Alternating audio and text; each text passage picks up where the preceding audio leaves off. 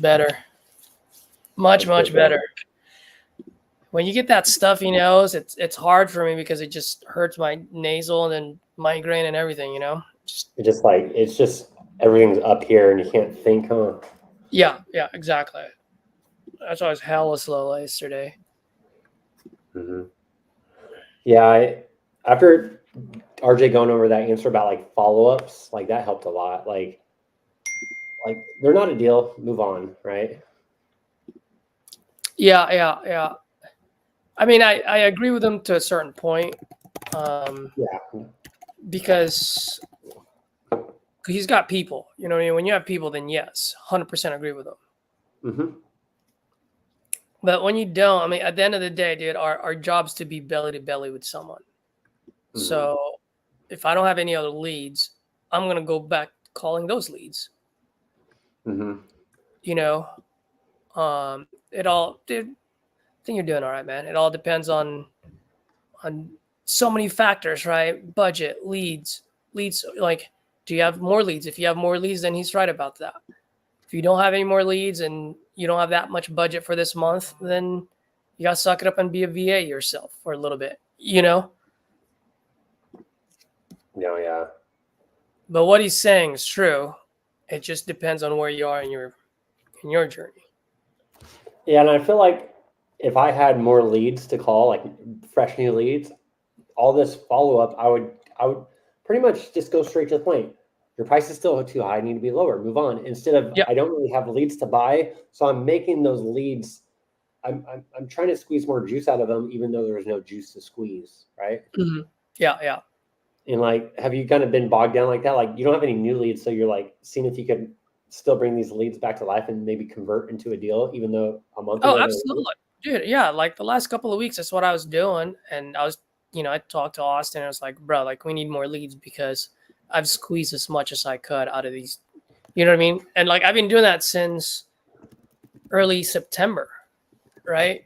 And that's why I got lucky enough to close 2 of my old leads that went through.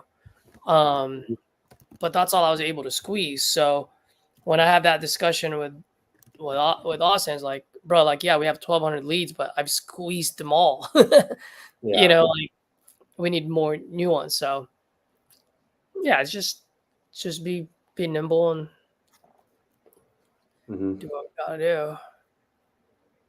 Yeah, and I feel like I saw John's 90K assignment in there. I was like, fuck, like that's awesome, bro. And that just kind of not like being mad, but like I was like, fuck, like I just need to go after the deals. Stop working the deals that aren't deals and just work on the actual deals, right? Yeah. But I think You know we all what I call that? What's that? Sorry. What I call it inspirational dissatisfaction. Correct. Yeah, I agree. Right? You're not mad at the guy, like you're happy for him, No, but you're inspirationally dissatisfied. You're dissatisfied because you didn't get that deal. So now you're inspired and you're gonna find a solution to get to that. You know what I mean? Yeah, and I feel like cutting the fat, and that fat is wasting all this time on follow-ups. Yeah. You want to waste time on follow-ups, so you want to make sure you're wasting time on a deal that has motivation. Maybe there's motivation, but the price is wrong. You could kind of work with that. But if there's no motivation and the price is still the same, like instead of like digging in, just say, hey, go on market. If you're in a rush to sell, then come back to me. Do you ever say that? Like, I just say, hey, I need to be lower. Your price is kind of on market. If you're in a rush to sell, I could help you. But if not, go with the agent. And trying to just throw it out there, right? Yep. Absolutely.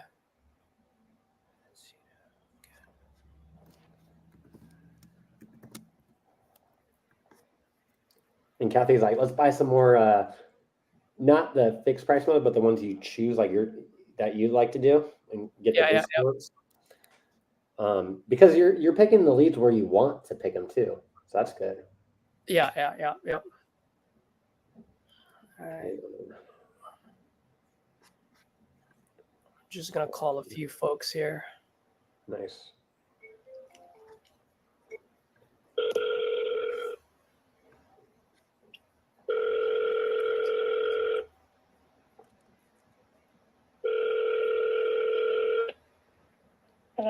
Hey, Mandy. Good afternoon. It's Hi, how are you? Caesar. Hey, How are you? I'm doing great. How are you? I'm okay. Yeah, you're probably as anxious as I am about I this. am. I was like, oh my gosh, when are we gonna do this? Get this over the finish line. Let's go. Yeah, I Um, looked up online and everything's been filed except for the thing in the newspaper that we need. I know. I So, am. I'm literally scratching my head for the last 2 weeks, and I know Tom probably hates me by now because I'm like, bro, what do we need to do? Do we need to pay someone? Let's expedite this. Like, what do we need to do to get this thing done? And then, unfortunately, the hurricane happened and the town got hit. So, yeah. um, as much as I want to say we can expedite it right now, looks like we're just sitting ducks until they get it on the newspapers. Yeah. And that's the only thing that hasn't been filed. So That's it. why I'm like, okay, now what? Yeah. Because like literally everything else has been filed. I went on the courthouse website and looked. Everything else was filed, but it hasn't been put in the newspaper. Yeah. Which I'm really not sure why that wasn't done before, because she could have done that as soon as she got paid. Oh, absolutely. I am. About. You and I are on the same page, and we've been ringing them up literally every other day, going, "What's going on? Why is this not in the newspapers yet? Who do we need to call? What do we need to do?"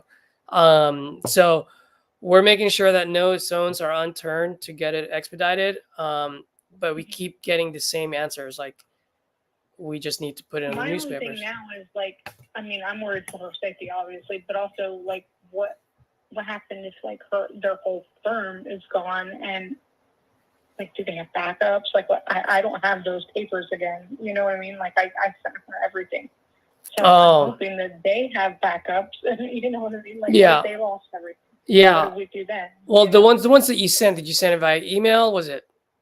Do you have copies? I sent her the originals. I did send her the PDFs, but she said the PDFs were no good because they were scanned and they can't use those. So got it. I mean, okay. I have scanned copies, but I don't know that she'll even be able to use those. But I did send her the originals.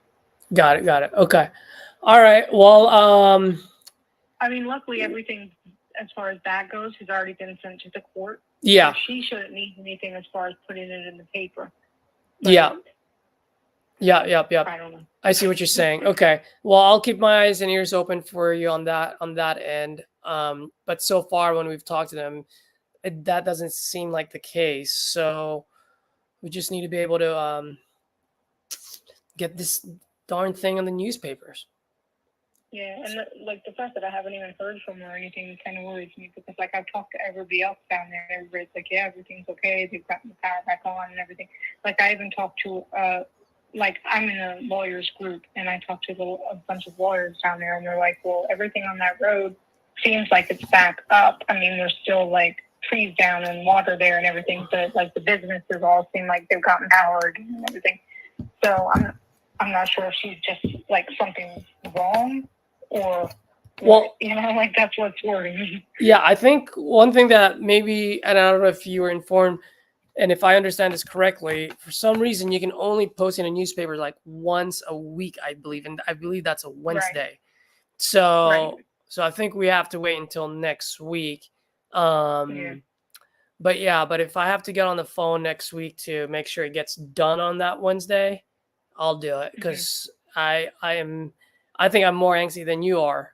So I'm like, dude, we've done. Probably not, because I have debt I have to pay. Well, I know, but we've put in a lot of time, and that's true. You know what I mean. Yeah. And so it's like, oh my gosh, let's get this thing done.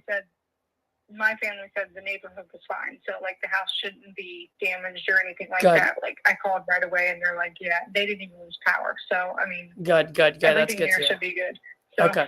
I mean, honestly, the whole situation is just boggling me, because it's freaking mountains. This has never happened before, you know. Like, so the whole thing is like stressing me the fuck out. I know. Well, like it's just like, what the heck is going on? But, I know. Yeah. Well, hopefully my team is up there and everything's gone now. It's just like, what is going on?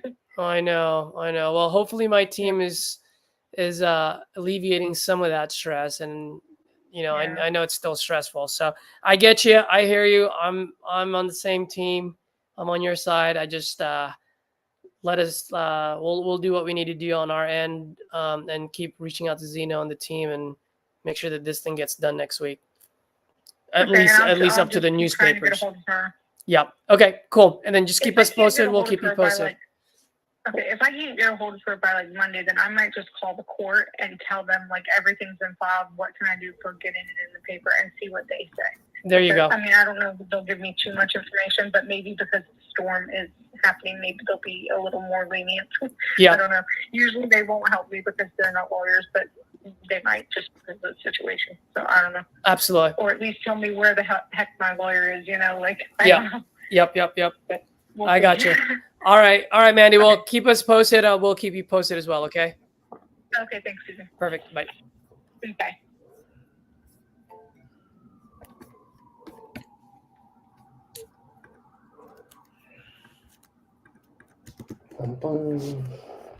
Dude, that deal has so much hair on it. It's insane.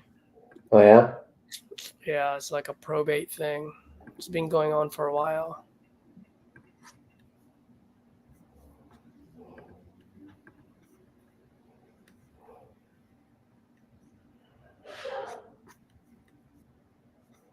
For sale, sold, apply.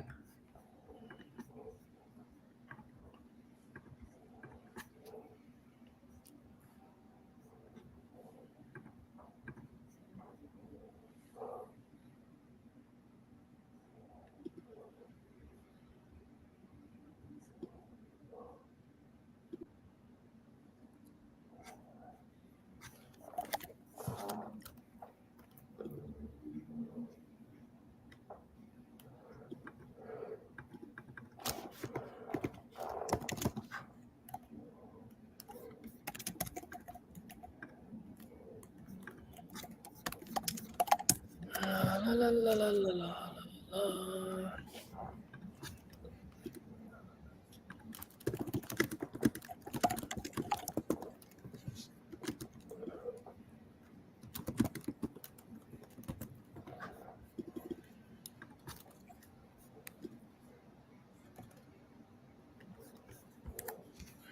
What is Ashley's? What's her email address?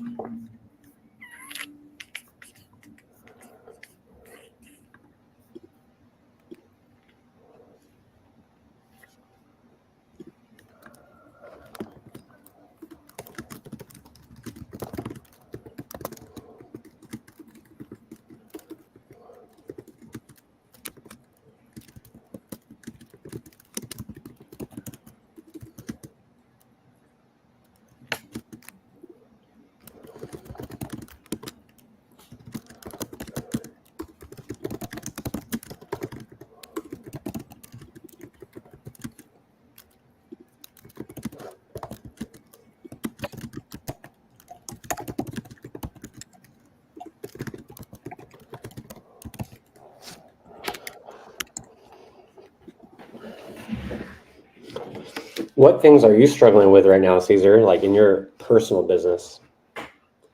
A lot. Mhm. God, Right? it's the I feel like most. there's always something to fix. Like, okay, on one day over the weekend, I'm going to fix everything and be good on Monday, but it never really happens. Yeah. Right now, I'm just focused on hitting $50,000 a month of assignment fees. There we go. That's all I don't know, man. I'm like one of those where I just get focused on one thing and I just do everything else is just noise for me.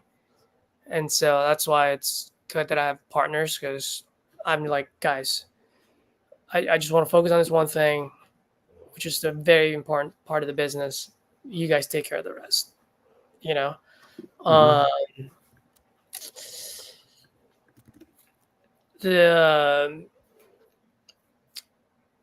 The thing about the we need at the end of the day we need more leads. We need more leads, or we need to start cold calling to get more in front of more people.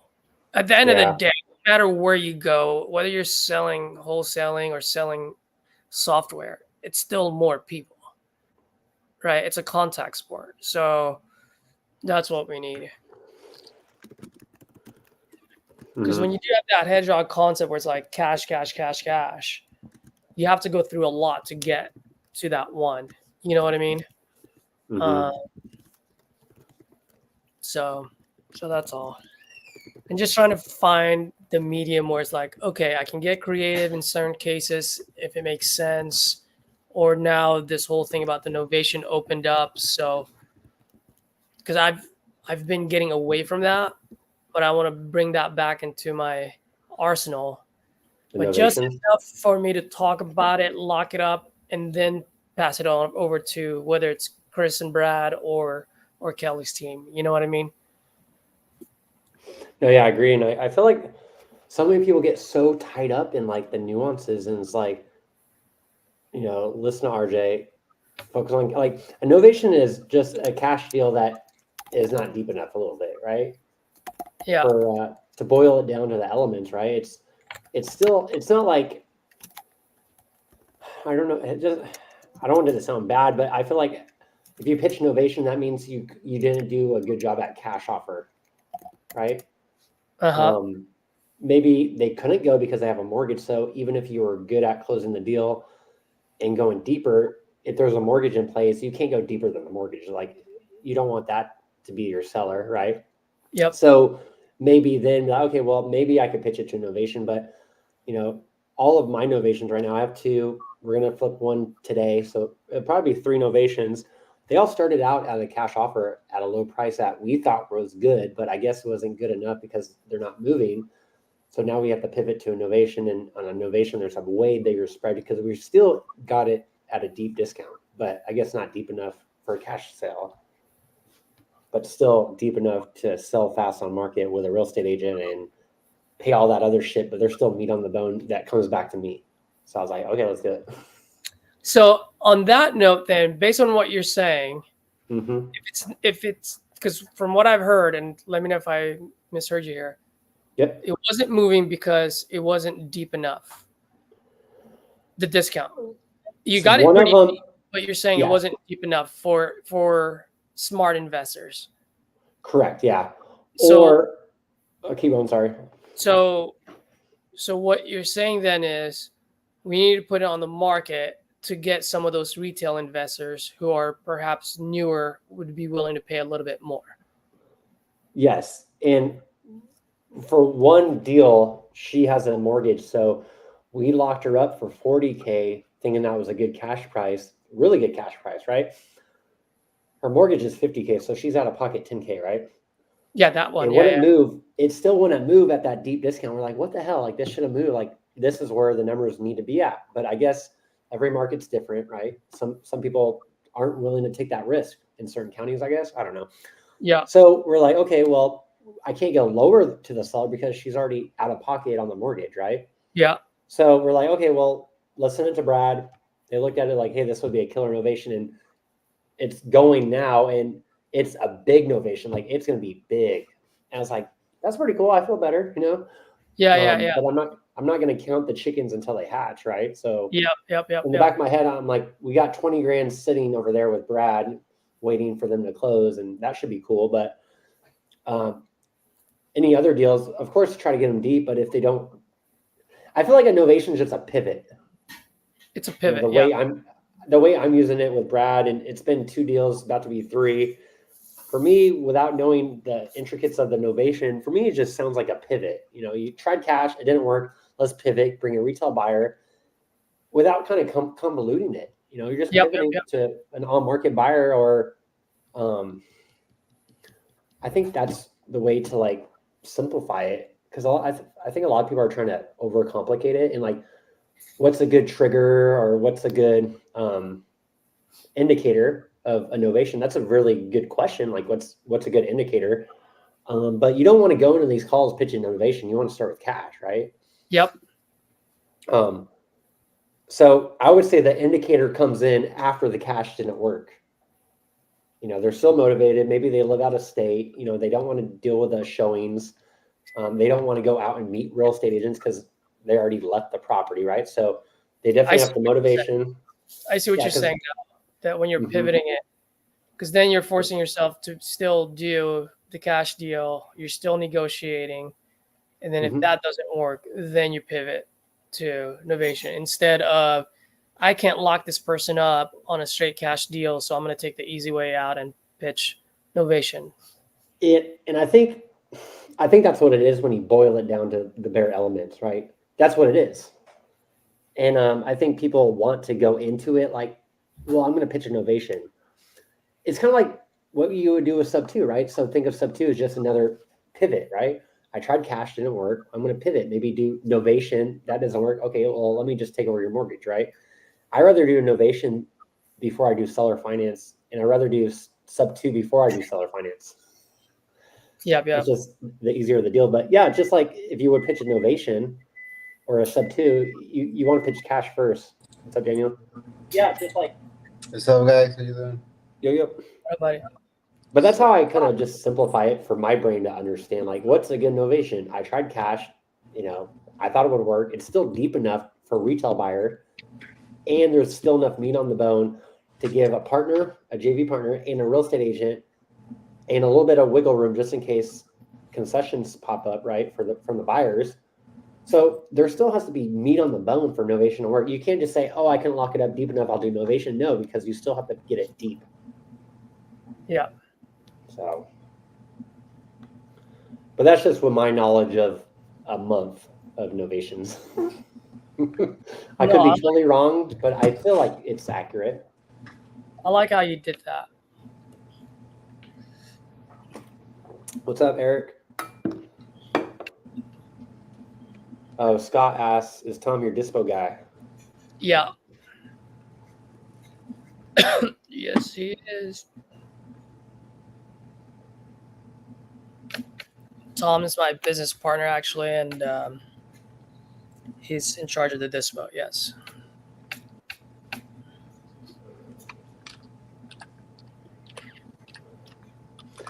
I feel like I need to push away more, like, hey, this is better with a real estate agent, and kind of just let them chase me with motivation. Yeah.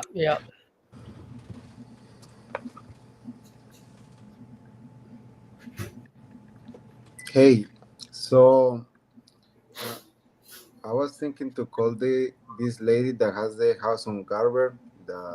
She was asking 25, and I offered 12K yesterday. Remember? Mm-hmm. The first one or the second one? The first one. First one, yeah. The one that got shot up. No, that's the second one. Oh, Okay. that's okay. So maybe like ask her like, hey, maybe I can market this property on Investor Lead to buyers and see what offers and what traction we can get in like 10 days, and I give you an answer like, hey, no, we can do this or no. What do you think? I like that idea. I do that sometimes, like, hey, Mr. or Mrs. Seller, So like, hey, don't make sense. we can sign a contract for 20,000 and we see if we can get a buyer for 25, 23, or we'll make 3,000 or 2,000. I don't know. I wouldn't even say that. Well, for me, I wouldn't. I would just say I'm going to put it on the market for 20, like on our platform. Mm-hmm. Yeah, Say, our investor platform. Yeah, on our platform, I have a network of investors. I'll push it out there at 20. Let's see if we get any bites. If it comes back at 15, I just need you to be flexible to be at 15. But I'll do my best to get you 20 or whatever the number is. You know what I mean? I'll do my best to get you as close as possible to that. Yeah, she said that she will take 20 in the call. Yeah. Okay. And also, I say, hey, the numbers don't work for me, but I also have partners that this might work for. So, I need to be at 15, but I could try to get you that 20, but I guarantee you the number needs to be at 15. But you never know. We might get a partner that wants to take this on and live in the property and fix it himself. So I'll try to list it out and bring those partners in at 20, but I'm going to try my hardest, but the numbers still need to be at 15. But I'm going to try my best. I'll let you know in a few days if I get any traction, and go from there. But you want to understand that if you do that to every deal, you're going to get so busy dispoing shitty deals. Yeah. And you'll get tied up in the deals that aren't moving. And I've done that where like, hey, I'll come up to your price. I'll try to move it. And it just never works out according to plan. Yeah. So, what price do I get under contract with that one? Like, what price do you say? Like 15K or 20? How much is she asking? She said 20. She will take 20. She will And how take much? 20. What's I How much? offer 12. Oh, you need to be at 12. I mean, but there is one coming the area like 2 streets down the road. It's all for 25. It's, it will be also a fix and flip. So I can reach out to that buyer and say, hey, I have a property two blocks down the road. This is the one that needs the money as well, right? She's in some type of condition. No. This one is the girl that has. This is the one with the brothers. Mm-hmm. Yeah. That one.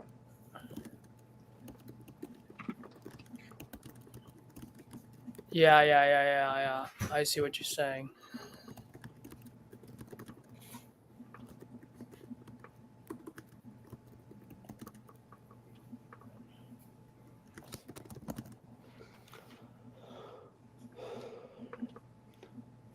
But yeah, you could always try. Like, hey, You'd always this is try. not a deal for me. This is not a deal for me. I'm not going to be the buyer, but I can wholesale this. Kind of just like RJ said in his last video I just watched this morning, where when you tell a seller that you're a wholesaler, it's when it's like there's definitely pain and motivation, and maybe they lost a kid or the mom died and they have to move and they're on a time crunch. You say, hey, I'm going to wholesale this because I think I could bring a buyer, but I'm going to be transparent with you. I'm not going to be the buyer. And he kind of did that in a certain situation. But if it's just a regular seller, you don't really need to tell them you're wholesaling. But on this one, I would have like, hey, it's not a deal for me at these numbers, but it might be a deal for my partner. I'm going to try to wholesale it to them, maybe bring them in on it, and just kind of go from there, I guess. Yeah, I would do that too, Daniel, and then just let her know that, hey, okay, then she knows that you're going to need access to that place so that you can show it to other investors. Yeah, the place is vacant, so I think Okay. it would be perfect. Yeah, just go for it, and then it's your actions after you sell after you get it under contract is what's going to move it or not. So yeah, just let her know. Hey, most likely it's going to land around 12, maybe 15, but I'll do my best to get you as close as possible to 20. If you're okay with that range, let's do this right now at 20. Okay. And just do a quick 14-day close on it instead of 30. Okay, sounds good.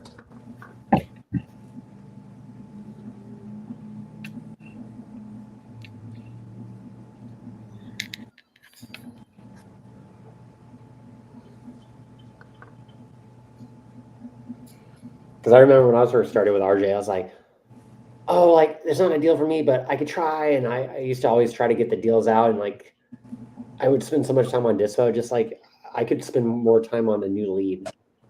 Yeah. But No, I feel like you said it right earlier, Brandon. You just don't want to do too much of it, because when you do, then you have a group of shitty deals that just takes up too much time. yeah. Like you I'm gotta kind of glad. Yeah, you gotta have like a gut feeling where it's like, okay, I'll take a flyer on this one, but you just can't be like 80% of your deals are flyers. Maybe like 5% would be flyers, and the other 95 are good deals. Yeah, because especially if you're a solo team or two people team, and you're working these shitty deals, and it's just hard, and I'm kind of glad the deals that I have turned into innovations because I don't have to do anything with them now. Yeah. But that's not a good business to have. It's just like every deal you have turns into innovation. Yeah, it could be business, but that just tells me I need to be deeper on my offers. Yep.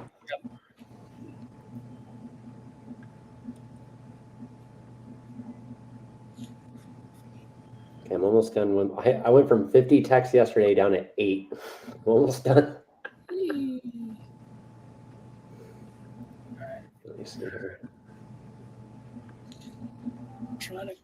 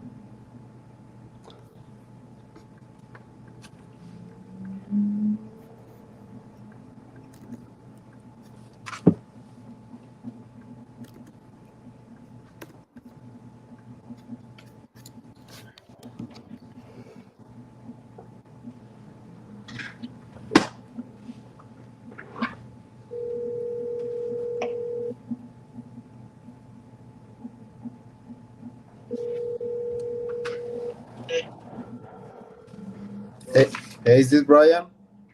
Yes, Hey, Brian, this is Daniel. How are you? I'm doing all right. Yeah, I was calling you about your property at 503 West 8th Street.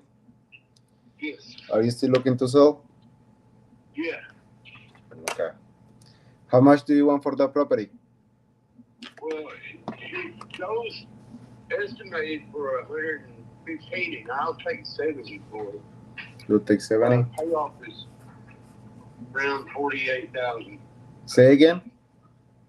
The payoff is around 48,000.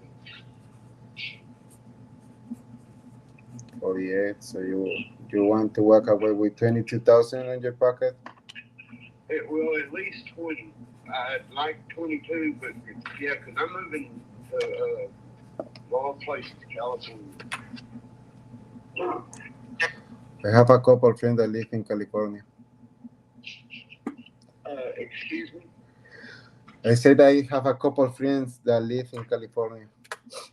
Okay. Well, since the divorce, my daughter has moved to Van Nuys, and she's the only one out there. So I'm gonna go out there somewhere. I'm not going to Van Nuys or Hollywood or LA. I'm more Reading or something. Okay. So tell me a little bit about the property. What you got going on? Well, I'm almost completely moved out of the place right now. And the one people I was talking to, a place in Texas, they were going to give me like 52,000, and that's just was wrong because they said that the house next door sold for like 20-something thousand. That house is completely brand new except for the concrete that it's laid on, because the guy who this third owner, the first guy who bought it, he gave maybe $5,000 or $6,000 for it and just completely tore it down and rebuilt it. And it's pretty much a new house. The house next door or your house? Yeah, the house next door. And how much was sold? The last company told me that it went for like 28,000, and it brought the price down on my house. And there's just no way. Okay. But like I said, it's got the bathrooms need redone, and it wouldn't hurt to put new countertops and I guess cabinets in the kitchen. But floor and carpets in the 3 bedrooms. Is that 3 bedrooms, 1 bathroom? Excuse me? Is it a 3 bedrooms, 1 bathroom? No, it's got like a bathroom, and I guess you call that a half bathroom. It's just a sink and toilet. But yeah, the bathrooms need redone. That's it.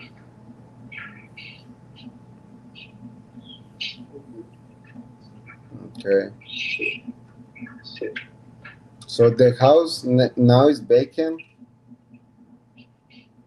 Or are you? It was that the electricity don't in it, and I've been going over there at least every other day. I got the stereo hooked up over there. The neighbors don't like it. Okay. So, give me 1 second here.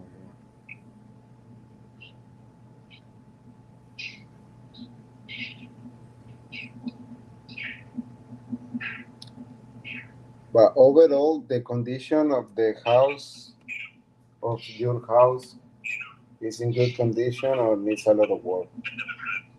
It's a little bit of work, but I mean, not much. I mean, you got somebody can live in it right now.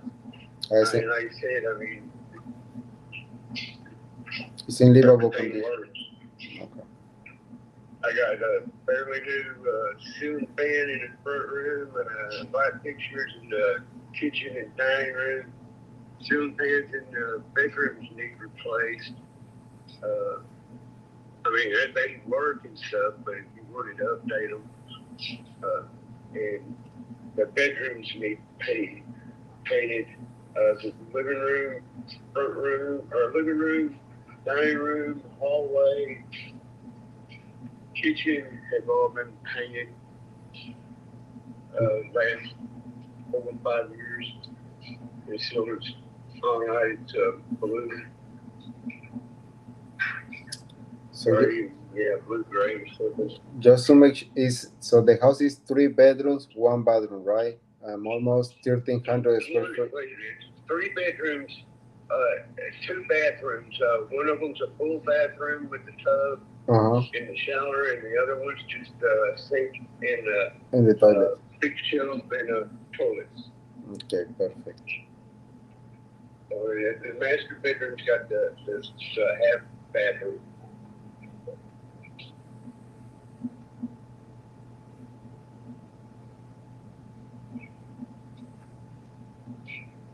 Okay.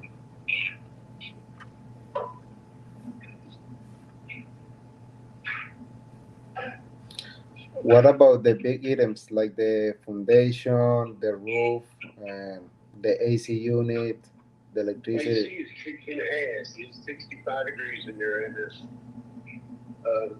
really wild. I ain't had any problems with the little leaks on it. Okay. It's probably 10, 15 years old.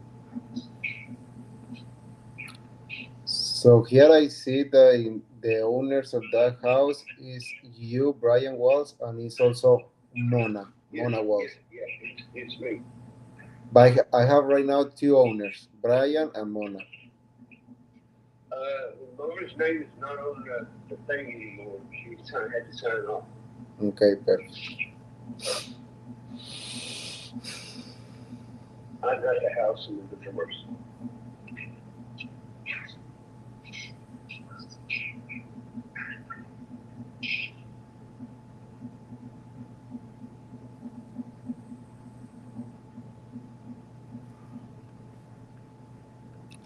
Yeah, give me a couple minutes here. I see what's going on around there, okay?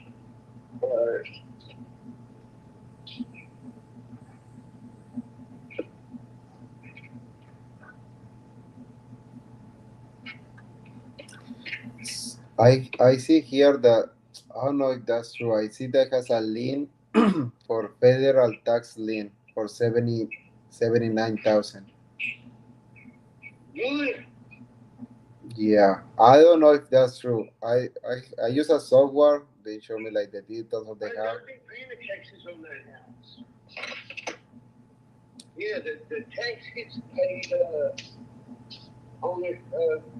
It's built into the payment. Okay. Yeah, maybe it wasn't the taxes of your house. Maybe your ex-wife didn't pay the taxes or something like that. You know something? I guess I'll have to look into that. Yeah. Okay. Right. So Ryan, what's your time frame to sell this house? How soon? The sooner the better. Sooner better. Yeah.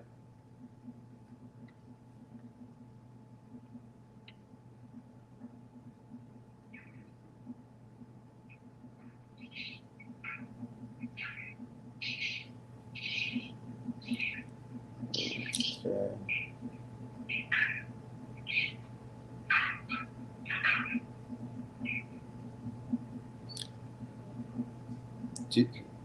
How much money do you think that the house will need to like make it like not perfect condition, but make it like in really good condition? Because usually we buy these houses to fix it up and put it again on the market.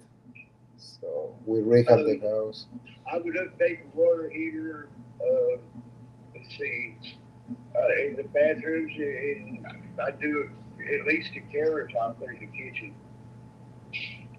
They probably cabinets all look pretty much the same. Yeah. I guess sand them down and restain them. I mean, it wouldn't take much. So you will say at least 30,000 or less or more?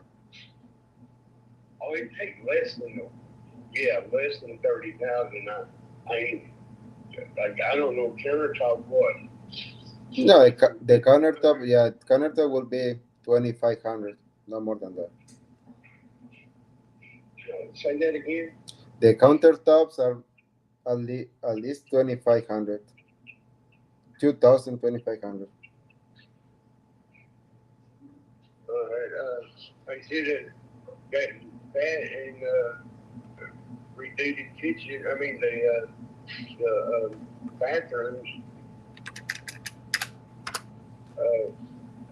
New tub and shower system in there, and I at least think I hated it.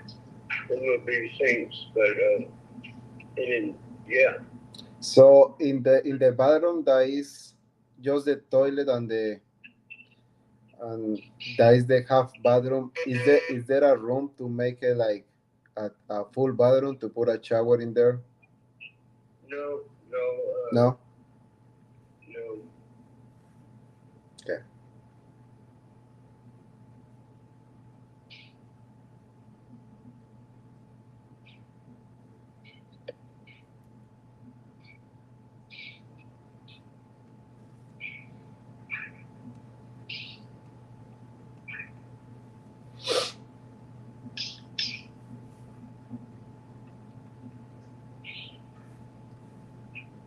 Yeah, if I'm not talking, it's because I'm looking in the area, okay? Yeah, say that again. If I'm not talking in the phone, it's because I'm looking some houses in the area, okay? Yeah, there know the people. I guess in 501, or I don't know if they put their house up for sale yet or what, but they are moving. It's a 2-story house next door to me. But it would be just east of my house. If you look at the satellite view, I don't even think you can see my house. I got an oak tree in front yard so big it's almost blocks the whole house from the top. Okay. If you stand under it in the pouring rain and it's coming straight down, you won't be wet the whole school.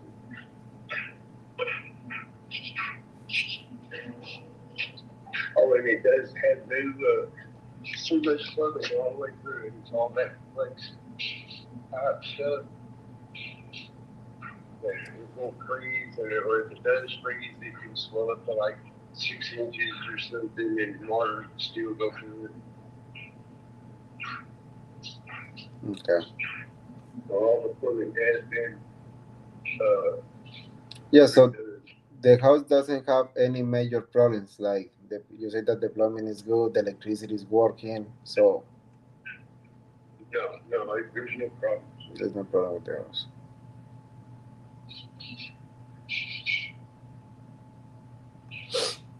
Okay.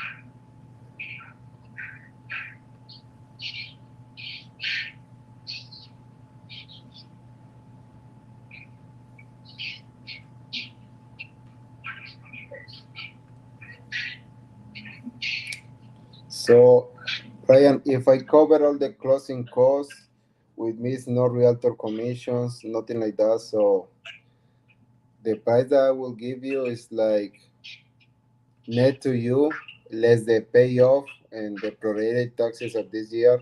So what's the best price that you can do for me?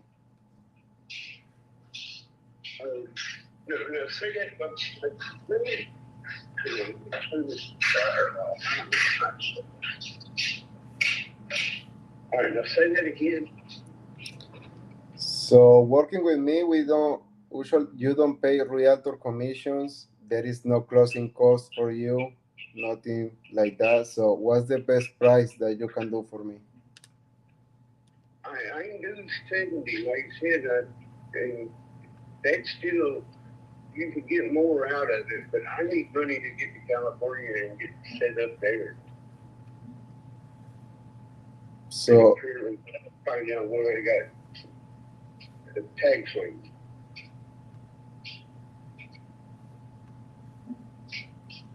so 68 is your bottom price?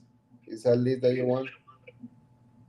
Yeah, I mean, and like I said, to even rent a house in this area, for some reason, the minimum is for like a 2-bedroom is $600, and this is not a high income area. That's what kills. I mean, there's jobs around. You got to drive 100 miles a day, but they pay for it. But like I said, I need to move.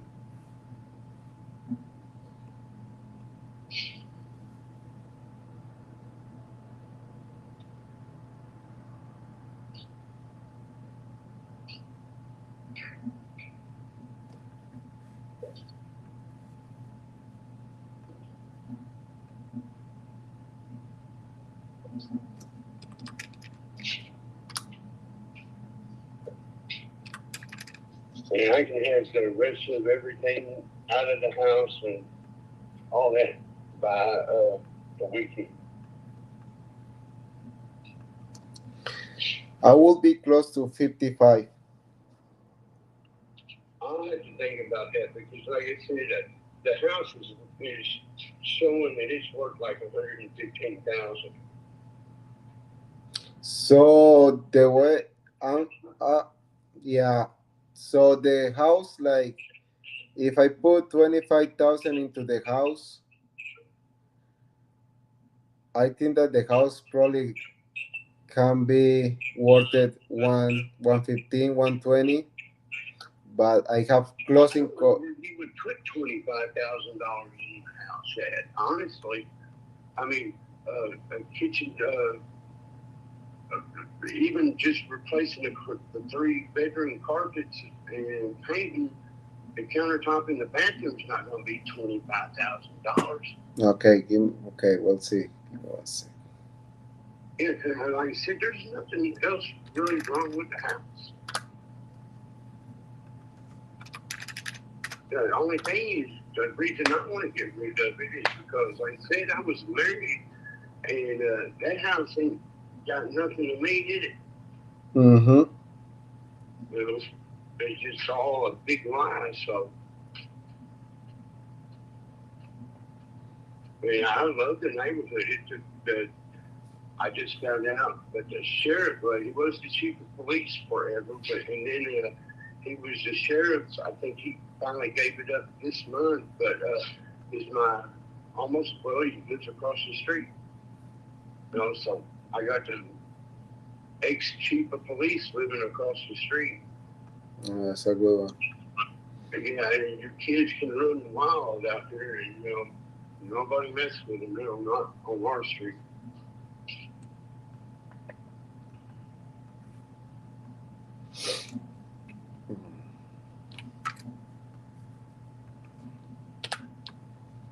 And there's that house on the west, just west of me.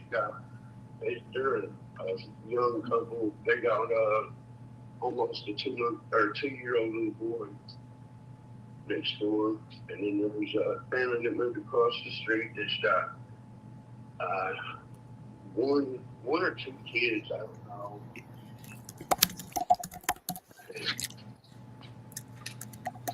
Okay. Like I said, it's a real nice neighborhood. And you do pretty much what you want in it and not have to worry about your kids Yeah. taking it or anything.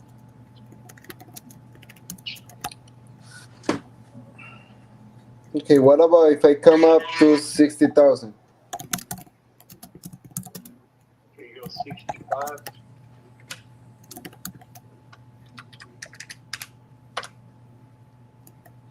Do you have photos of the house that you can send me right now?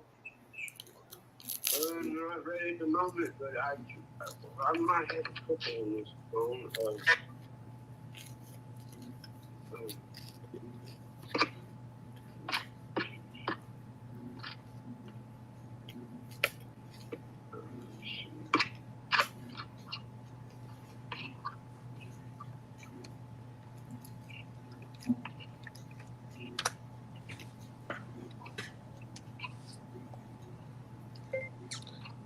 I'm not on this phone. I don't. I can take some and send them to you by the end of the day. Okay, Brian, give me 1 second, okay? Don't hang up. Give me 1 second. Hey guys, so this property, ARB is 120. Uh-huh. Okay, hold on. He said ARV, let that me write the it down. reverse is, I say 30. He say no, that's too much. And I say 25. He say no, they only need like carpet paint. No, it's never below 20 or no, they're lying.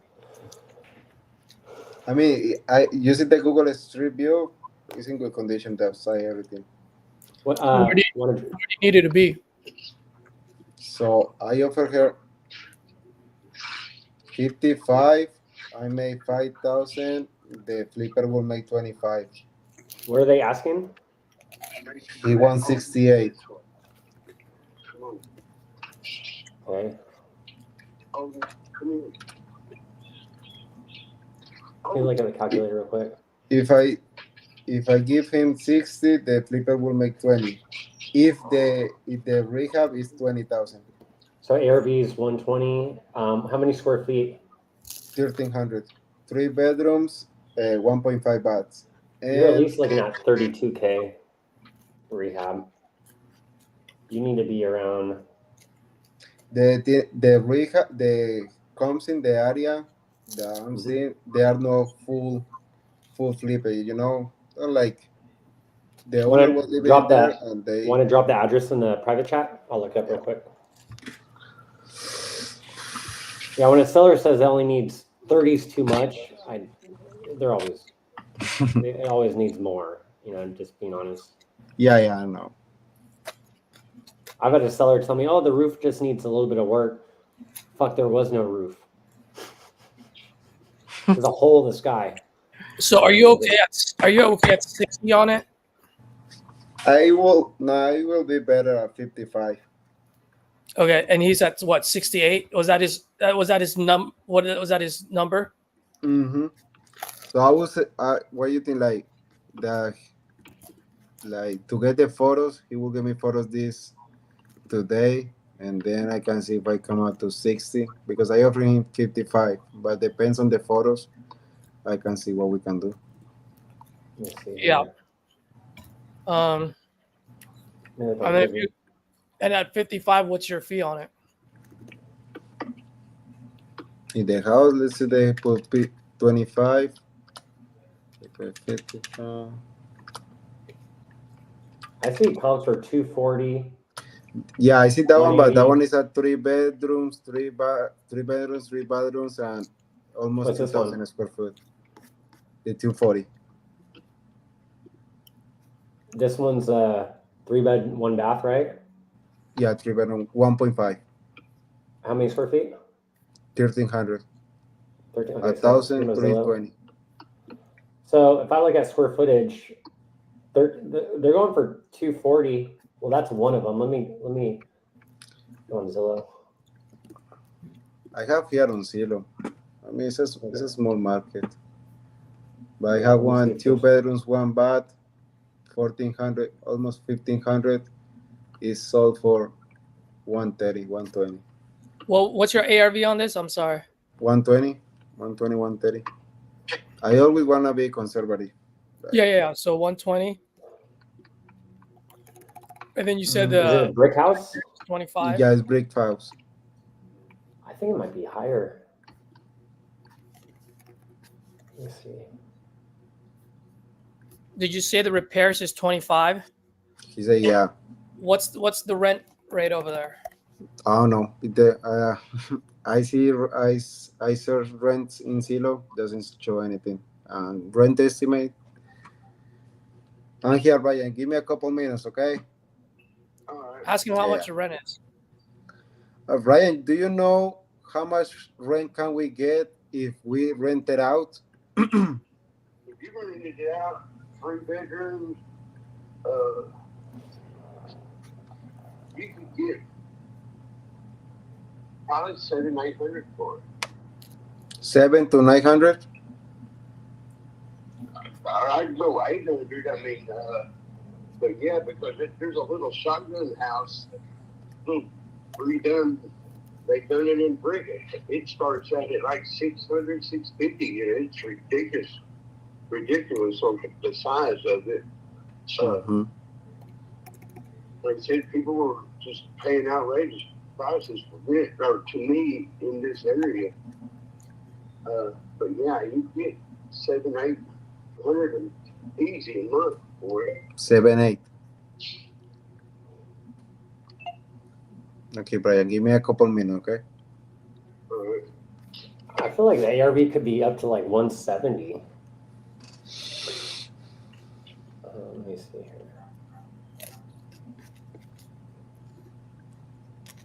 For 200 square feet. Oh, no, This I mean, one's I want property, 3 bedrooms, 3 baths, livable condition. This one's sold for 200 right here. It's a little bit bigger, but Yeah, for 200. I'm gonna put ARV as like 150. And I have another property, also 3 bedrooms, 2 bathrooms, 1,500. It didn't show like how much was sold. It says that was sold, but it didn't say how much because it wasn't on the market. So it was like off market. So it's just like public records. How much does he wants? He wants 68. I offer 55. I say, okay, maybe I can come out to 60. Say, oh, 65 at least. Well, what do you think ARV is?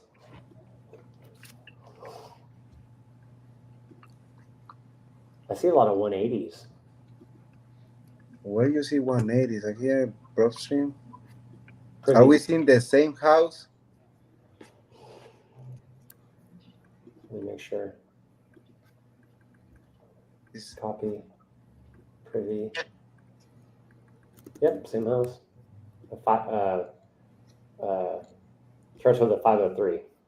Yeah, 503. Yep. It's a brick Yeah. house. There's a comp right there for 200K, but that's 300 square foot more. So let's see. There's a 180 for similar square footage. What's up, Eric? A 188. A lot more square footage. Let's see here. Let me filter on Zillow. Zillow, max square foot, let's say 1,500. Yeah. Well, there's one for sale right now for 102. It's a 3 bedroom, 1 bathroom, right? But 1 bedroom, 1.5. And So 3 bedroom. Yeah, I do see a $200,000 house that got sold there, but that's I a see 3. one. Yeah. I have here one 4 bedroom, 1 bath, 1,500, 176. Let's look what's for sale there. Nothing's for sale there either. Yeah. No, well, there's one for 100K. This I one think for if ARV's like, if ARV's 150, I would be at 50K. Eric, what do you think ARV is on that one?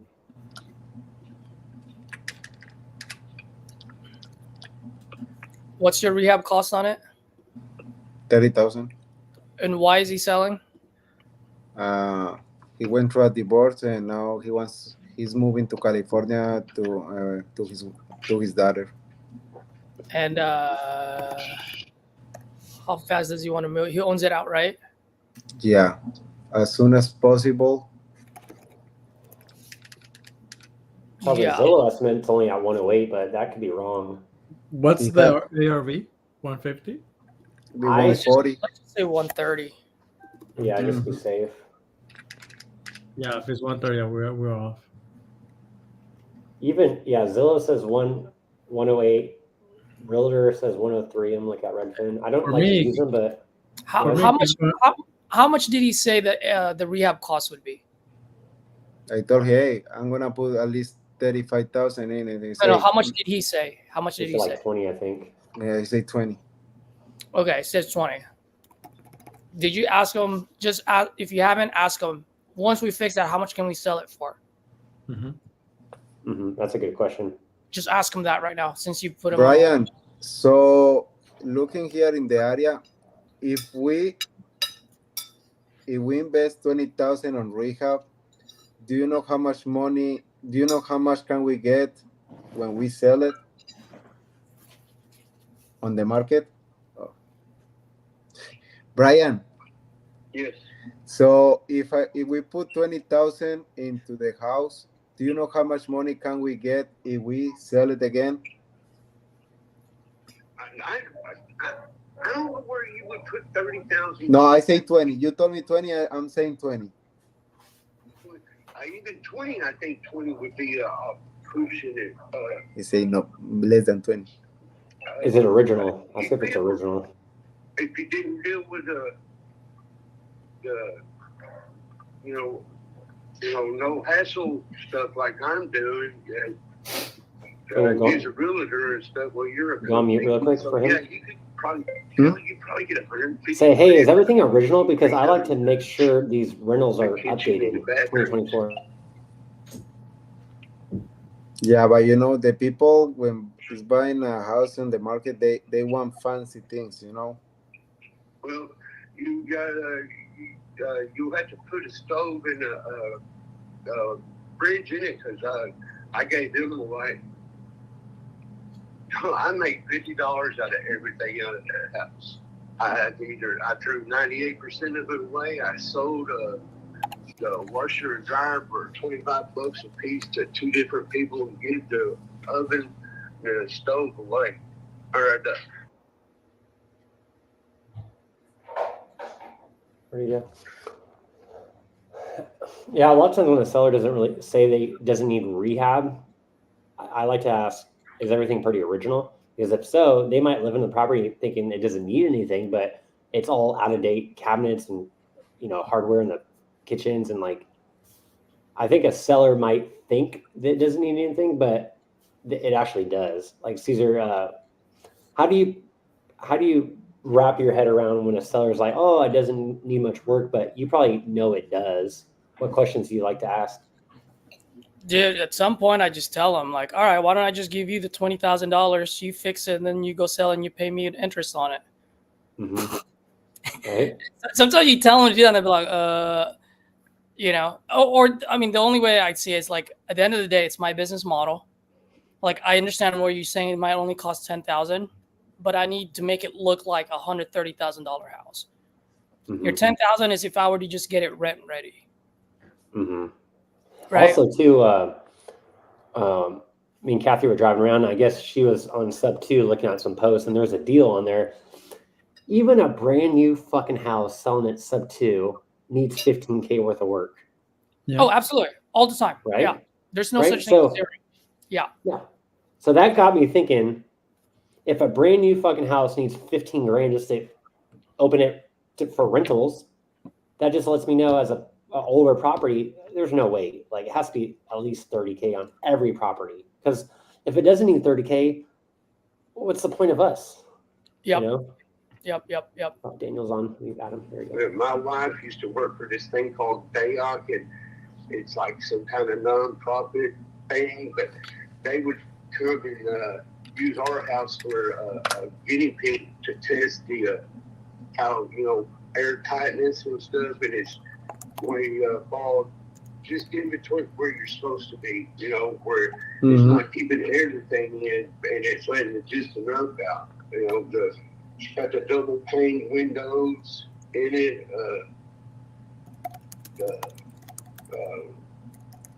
yeah, I mean, it's a nice house. I mean, everybody that goes in it loves it. And, so I don't know. I said that 65, I gotta stay in there. Okay. So yeah, can you get me that photos today? Yeah, I can get over there. I gotta go to my mom's house real fast and help her, and then I can go back over there and get some pictures. No, yeah, perfect. Let's do that. Excuse me? Yeah, let's do that. Try to get me that photos today, and I will see if I can come out to the 65 because right now I'm between 55 and 60.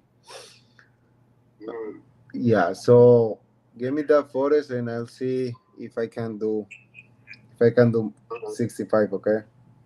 All right. All right, Brian. Talk to you soon. Don't forget the photos. My name is Daniel Tapia. All right. All right, Brian. Thank you so much. All right. You have a good one. I will text you. All right.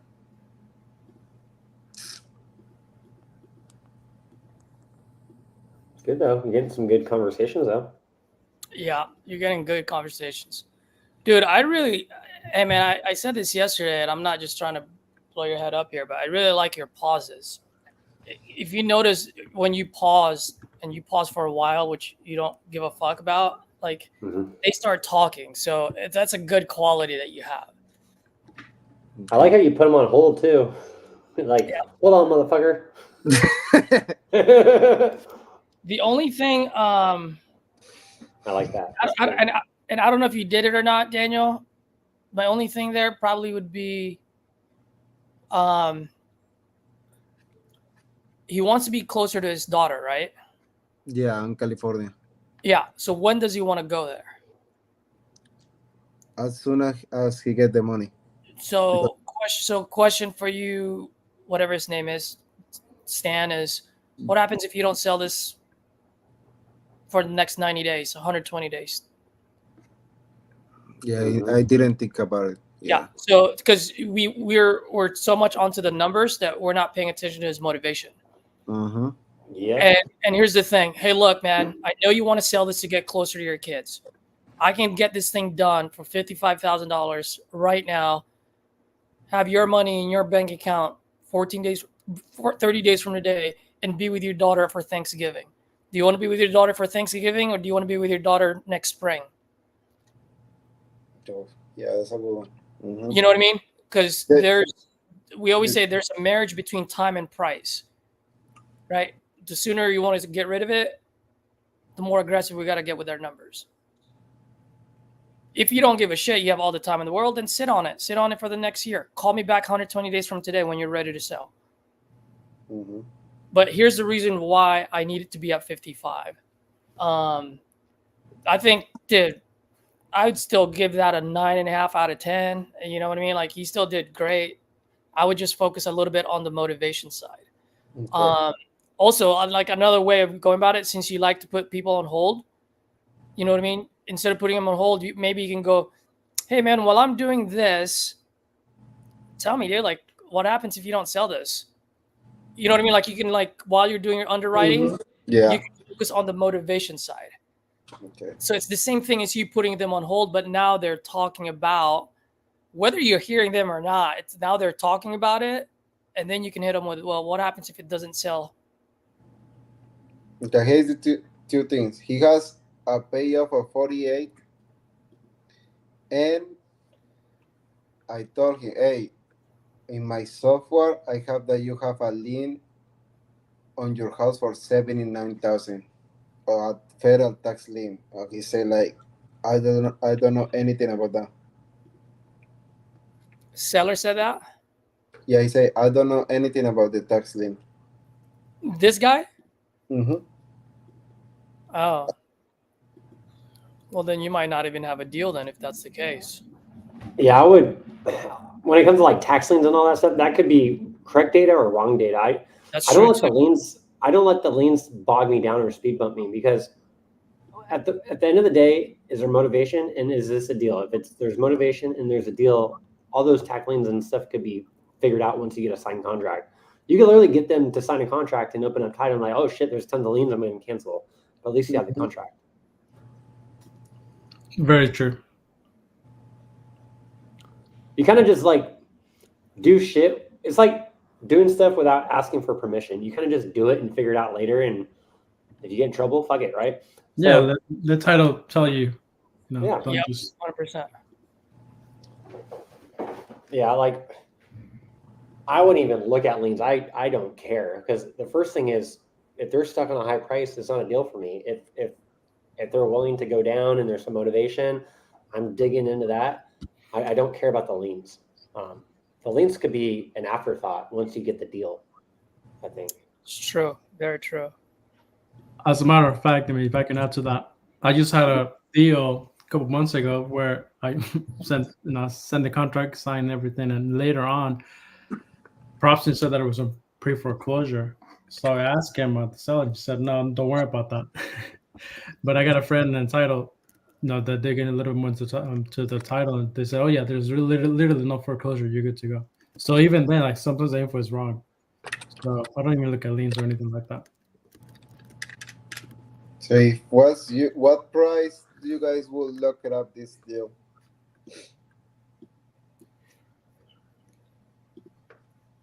What I would tell them is, I would say, what's his name? Brian? Brian, yes, sir. Like, Brian, meet me in the middle, like peanut butter and jelly, and get this thing done at 59. Mhm. Or you can go, hey man, there's no way in hell I can do 65. We can do 60, but I just need to send my guys out there. You know what I mean? Yeah, I try to focus on the numbers too. Like, it's not a deal for me. Like, it's not a deal for an Yeah. investor. Any Yeah. investor. Yeah. You know, I try to paint like, if they're asking for a ridiculous price, I'll say, like, this is not a deal for any cash investor. Like, it doesn't make sense. We use the same calculators, the same shit, right? So it's not a deal for me or any investor. We need to be lower if you want to sell your house as is quickly. Yeah.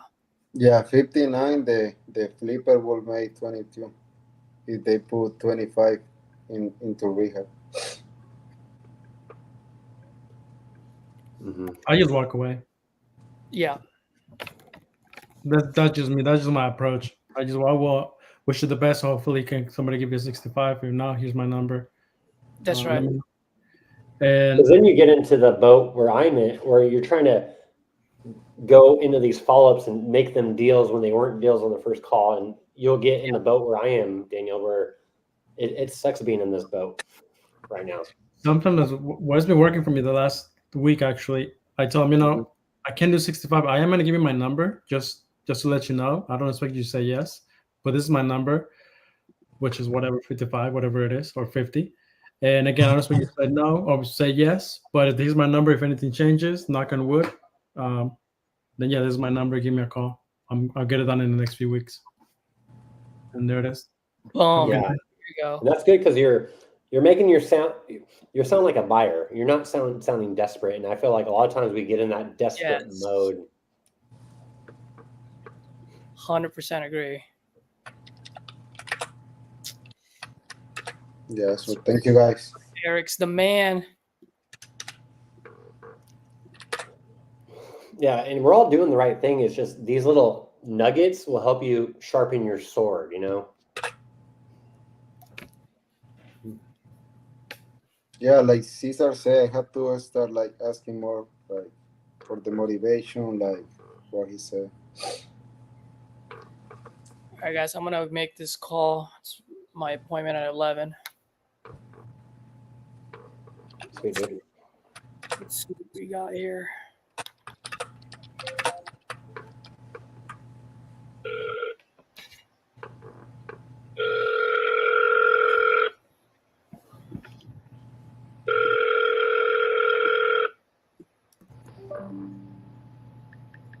Hello? Hi, Kimmy. Hi. Good afternoon. It's How are you? Caesar. I'm doing great. How are you? I'm good, thanks. Wonderful. So, yeah, it looks like you're still looking to sell your property on Oak Hills Drive. Is that right? Wonderful. How much are you looking to get for it? I'm thinking like 250. 260? Got it. Okay. 250. 250. Okay. Right. Got it. Okay. And can you tell me a little bit what you got going on over there? Let me see. I got solar power. 5 bedrooms, 2.5 bathrooms, 2,200 square feet. The land is like 0.33 acres. No garage. The garage is a bedroom. You guys converted it? Okay. Let's see what else. It needs updates, like kitchen, bathrooms, and some paint. One room I painted. Let me see what else.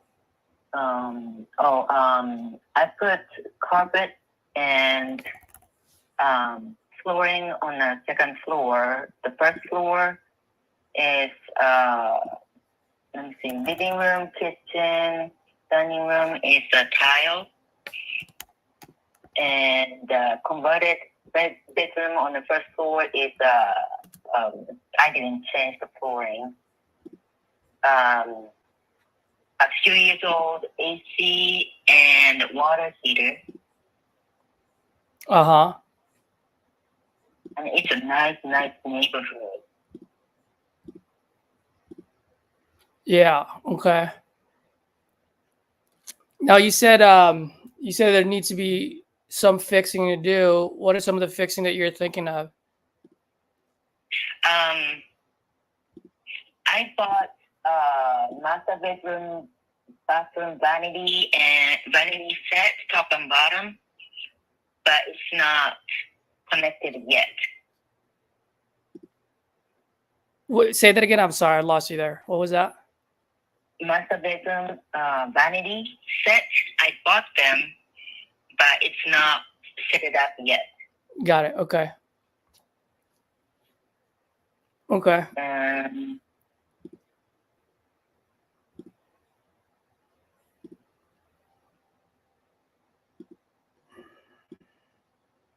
I don't know what else. And then how, as far as like the big ticket items, roof, foundation, how's that looking? Yeah, the roof was, they told me they changed it before I bought the house. When was 2014. Got it. So you bought in 2014? Mm-hmm. Got it. Okay. So you still, do you own it outright right now, or do you still owe money to it? I still owe money. Got it. Okay. If you don't mind me asking, how much do you owe? Like 140 plus what is it, solar power. Yeah, that was going to be my next question. How much is the solar power? Like 44,000. Plus 44. Got it. Yeah, and it's plus, I think. Got it. Okay. By the way, you bought this in 2014, and I'm always curious just because interest rate is so high nowadays. What was your interest rate when you got this? When I got this, it was pretty low. How much do you have now? Like, what's your interest rate now? Right now I'm like 6 point something because I refinanced. I shouldn't have, but I did. Got it. So over 6%. Yeah. Got it. Okay. All right. Well, here's a question I always like to ask everyone. At the end of the day, when we purchase properties, we want to update and modernize it, right? So if you're me, what are some of the things that you would do to modernize it and make that look more like 2024? 2024, paint. Oh, I start taking off popcorn ceilings from upstairs. So, I think I took all of it off, and in the living room downstairs. Mm-hmm. So I didn't finish it, but I took off the popcorn ceilings, and so I'll finish the painting and no popcorn ceilings. They're awful. I Yeah, don't yeah. like them. Yeah, absolutely.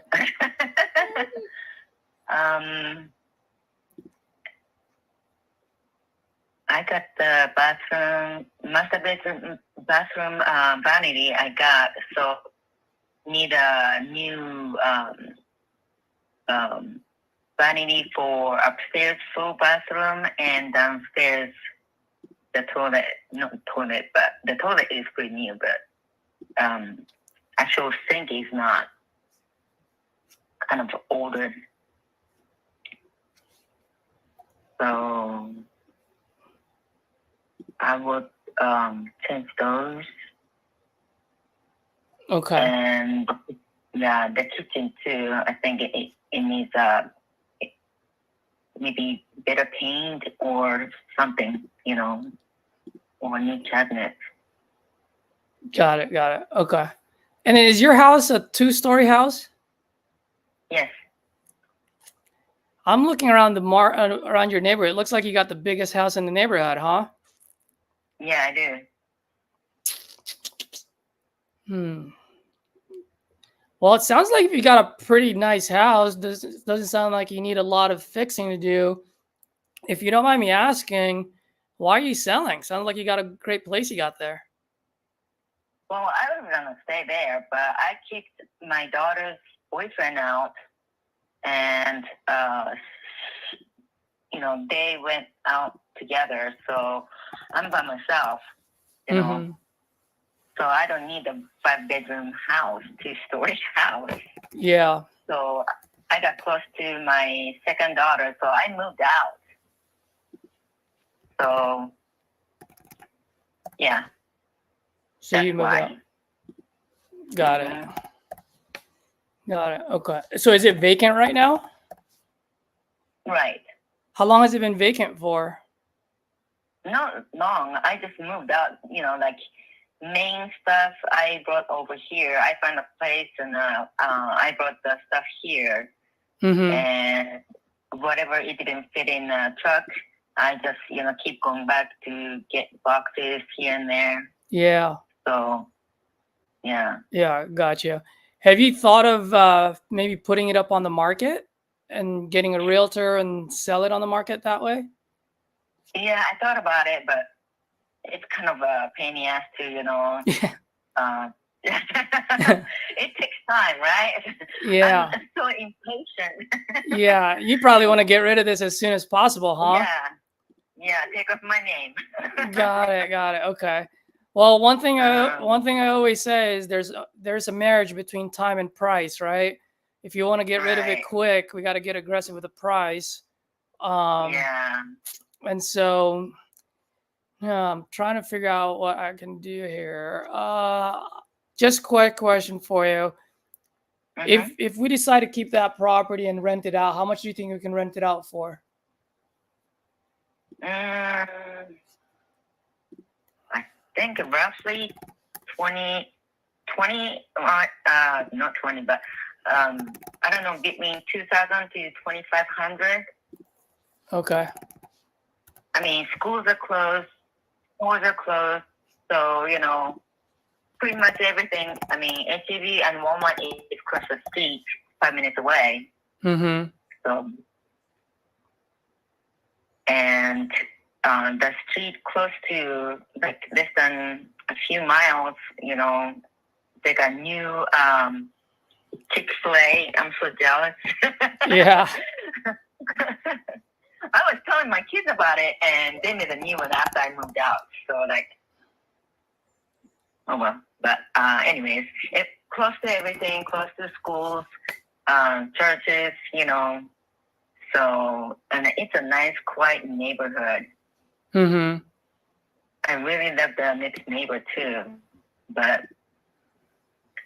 you know, I don't need a big space like that, but for myself. So, Yeah. Well, let me ask you. You said you already moved out. Did you buy another property, or are you renting right now? I'm renting right now. Oh, My daughter is man. gonna buy a house next year sometime, and I'm gonna move in with her Oh man. So and you. her husband. So sounds like you're paying a mortgage and rent right now. Right. Oh my gosh, that must be a little tough. I know it'll be So- tough for me. Yeah, that's why I wanna just get rid of it, take off my name. Yeah, absolutely. Well, I can definitely help. I can be your easy button for you. Um, Mhm. Here's what we can do, and then actually, before I do that, just one last question for you, if you don't mind. Mhm. After we modernize that place, how much do you think we can put it on the market for? I'm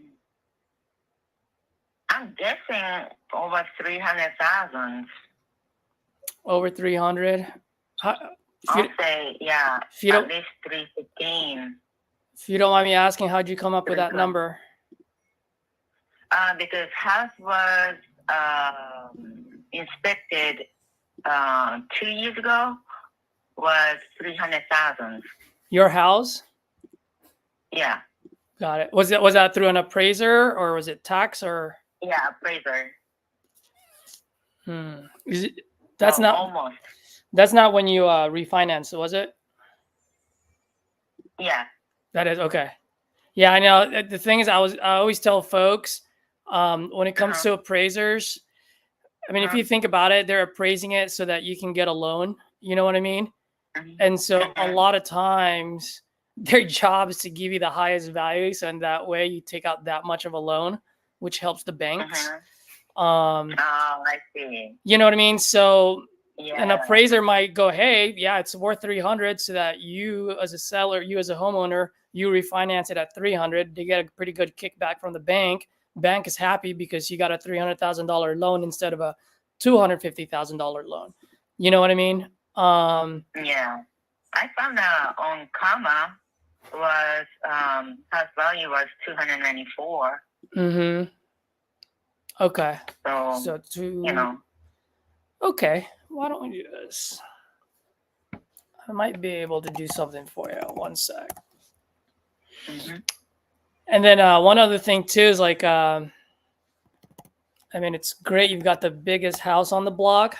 The only thing is that can be a little bit of an issue for an investor like myself because it's hard to sell a $315,000 house in a $250,000 block. You know what I mean?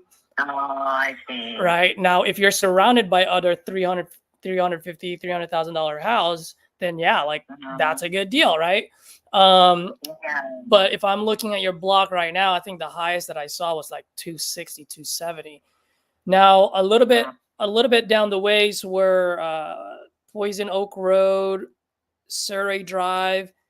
So a little bit down the other way, yeah, those are like $300,000 houses.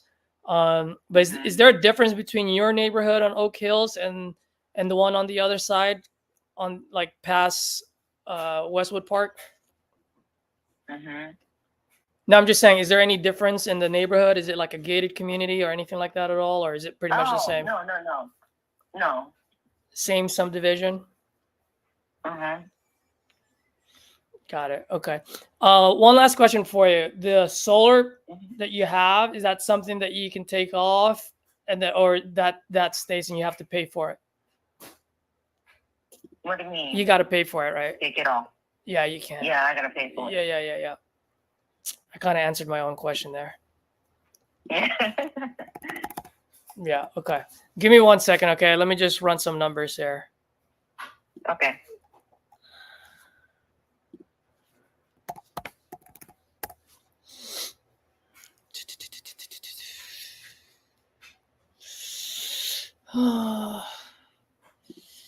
No. I'm just looking at some of the other houses. While I'm looking at some of these neighborhoods here, just curious, what happens if, let's say, we don't agree on a price, you put it on the market and it doesn't sell for the next 90, 120, 150 days? Is that going to be like an issue for you, or is that something where you're like, I don't care, I can hang on to that? It's gonna be an issue. I had to keep it for like 2 months Yeah, or more. before it gets foreclosed or anything like that at all, right? Right. Yeah. Okay, here's what I'm thinking. Let me run some numbers with you so that at least you can just look at it from an investor's point of view. Okay. Doesn't mean you have to agree with me, but all I ask for is just an open communication, open conversation, and then hopefully we can, come into an agreement here. Okay. Okay. So, like I said, like looking at your block, I mean, 265, 270 was like the highest that I saw that was sold in the last 12 months. I do see a couple of blocks away from you. Those were about 315, 318, 320 mark, right? So it's getting to that price range that you're talking about. So looking at it, if I were to buy that property from you, fix it myself, I would probably put it on the market and sell it for 300. That's me being optimistic. The reason why I say that is because I'm not in the business to babysit houses. I'm in the business to sell them, right? So I want to undercut everyone else around me so that mine becomes more attractive and it moves quicker. So if we can sell it at 300, I have to look at a few things. One, I have to look at my rehab cost to get it to look like a $300,000 house. And looking at those houses 2 blocks away from you, and with the square footage that you have, on a low end, it's probably going to cost me anywhere from 30 to 45,000. That's to modernize it. Okay, so if I go 300 minus 45, that brings me down to 255. Okay. Now from 255, I also have to look at the closing costs when I sell the property, and then also any carrying costs that I have to accrue between now and when I sell it. Okay. And so that's 12% off of 300, which is 36,000. Okay. So from 255 minus 36, oh man, I haven't had my coffee yet. My brain hurts. 219. Okay. So that gets me to 219. And here's the thing. Kimmy, when we do these things, we're not trying to get rich off one deal. But I do need to pay my staff and keep my lights on. And so when I do this, it's just dollar in, dollar out. So if I put in $45,000 of profit, rehab, I need to have $45,000 of profit just to keep the lights on. Okay. Right. So from 219 minus the 45, or let's just say 220 minus 45, that actually gets me down to 175. I know. So I know it's a lot lower than what you're looking for.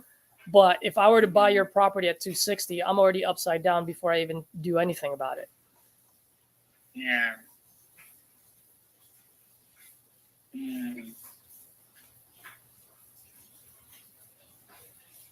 That's kind of rough.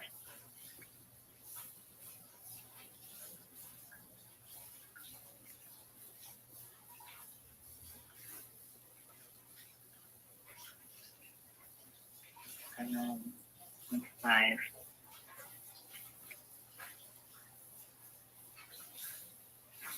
I'll think about it.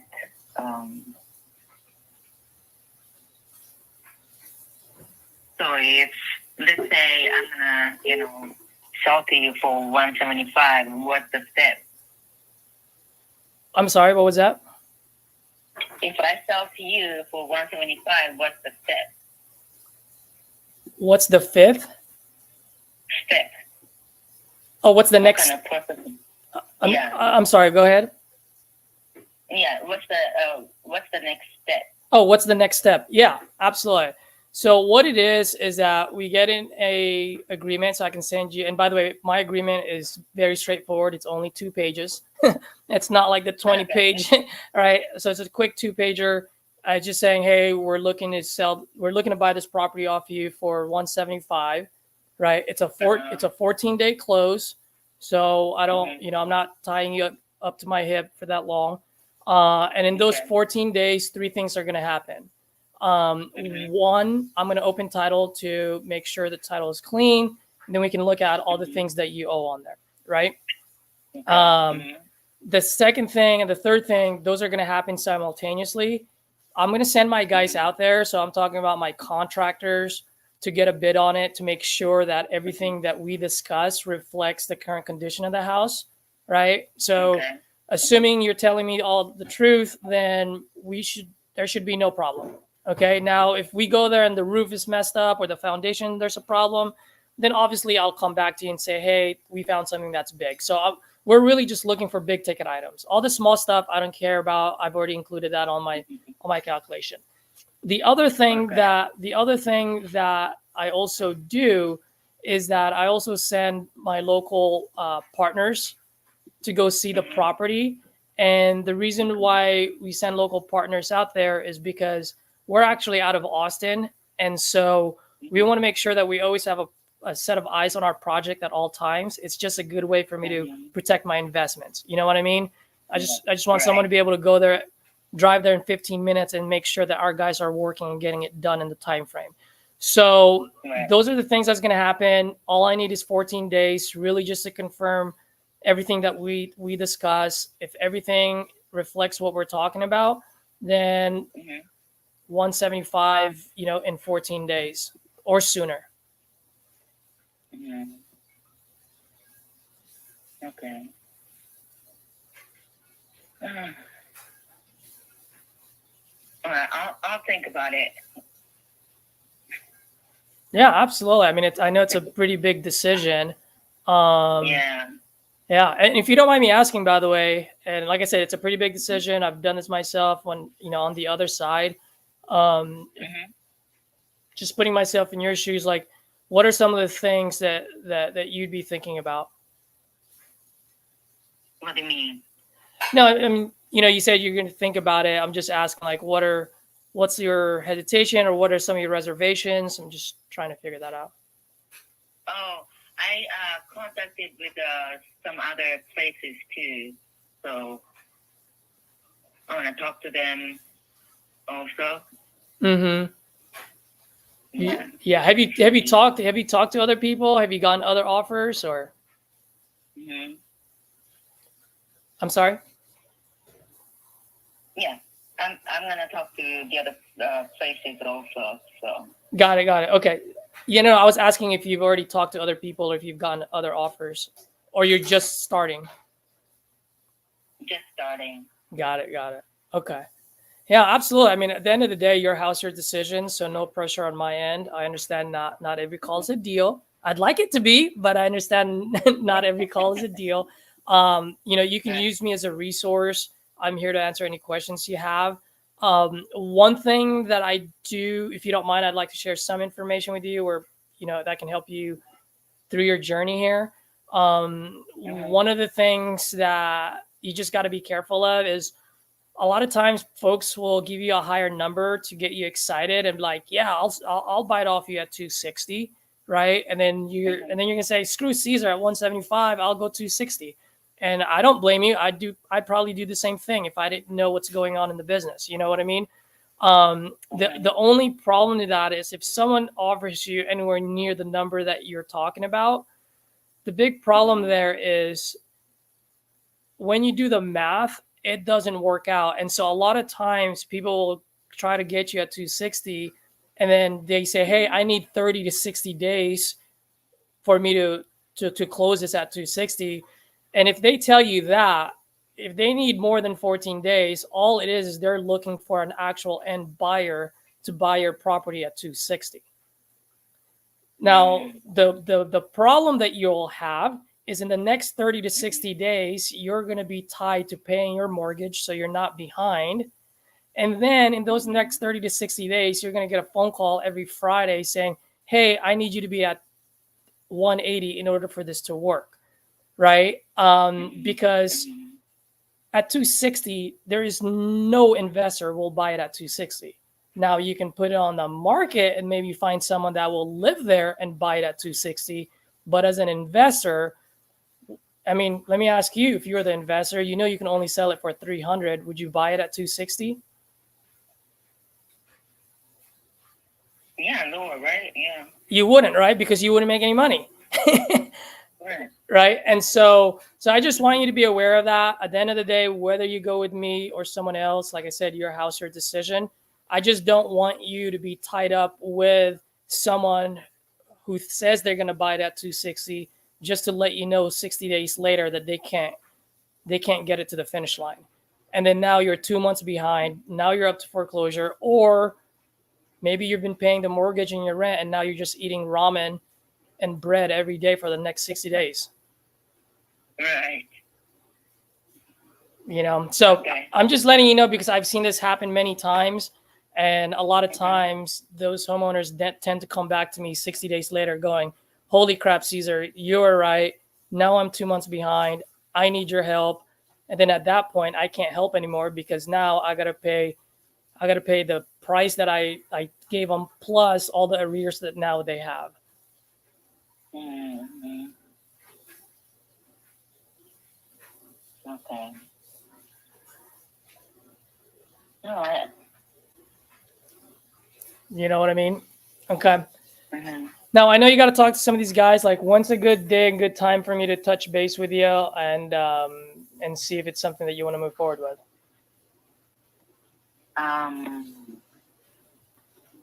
Sometime next week. Okay. Is this usually a good time for you, around 1 o'clock? Yeah, that's fine. Got it. Okay. Well, today's Thursday. Why don't I do this? Do you mind if we touch base on Monday and then you can let me know one way or the other? Okay. Okay, perfect. And then in the meantime, do you have any questions, any concern? Did I give you enough information that you need to make your decision, whether it's with me or someone else? Okay.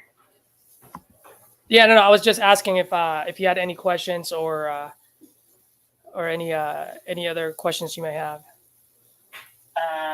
Right now I don't. Okay, no worries. So I'll touch base with you, and in the meantime, I'll send you a quick text of our conversation, and then let me know if you have once you're talking to other folks, if your spider senses are kind of going up, feel free to give me a call. Let me know. I'll be more than happy to just kind of give you my insight, and then you decide. Okay. Awesome. All right. Thanks, Kimmy. Thank Appreciate you. it. Okay, bye. Mm-hmm. Bye.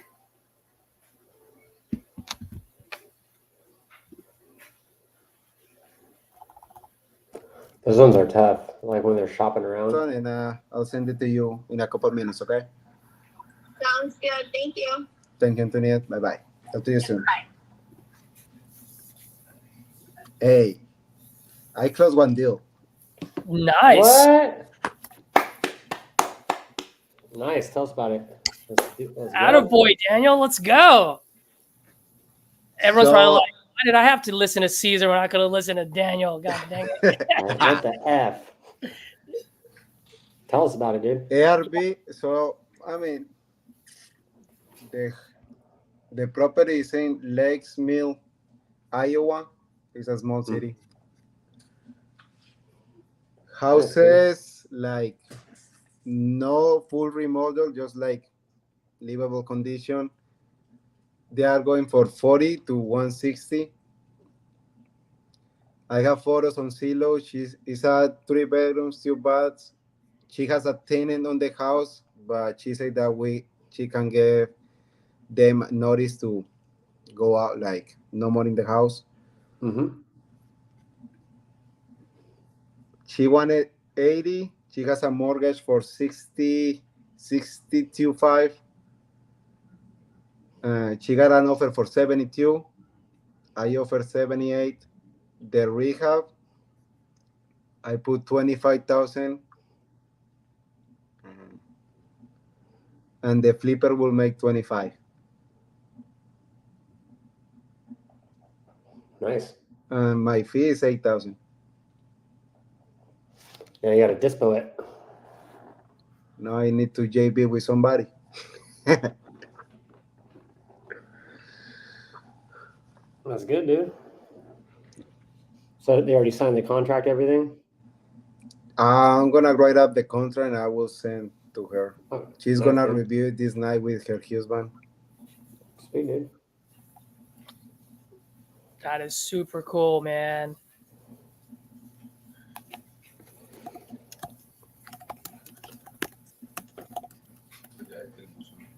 Let's see, Camila.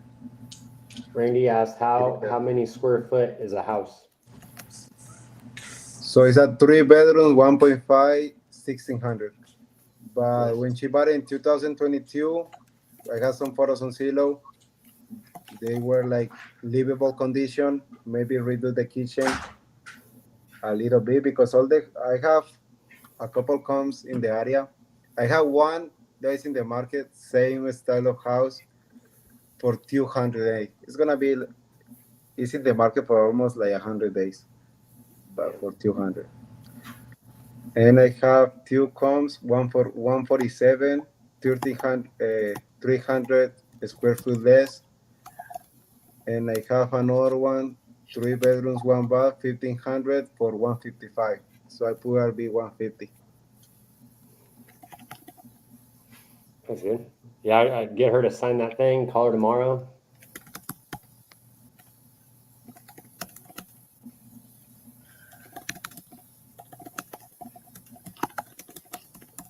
Randy asked, and what was your rehab number and what work do you still think it needs? So I put 25 because the houses that were sold for 140 and 150, they were like like rental, like, or maybe the owner was living in there and they move out and they just leave the house like that. So they are not like full rehab. Nice, dude. Yeah, let us know if that thing gets signed. Do it.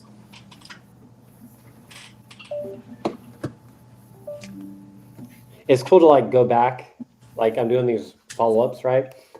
And like to just redo the ARV and still have the same ARV I had like a few months ago. So I'm like, okay, cool. Like my comping's working. You ever do that sometimes, Caesar? What was that? Sorry.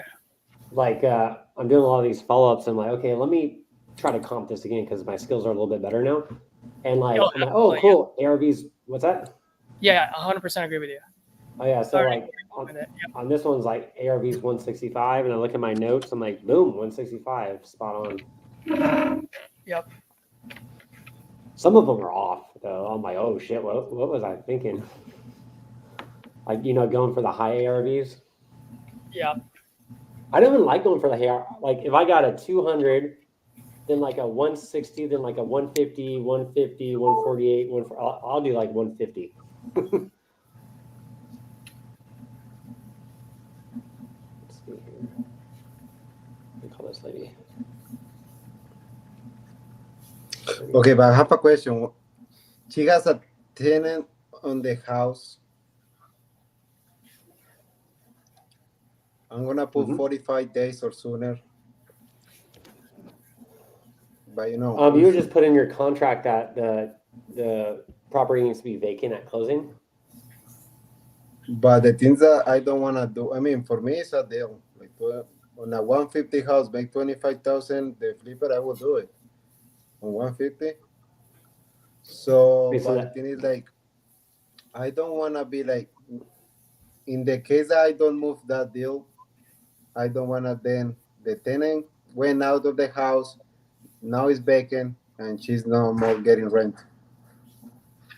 Yeah, I would You just know what make I sure. mean? I would make sure that the tenant is the property is vacant at closing, and once they sign, then start worrying about that. But yeah, when's the tenant supposed to move? She said that she has to need to give them a notice for 25, 30 days. So I would put on the contract. I would put like 30 business days or 40 business days. Say on or before that date. Because if they get them out of there, you can close faster. If not, at least you have extended escrow. But what I'm saying is like, I don't want to be the bad guy. Like,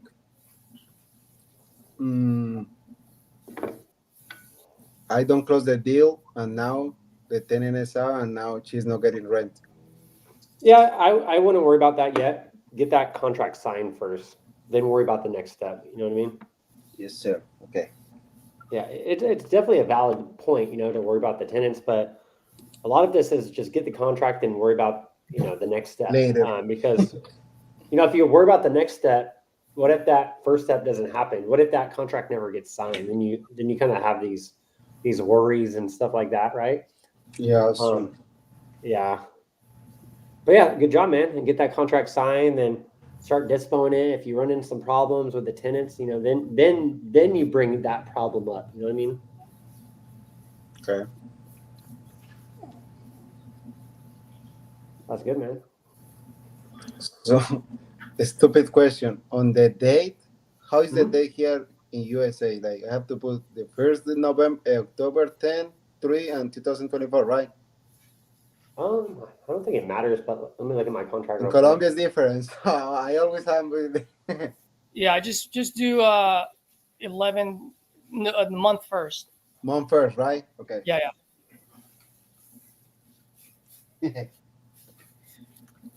Brandon, I don't know if you listened to that call of mine. A little bit, yeah. I have a feeling that could have been a novation, but I need some pictures first before I can do that. Because we're gonna have to sell it on the market for like $240. If we sell it at $240, I can give her like $200,000. Mm-hmm. Yeah, because when I pitch the novations, it's usually after a cash purchase. Then my buddies, they pitch it, and they pitch in a way where like it's like the Eric Klein model, or like the Novation King. I'm like, for me, it's just not my taste, but it works for them, right? But for me, going into like a prospect like you're talking to, how would I word it? I would be like, hey, your price is too low or too high for a cash. It's just never going to work. But if you're still motivated, I could give you that price, but I need to market it for a retail investor maybe, or like I'm trying to figure out how to word it, because that prospect could just say, hey, I could just find a real estate agent myself, right? So what's the value proposition on a novation, right? Convenience. Mm-hmm. Because they just sit back and collect the check. But in her case, it won't. She would still have to pay her mortgage the next 2 months. Correct. If we put it on a novation. So this cash deal, I think I could have done it at one. Should have just said 184. Just pay for all of her debts. What was the ARV? 300. Not that much repair, right? Can you actually do a quick comp on there and just tell me what the ARV is? Yeah. I need some practice. What's the address? Yeah, I'm gonna put it on the private chat. Let's have a comping exercise. Oh, do it. Maybe we should start doing that, like maybe like once a week, or like on Tuesdays we'll do like comping exercises where like we'll throw an address in and we'll all comp it together.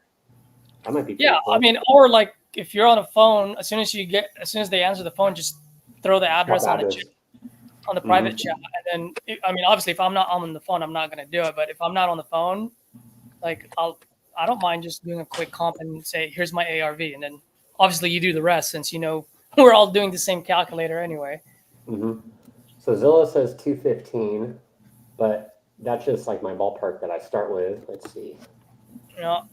So 3 bed, 3 bath, 1,000 square feet. Is that accurate? It's 5 bedroom, 2.5. That's the problem. She doesn't have a garage. Also, it's way bigger than what Zillow says. Maybe like on PropStream. The Emple is a good market. Mm-hmm. Let me log in to PropStream. Is that What does three? Privy say? Is that 3 bedrooms, 3 baths, 1,000 square feet? Five it's- bedroom, 5 bedroom, 2.5 bath. Yeah, the Zillow's wrong. Realtor might be right. Let me see. Yeah, Realtor's right. Realtor's correct. And they have an estimated value of 312. Let me see Redfin real quick. Redfin's on updated, so Realtor's pretty accurate. Let me look at PropStream. I don't see that property on PropStream. Yeah, it's not showing up on PropStream. I know. So I had to go old ways. Those are just some of the information that I have. Yeah, I don't. Yeah. Okay. So let me get rid of the square footage. Let me just grab some water. I'll be back, guys. Mm-hmm. Okay, let's see. So hers is the biggest house. We got comps. We got 2,500, 2,300, 2,100 square feet. Damn, there's a lot of comps. That's good.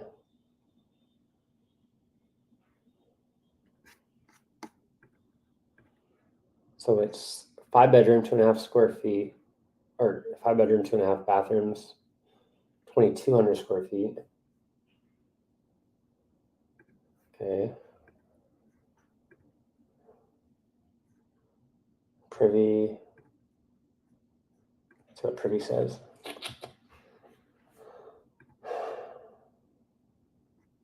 So we got a couple comps. We got a 220, we got a 250, and a 315.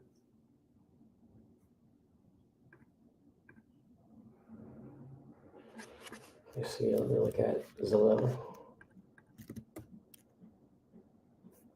So she's asking 250 asking price, seller. So she's asking for 250. Look at on market.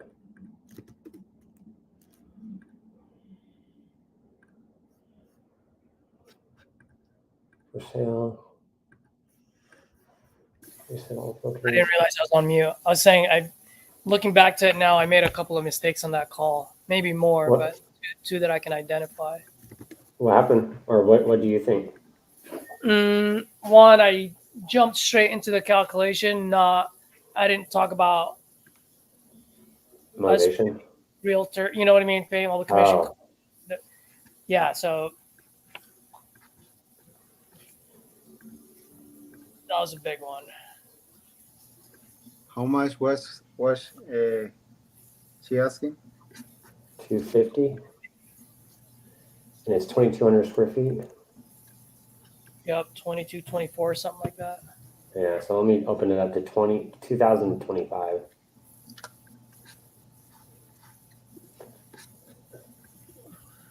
Is it like what age is it? Let's see. 83. So your built max is, I'll say 2,000. Yeah. No garage, right? No garage because they converted it.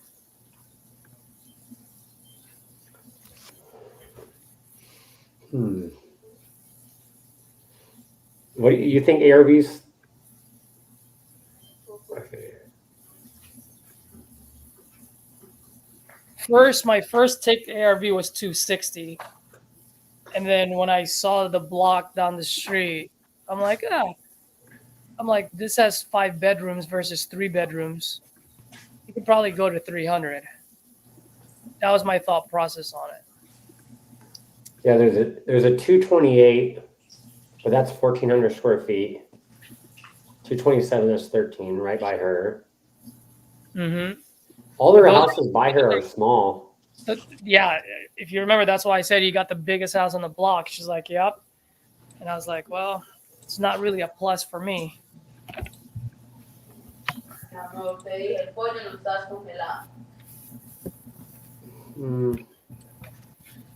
I can see 300. See 300, right? I could see 300. I don't want to go higher than 300 though. No. Definitely not. I think 300 is like pushing the ceiling there. Yeah, let me see here. So And you then the said way she 300. described it, it sounds like it's just rehab, you know? How much rehab you think? Low rehab, 30. I put 35,000 for repairs. Yeah. We put 35? Yeah. Okay. Yeah, that's probably good. So 300K ARV, 35K rehab. You need to be 250 would be There's negative. no way. 200. No, I put it at 175. That's your number. 175 was my MAO to her. Yeah, 175 is good. What's her bottom? She said. That's the thing.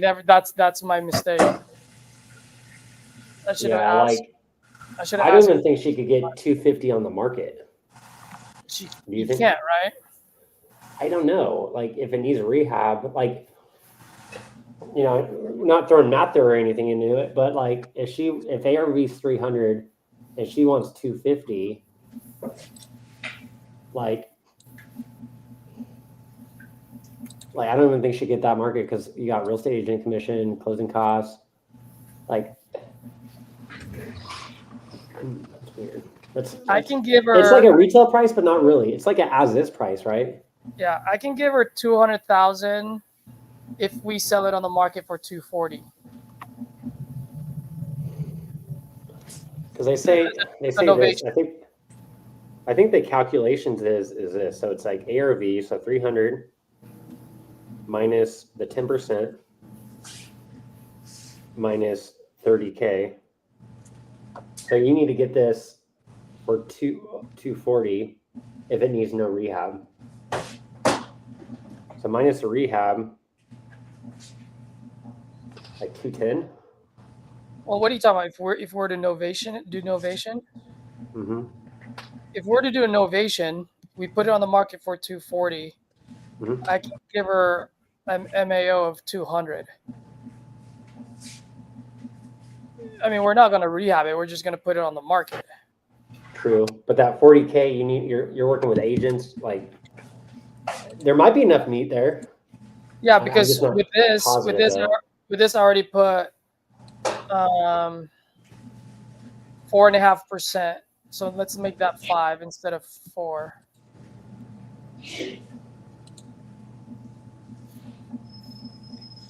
Yeah, I have to be like at 196 with a $30,000 fee. How much is that loan, that solar? I think you put in the chat. 44,000. Is that coming out of her 250? Yeah. So she owes 184. I should have just offered her 184 instead of 175. But I feel like 184. Well, at 184, I have no room, and it's a $10,000 assignment fee that can easily shrink down to 5. So she owes 140 plus 45, 44K. So that's 184. Yeah. So her cost is 184 right now. Her all-in cost with a mortgage and a solar, right? Yep.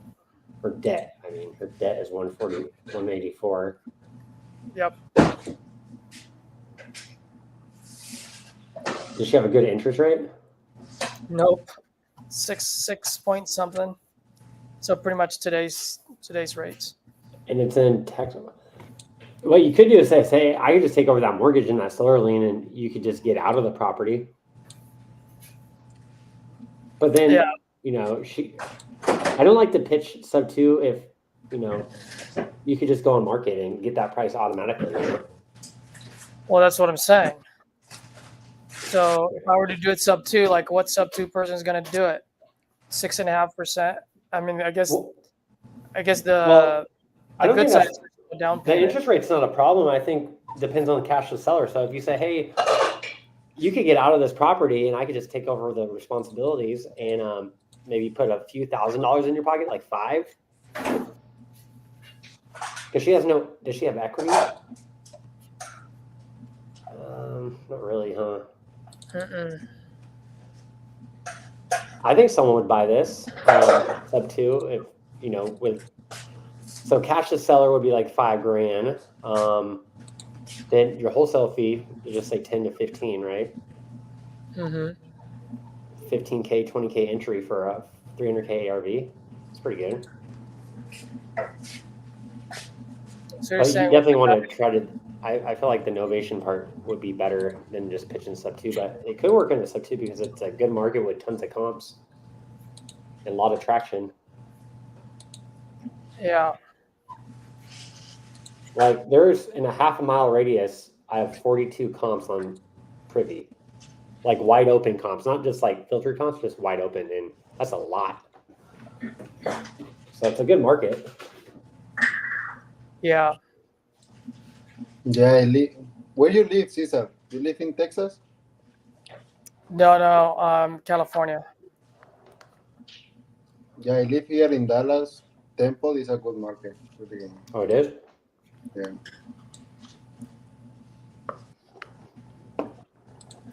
What if you said this? Her bottom is, let me see here, 184. She's asking for 250. So she thinks she has equity. Let me see here.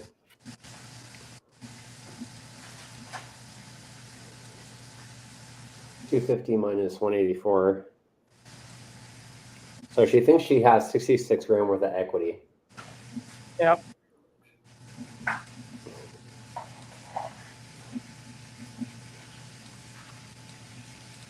What do you think you're gonna do with this deals? What's your next step? If when I get those pictures, I'd probably send it over to. I think it can be an ovation deal because it's new enough. If there's not much rehab, I think we can put it on the market for 240, and I can pay her 196 or 190, so she gets like the same thing. She gets a few $1,000s in her pocket, and she doesn't have to be tied to the mortgage anymore. You know what I mean? Correct. Yeah. I feel like sub 2 could be last. Like the novation cash didn't work. Maybe the novation didn't work. If it unfolded, then if that didn't work, but okay, well I could just take over your mortgage. Yep. Maybe have that sub 2 in the back pocket because someone would buy this definitely, even with a higher interest rate, as long as the cash to seller is minimum.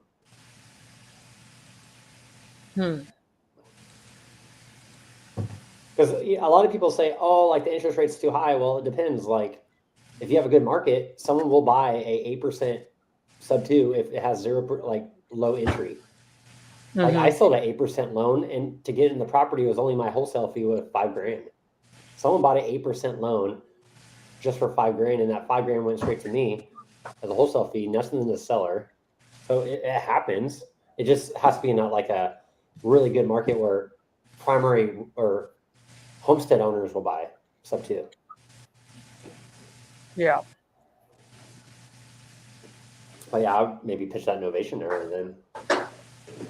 Be like, hey, I need to be lower for a cash deal to work, as an investor, but I think I could get you your price. I could market it to my partners and get you a little bit more money. And they're like, okay, that sounds good. I think that might work. Yeah. Instead of like the protection equity bullshit plan, like it just sounds like horseshit, like to the seller. Yeah. I rather if someone's pitching it to me, I'd be like, okay, cash is too low. I'm going to market it to my partners and list it on the MLS just to get agents out there to see if they have any buyers. I thought, okay, cool. So you're not listed on the MLS? Oh, I am. We're not doing showings to the open public. It's just kind of like a investor listing. Yeah. I think that kind of sounds better. Like you as a seller, how would you want to pitch novation, you think? It's kind of like, it's hard to pitch it in a way where it sounds better than just getting a realtor. Yeah. I haven't found that pitch yet, like that good pitch. Let me call this seller.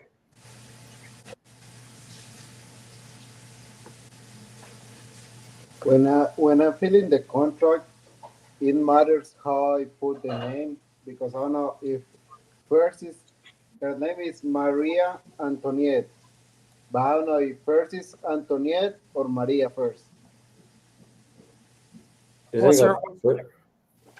Huh? Well, Wait, what's her name? it says Maria Antoniette and the last name. Oh. Yeah, I just do it that. Just ask her. Just text her. Just be like, hey, I'm looking at the county. Is this your? Which one's your last name?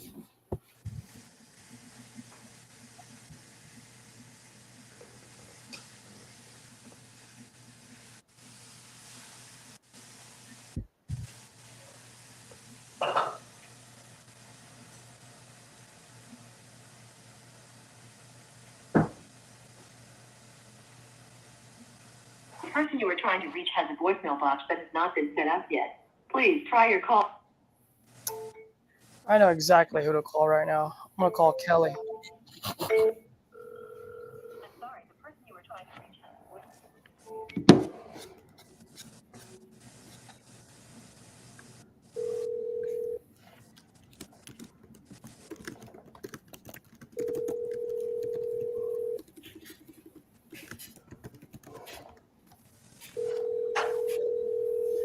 Dude, my hair is getting long.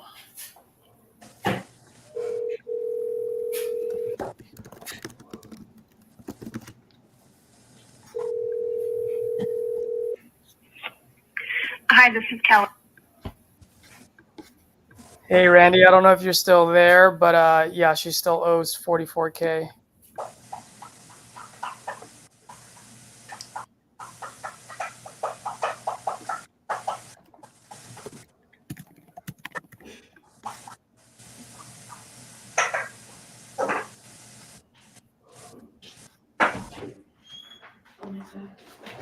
What? Do you want to check with the seller for the call today? Oh yeah, check like how? Make sure they're still ready. Oh yeah, let me see.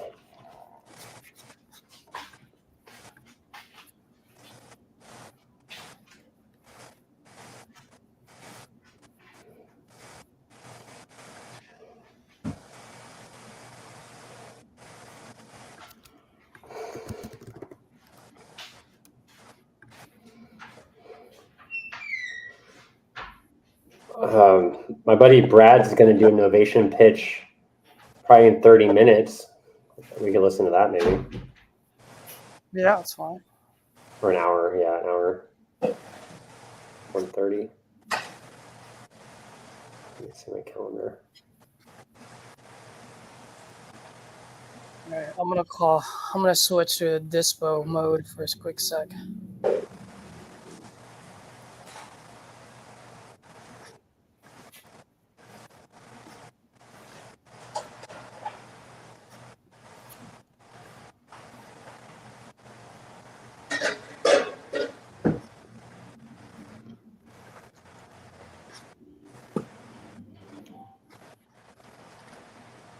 What is this fucking guy's name?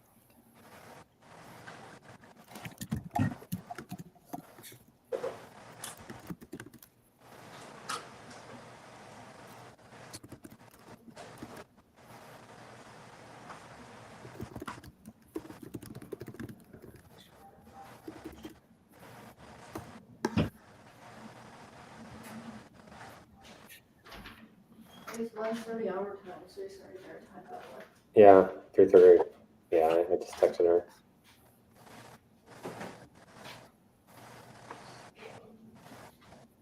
Anybody need them? No. Oh, Let me see if I still have my dispo skills. I hate dispo. How you say, We're man? talking to sellers.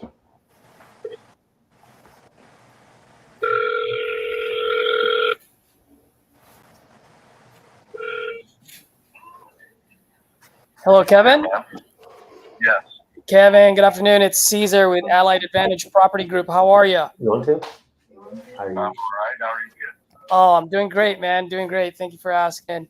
Hey, Kevin, I think you were kind of a little bit back and forth with my business partner, Tom, about the deal that we were looking to sign over in Cahokia. Does that ring a bell? Well, we've looked it up with many of them. I'm not sure which one. Yeah, no worries, man. It's the one, and I can resend it to you right now too if you want, so you can see it. But it's a two in one. So there's two houses in one lot.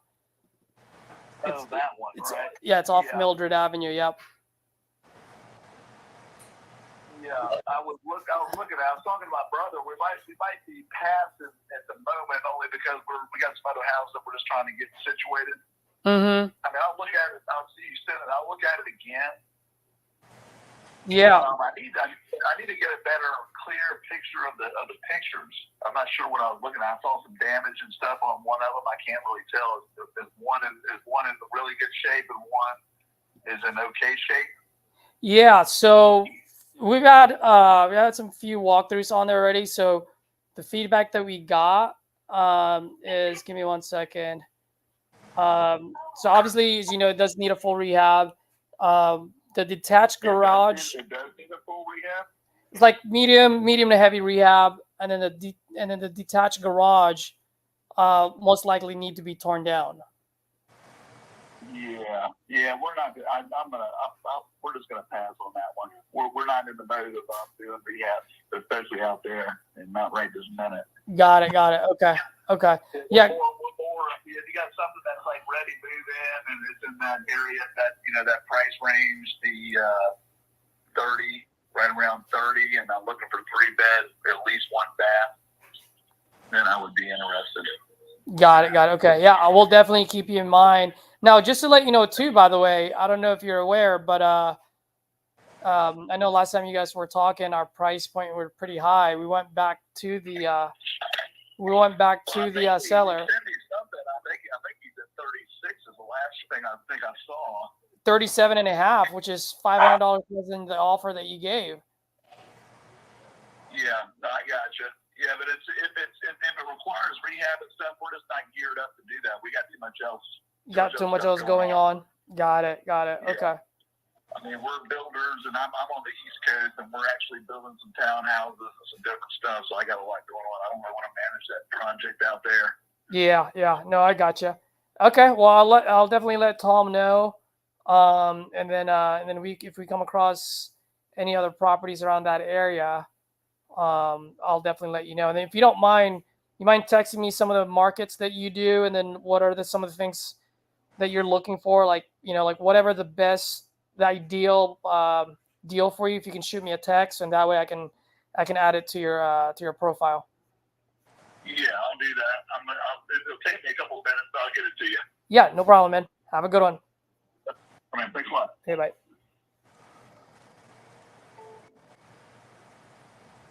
Okay, Tom, lock up the other guy. Call has been forwarded to.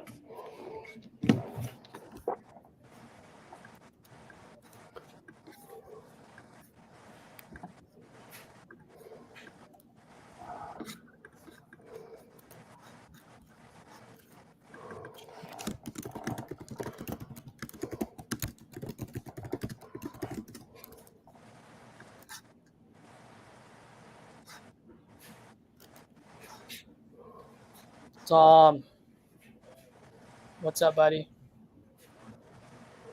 Yeah. Kevin's done. He doesn't want to do any full rehab right now. Yep. Different number. He's like, they're not just geared up for full rehab right now. Cool. Call Ron. Just be like, Ron, let's get this thing done today. Cool, man. Later.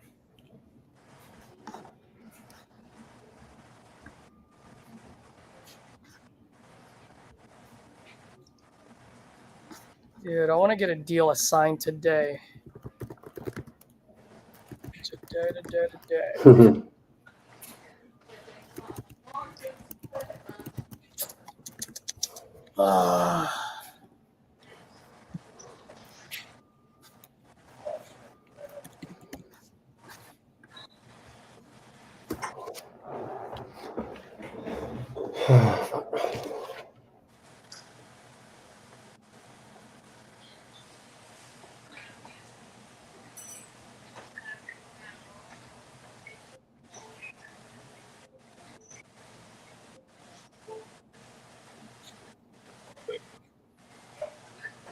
3, 4, 2, 7.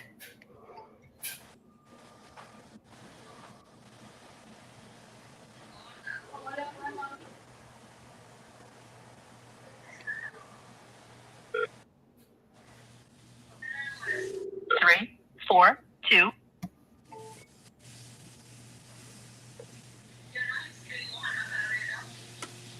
Las dos.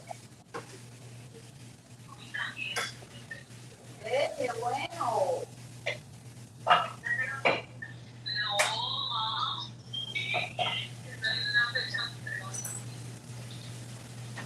¿Te dijo?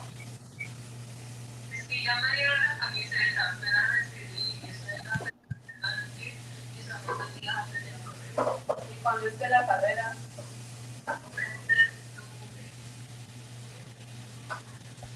Ah, todavía falta. ¿Verdad? ¿Cómo la termina el trabajo?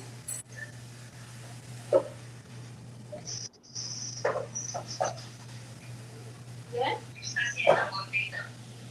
Fritando la pechuga. Siguiendo la pechuga, aquí una verdurilla. Y ya tenía arroz y tengo otro.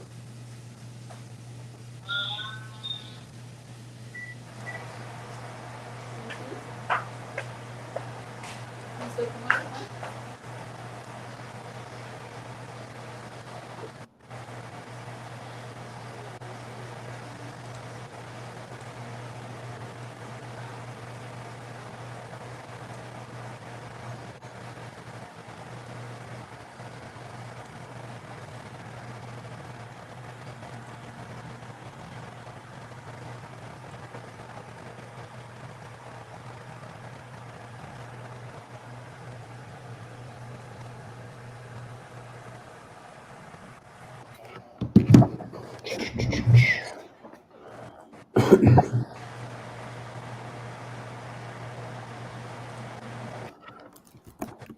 Oh, nice. All right. Heck yeah, dude.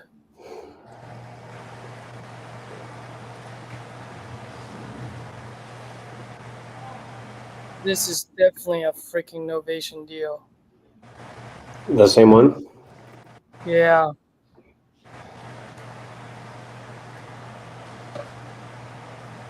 What are you looking at? What are you seeing?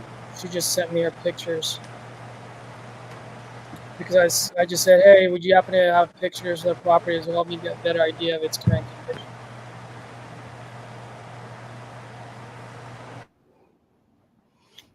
Does it look pretty turnkey? Yeah. Yeah. I mean, you definitely got to paint and everything. Don't get me wrong.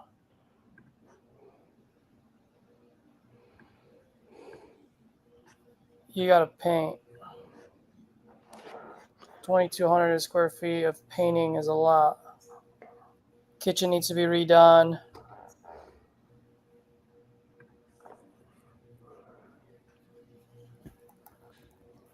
I think I might just offer that 184, 190. Property right now that you can send me? I'm out of town right now, so I can, when I get back. Yeah, I can maybe take a photo. a night is fine. In the night is fine. Okay. All right, sounds good. All right. All right, thank you so much. Bye. Bye bye. Okay, contract sent. Nice. Heck yeah, let's go, buddy. Oh, what are those?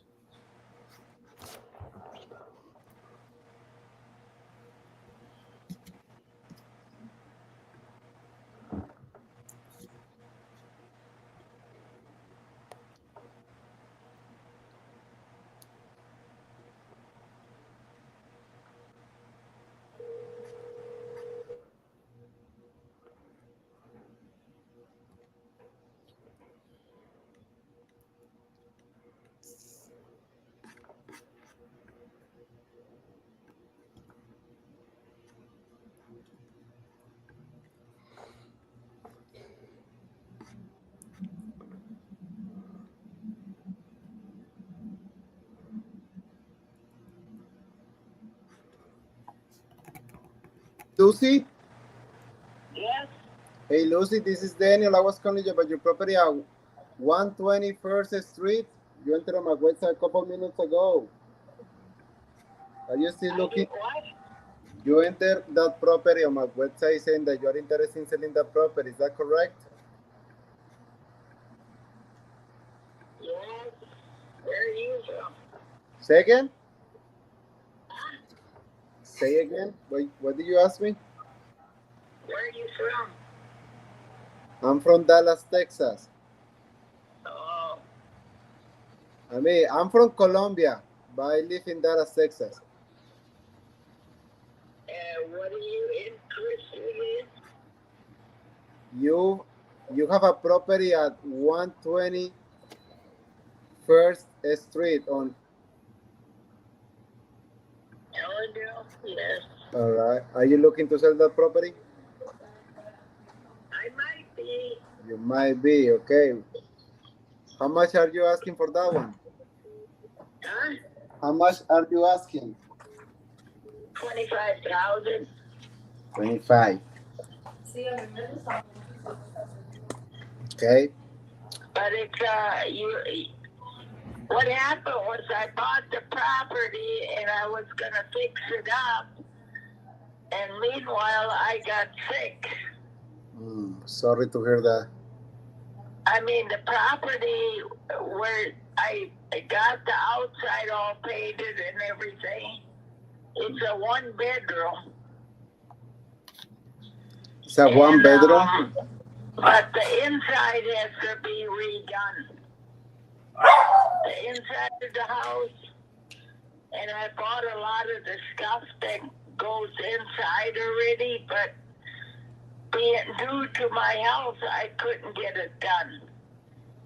Okay. So that's why I'm selling it. This is in North Dakota. Yes, ma'am. I see that. Yeah. And that's what I want for it, 25,000. It's a corner lot. It's not a full lot. It's only half a lot. But anyway, it's a nice house to let sit for, especially with the housing the way it is. A couple, or even there could be another bedroom made inside of it. So, but it's kind of a fixer-upper. So.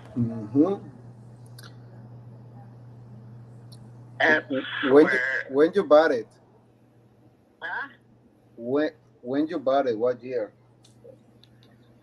God, let's see.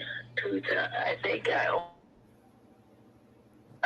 actually, let's see. I don't find it on ago. on Zillow, nothing. Okay. So, anyway, so give me a couple minutes. Let me put here on my computer if I can, because I couldn't find the house right now. So give me a couple minutes. Give me 1 second. It's a corner. It's only a half a block from Main Street. Okay. Hopefully I got the right address, that it's 120. Is that? I know I live in 112 First Street South, and it's the third house to the east. Okay. Is that white house? Huh? Is it a white house? It's a white house? No, it's a big one. There's a blue one in the middle. Okay, 1 second. The nice little house. It don't have a basement under it, so, one level. Okay. So,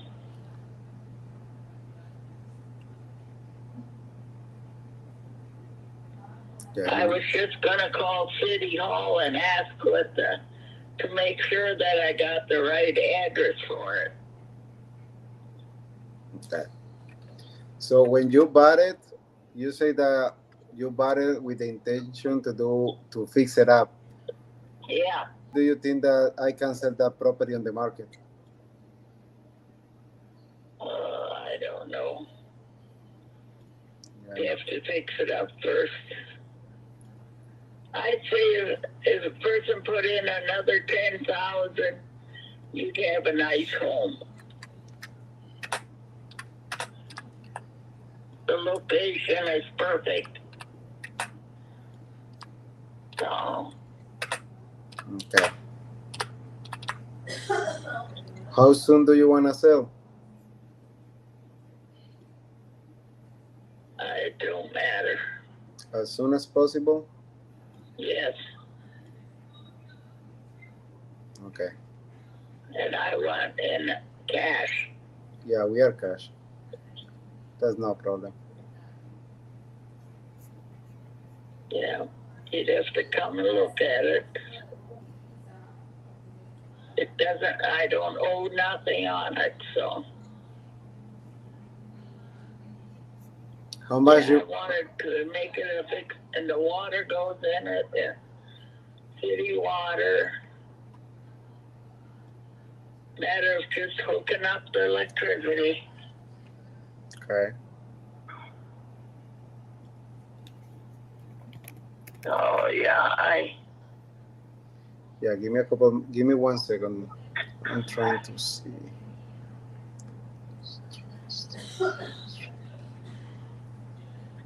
it's right off the 281, Federal Highway 281. Mm-hmm.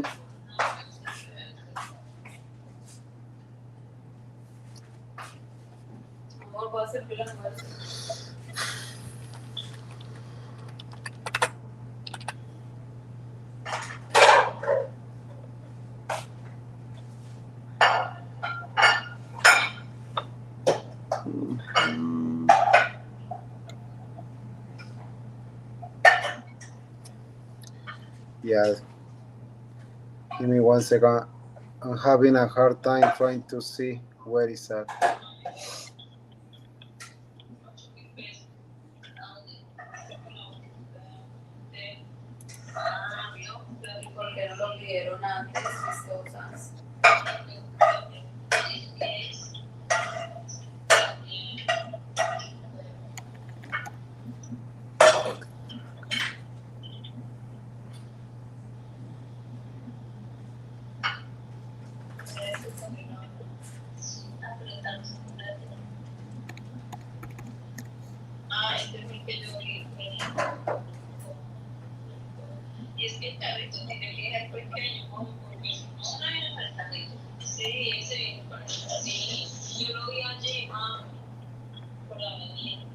What's all that noise in the background?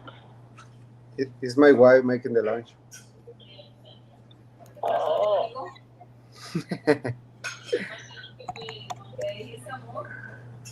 Amor, ¿puedes dejar de hablar?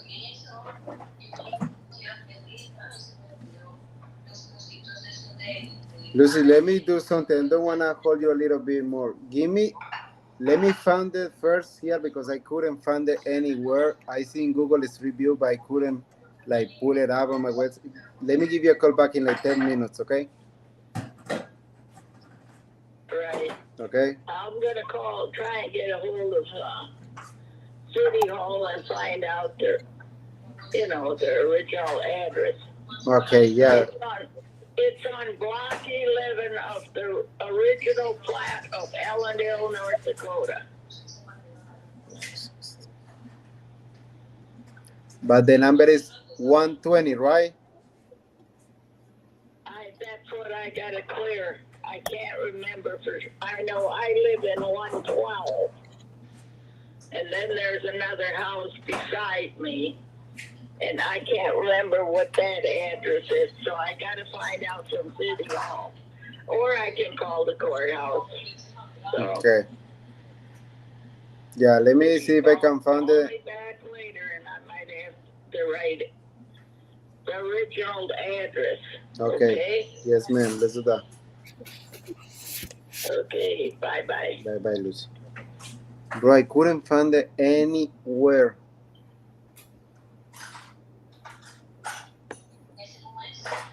Couldn't find what? I couldn't find the house anywhere. Like, You want to drop it on the chat, on the private chat? it's like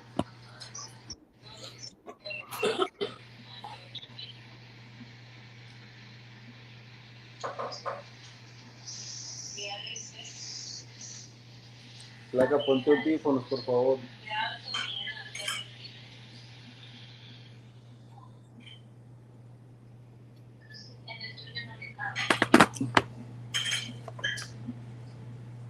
I just drop it. Is that North Dakota?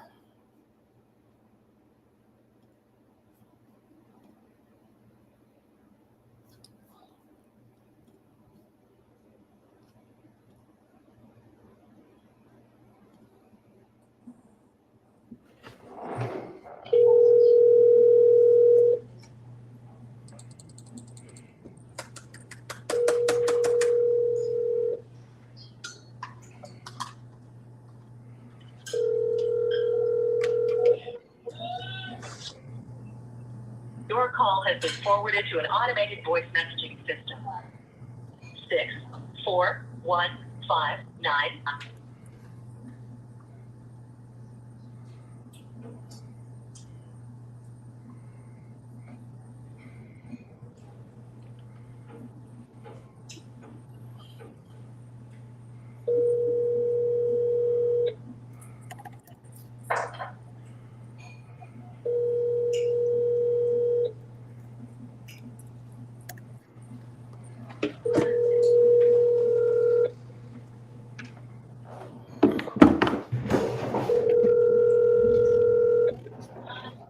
Okay, so you couldn't find this address? Your call has been forwarded to an automated voice messaging system. I found it on Google Maps. 415903710 is not available. The mailbox is full and cannot.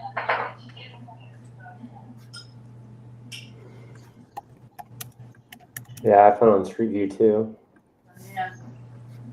Is it that white house or the yellow house? No, the yellow house is the address is 116, and she told me 120. Okay. Okay, so it's the White House. How much is she asking for? 25. For me, no deal. I mean, I couldn't find it, but I don't. I see one house, 3 bedrooms, 2 baths, 2,000 square foot, 85,000. I found it on Privy. Dude, I think 20 might work. That might be a banger. Hold on, I don't want to. It's just 1 bedroom. It's a small town, though. Let me see here.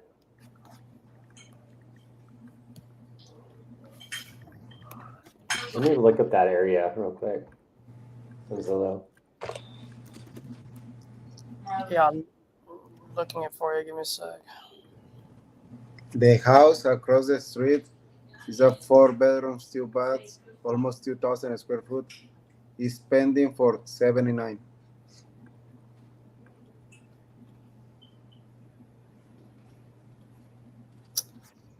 Orale. Give me 1 second, man. Sold. It's a 1 bedroom. Yeah. 20 square feet. She didn't know. Like max 1,000 probably. Maybe less. What's the bed count? 1-1? 1-1, yeah. What year? Let me see. I couldn't.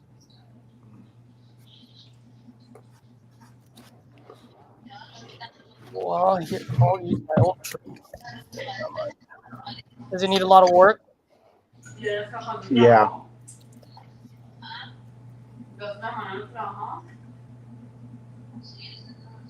It's not there. I have one property. It PropStream didn't show the.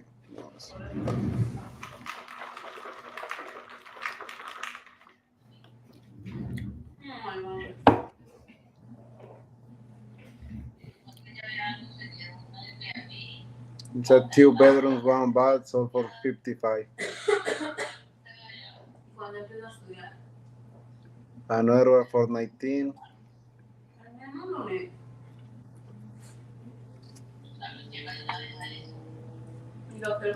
There's a house for sale right now, 3-bedroom, 2-bath for 58 grand. And that's a new construction. Yeah, I see that one. Well, they say it's new construction, but it looks like shit. Yeah, this is. Yeah, this Look is at this property.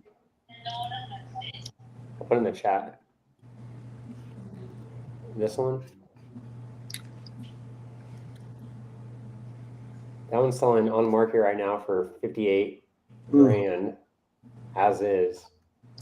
3 bedrooms, 2 bath. But all those are like across the freaking freeway. I mean, not freeway, First Avenue South. I'm just talking about that's the only house for sale in that whole area under 1,000 square feet. Like, there's not much on market. What is the sale. ad? Sorry. Mm-hmm. This one is south, right? Not northwest, but south. First south. Yeah. Uh-huh.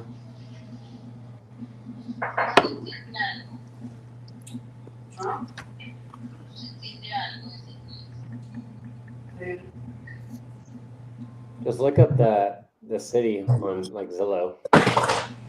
That's what I did. Well, the thing is, the one that keeps popping up is the northwest one. Really? So where is this place?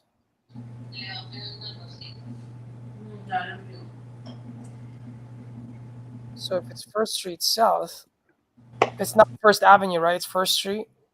First Street. Yeah. What's the corner street? Do you know?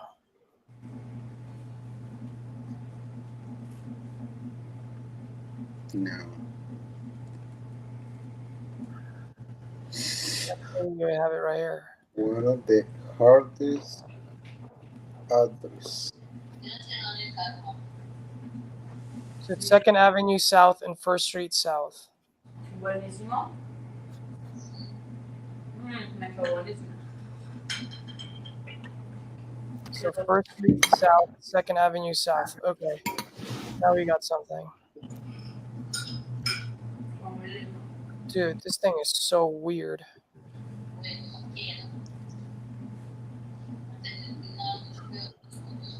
Why is there a $140,000 house there?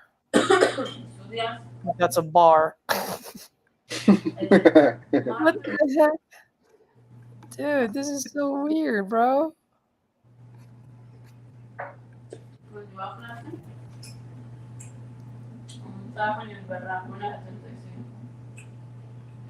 Okay, now I got it. Y había 2 accidentes. Antes, por la calle que yo iba, antes de botar el carro. 2 accidentes. Oh man, that's rough. 99,000 for 3.5. Es por el control 2. Look at what's for sale. For Yeah, sale, I was you got looking for sale. Yeah, 58K, 85K.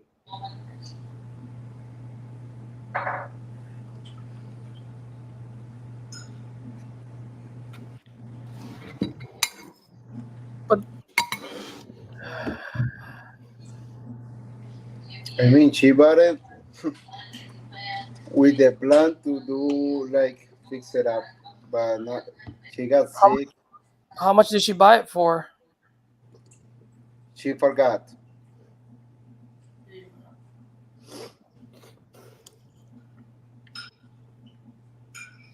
Dude, it's rough because there's one for 65K for a 4-bedroom, 1-bathroom.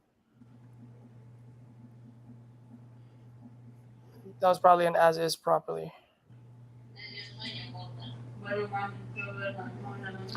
And I found it on PropStream, and it shows the house next door, the 116, and the blue one.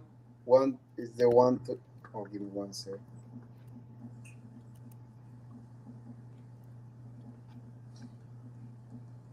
Dude, just tell her you can pay her 10,000, and if she says 25, just say, if 25 is too high for me, 10 is too low for you. What's a good number in between? But I don't know what I'm buying, like what I'm getting. It might be a $10,000 house.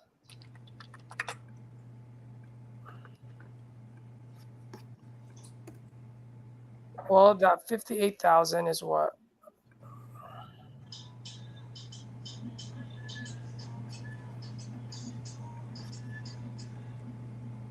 $58,000 is a new construction for 3-bedroom, 2-bathroom.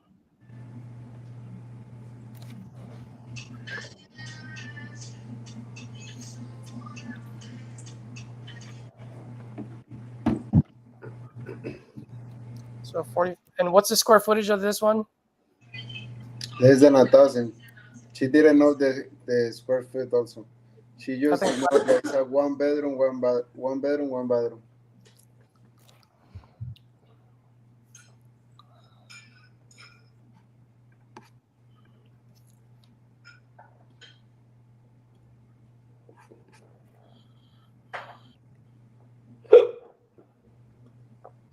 I think if you lock it up at 10, you can probably sell it at 15.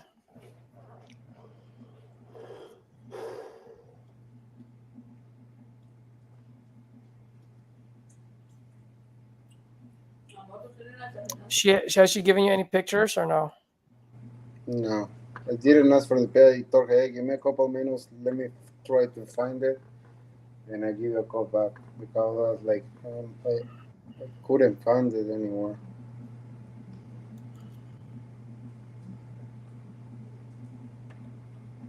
But are we looking the same house, the white house with one window at front and the door? That's it. Yeah.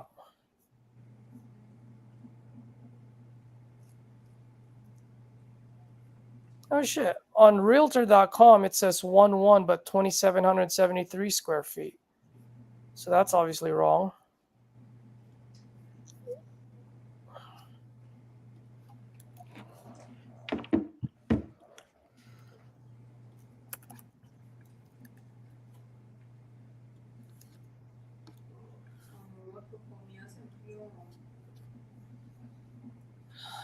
You know what? Let me do this. Let me see how many buyers you have in that area first. Maybe 5. It's a small city. Yeah, this thing is very remote. There's only 19 buy and hold guys within a 3-mile radius. And only... That's all you got.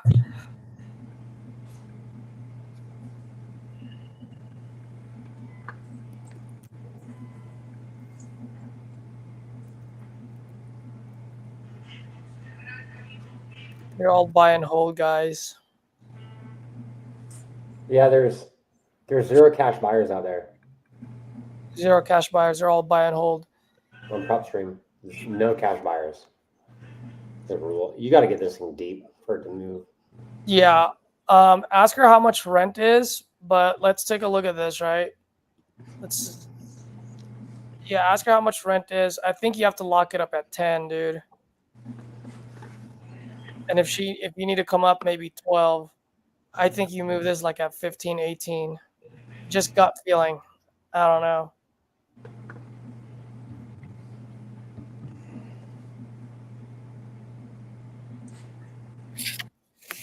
So you get it at 10.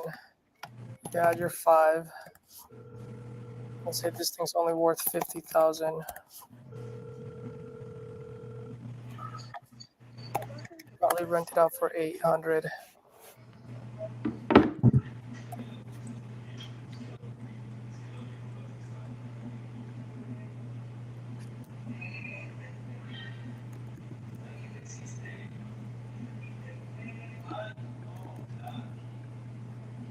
Brandon, what's your ARV on it?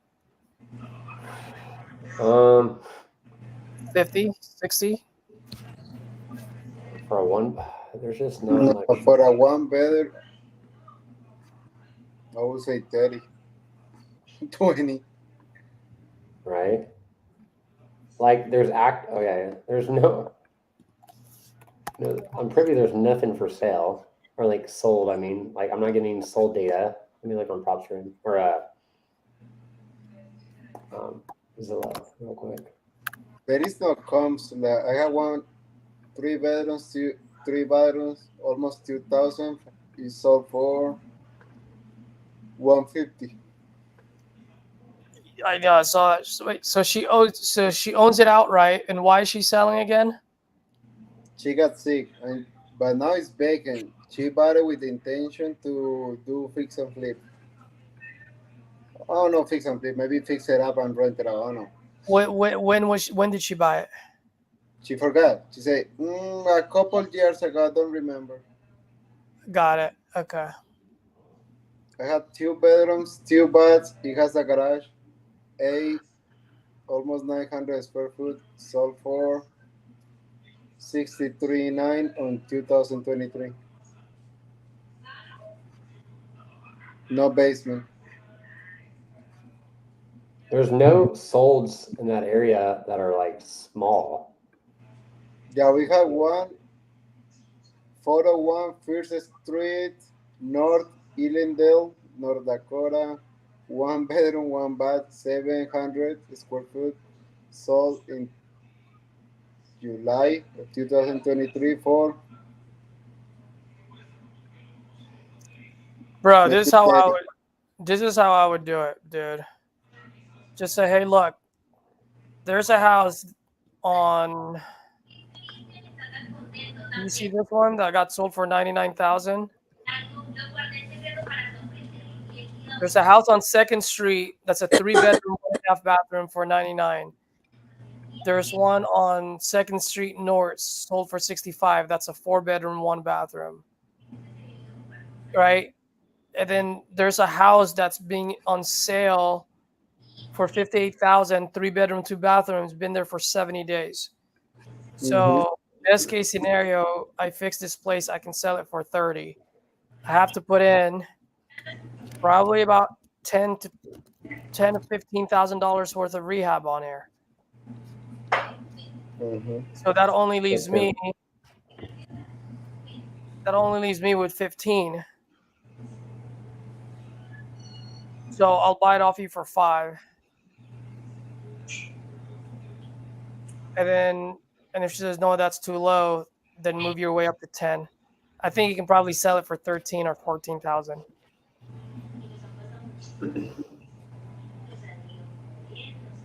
Is it a full gut, Daniel? Yeah, she needs a lot of work. I mean, if you see the Google Street View, it's from 2022, the White House. Just the siding outside looks terrible.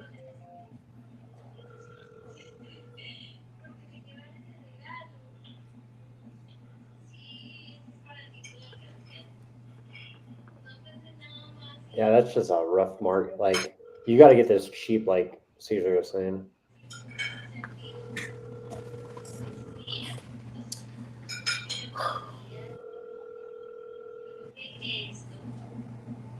And we don't know how much rent can we get.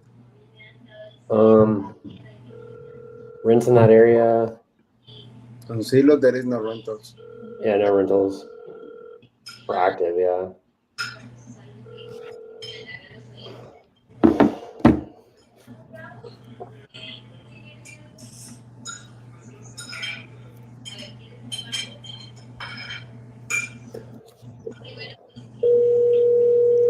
What's up, Stan?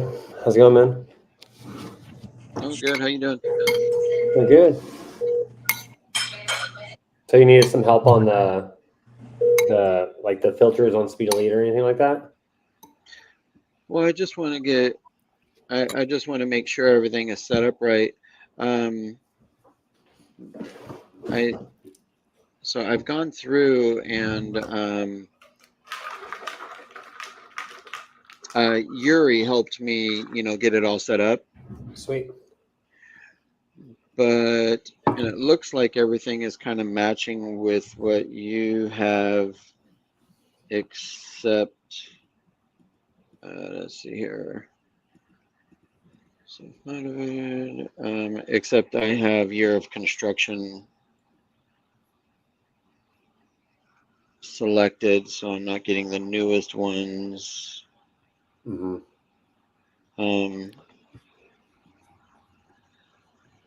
Newer than 2010. Mm-hmm. Does that add money? Like, does that add cost to the lead when you filter that through?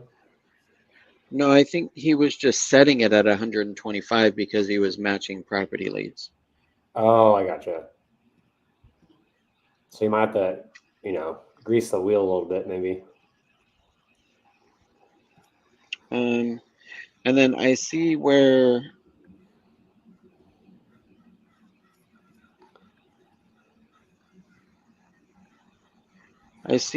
the changes are, but I don't know how to modify it. Oh, settings are frozen. Yeah, I think what you do is pick your filters and they lock you in, I think.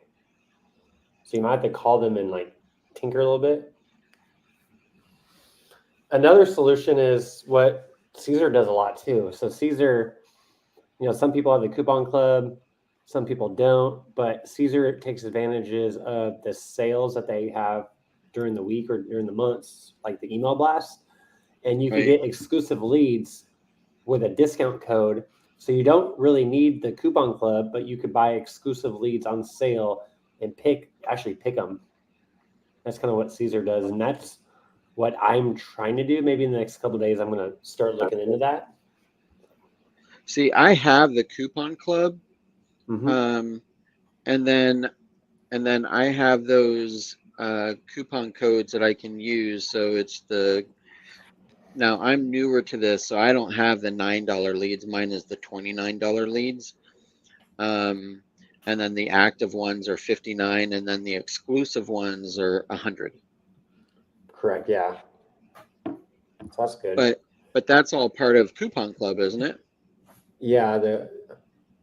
And I think Caesar says like you don't have to be in Coupon Club to get discounted leads because you could always just look for the emails and they give you the discount codes. So you could kind of get sale leads or not sale leads, like you could kind of just pick which ones you want.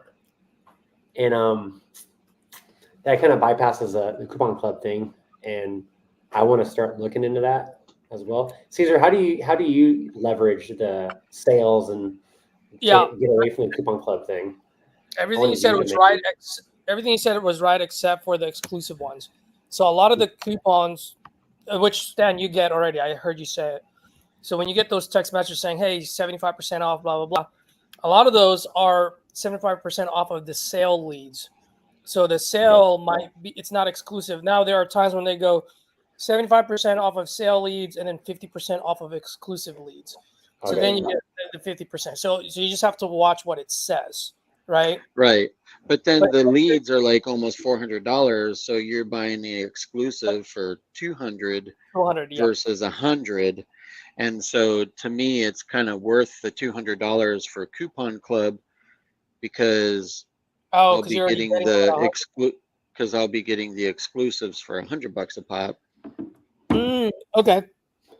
So that I didn't know that you get them on the exclusive. I thought the Coupon Clubs was for just the sale leads as well, just automatically going down to 29. Yeah, well, you still have to put on the coupon code. Mm-hmm. Got it. Okay, but being part of the Coupon Club gets you the exclusive leads for $100 with the coupon code, right? Once they give it. Okay. Yeah, I don't know that most people know about it. I didn't know about that. Well, that's kind of cool. So the coupon code that you get, is that the same coupon code that I get, or do you just get that because you're part of the Coupon Club? I don't know. So, like, I guess the question is, I stumbled across it. So, like, right now, you're part of the Coupon Club, right? Mm-hmm. And you pay a monthly, like $200, $300, right? $200 a month for Coupon Club. Plus, I pay for premium. Yeah. $89. Plus, I have the annual deal speed. So question for you. So right now, if you go on the exclusive leads, how much would it cost you? $100. Automatically, because you're part of the coupon club. That's pretty I cool. don't So you know could if it's pick- because I'm part of the coupon club. I just know the coupon code to get it for $100. I don't know if it's related or not. Does that code change, or is that code the same all No, the time? it's the It same doesn't all the change. time. So then No. that's part of the coupon Yeah. club then. Okay. Because the coupon codes that I get, I just get them whenever they send it out. So when they send it out, it's different. So like last Gotcha. Sunday it was Sun 19. So any deals, any sale leads, I was able to get for $19. Oh, So the ones that I pay $29 for. yeah, I was able to get it for 19.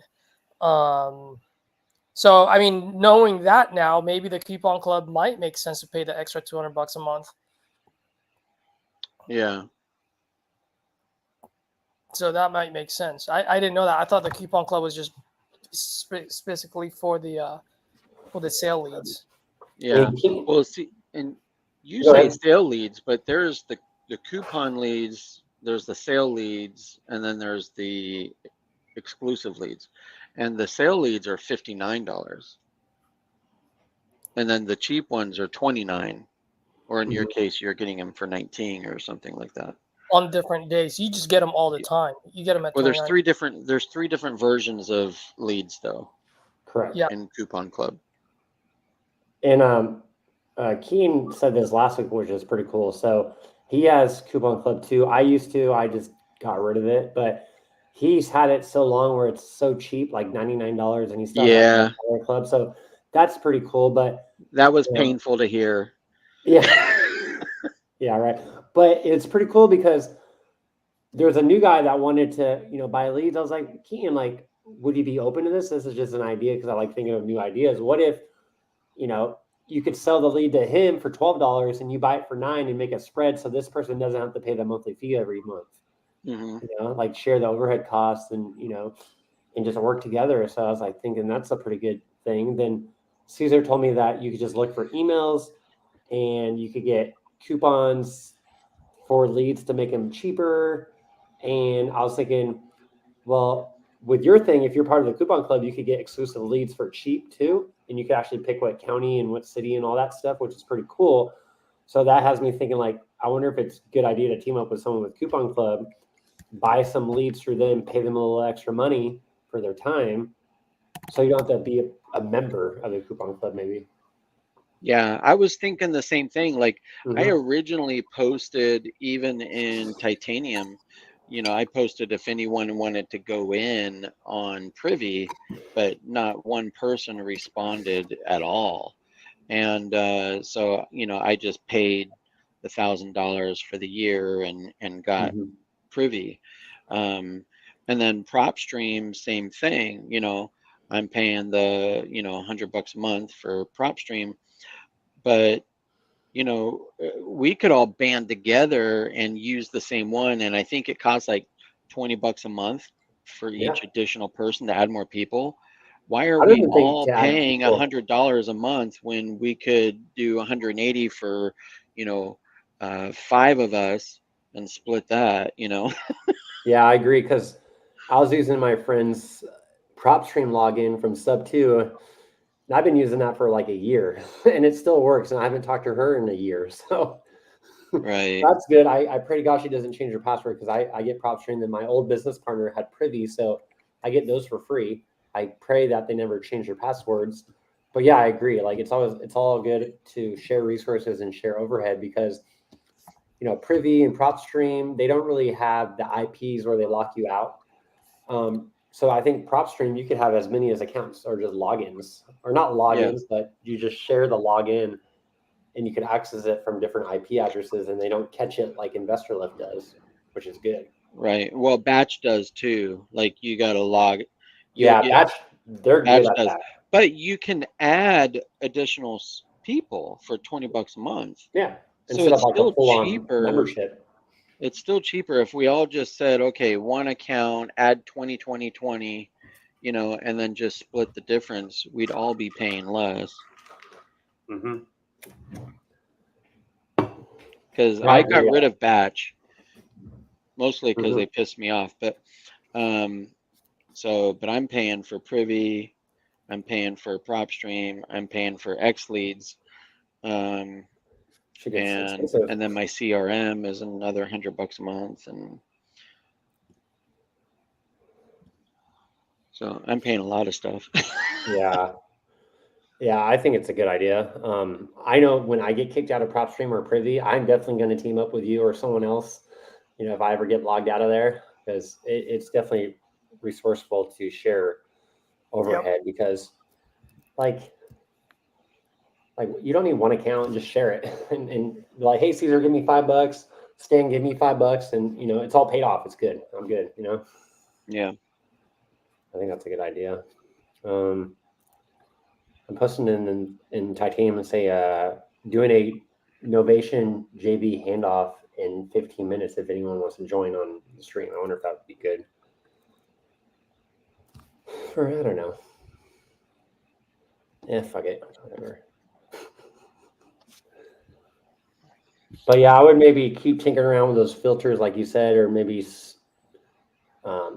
see how you could get it down to $100. Maybe you might have to add more counties. I added counties from like all the states, right? Did you kind of have to do that too, Sam? I did it from 21 states. Yeah, yeah, same thing. Yeah, like I had to add a lot of states too because I had like 200, and that was hard to get. And he's like, "Well, if you want nationwide but $100 a lead, you need to add 50 more counties." It's kind of like we're bartering, right? I was like, "Okay, Right. Well, how many counties do you have right now? 250, I think. I'm at 295. Okay. I wonder, do you have any specific? Let me look at my filters real quick. Okay, let me see. Edit properties. So my filters I have on mine are, so I have seller motivation turned on. So I think I got rid of need to relocate or downsize. I think I got rid of that. Type of property I got rid of like duplexes and stuff like that.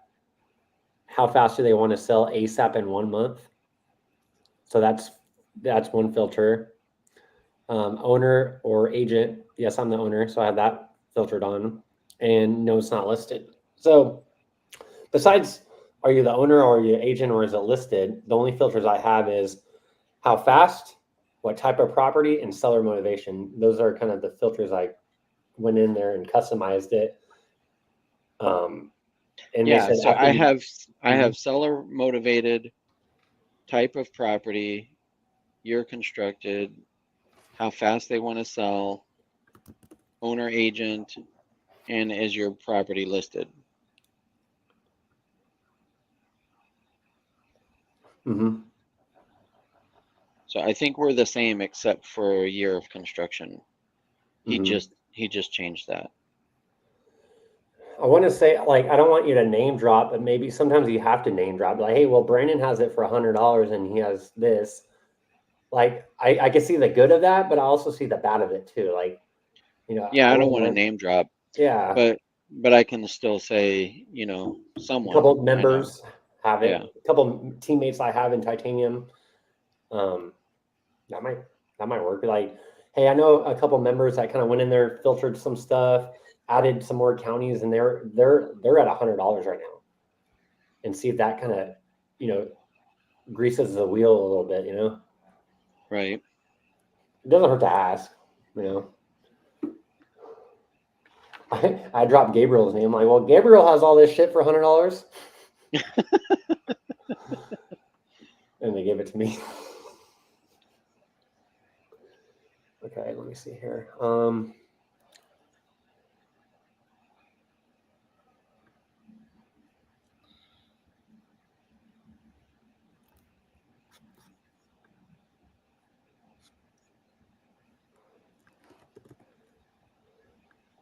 Do you think that would be useful to post in the group, Caesar? Like, hey, doing a JV Novation handoff in 15 minutes? Like, yeah.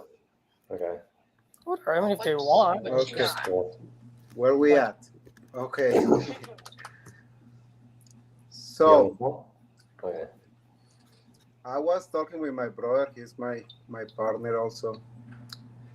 So at 20,000, it didn't work for me and for my brother. Okay. But is there a possibility that a solution that I can do for you? I don't know if you're gonna like it or not. So what we can do, I have a platform. It's called Investor Lift. It has millions of buyers from the United States, and we can see how many buyers we have on Garber, and we can sign a contract for 18,000, and I will market that property to that investor for 20,000 and see what traction and what feedback are we getting.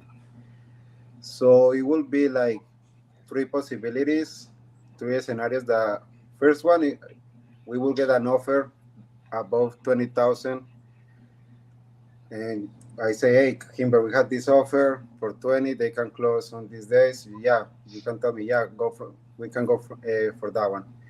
The other one is that we get offers below 20. So I will come out to you and say, hey, we got this offer below 20. It's up to you what you can do. You want to sell. And the other one, the last one, is like we don't get any traction, any feedback. The investor in that area, in that county, are not interested.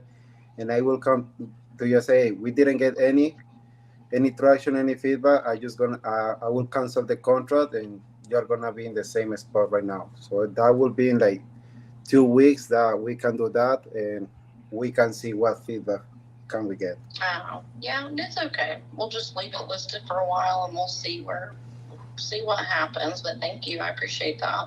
So you wanna do that? No, I'm okay. Thank you though. All right, Kimber. Yeah, I will follow back with you in a couple weeks. Okay. All right. Thank you. Thank you, Kimber. Bye.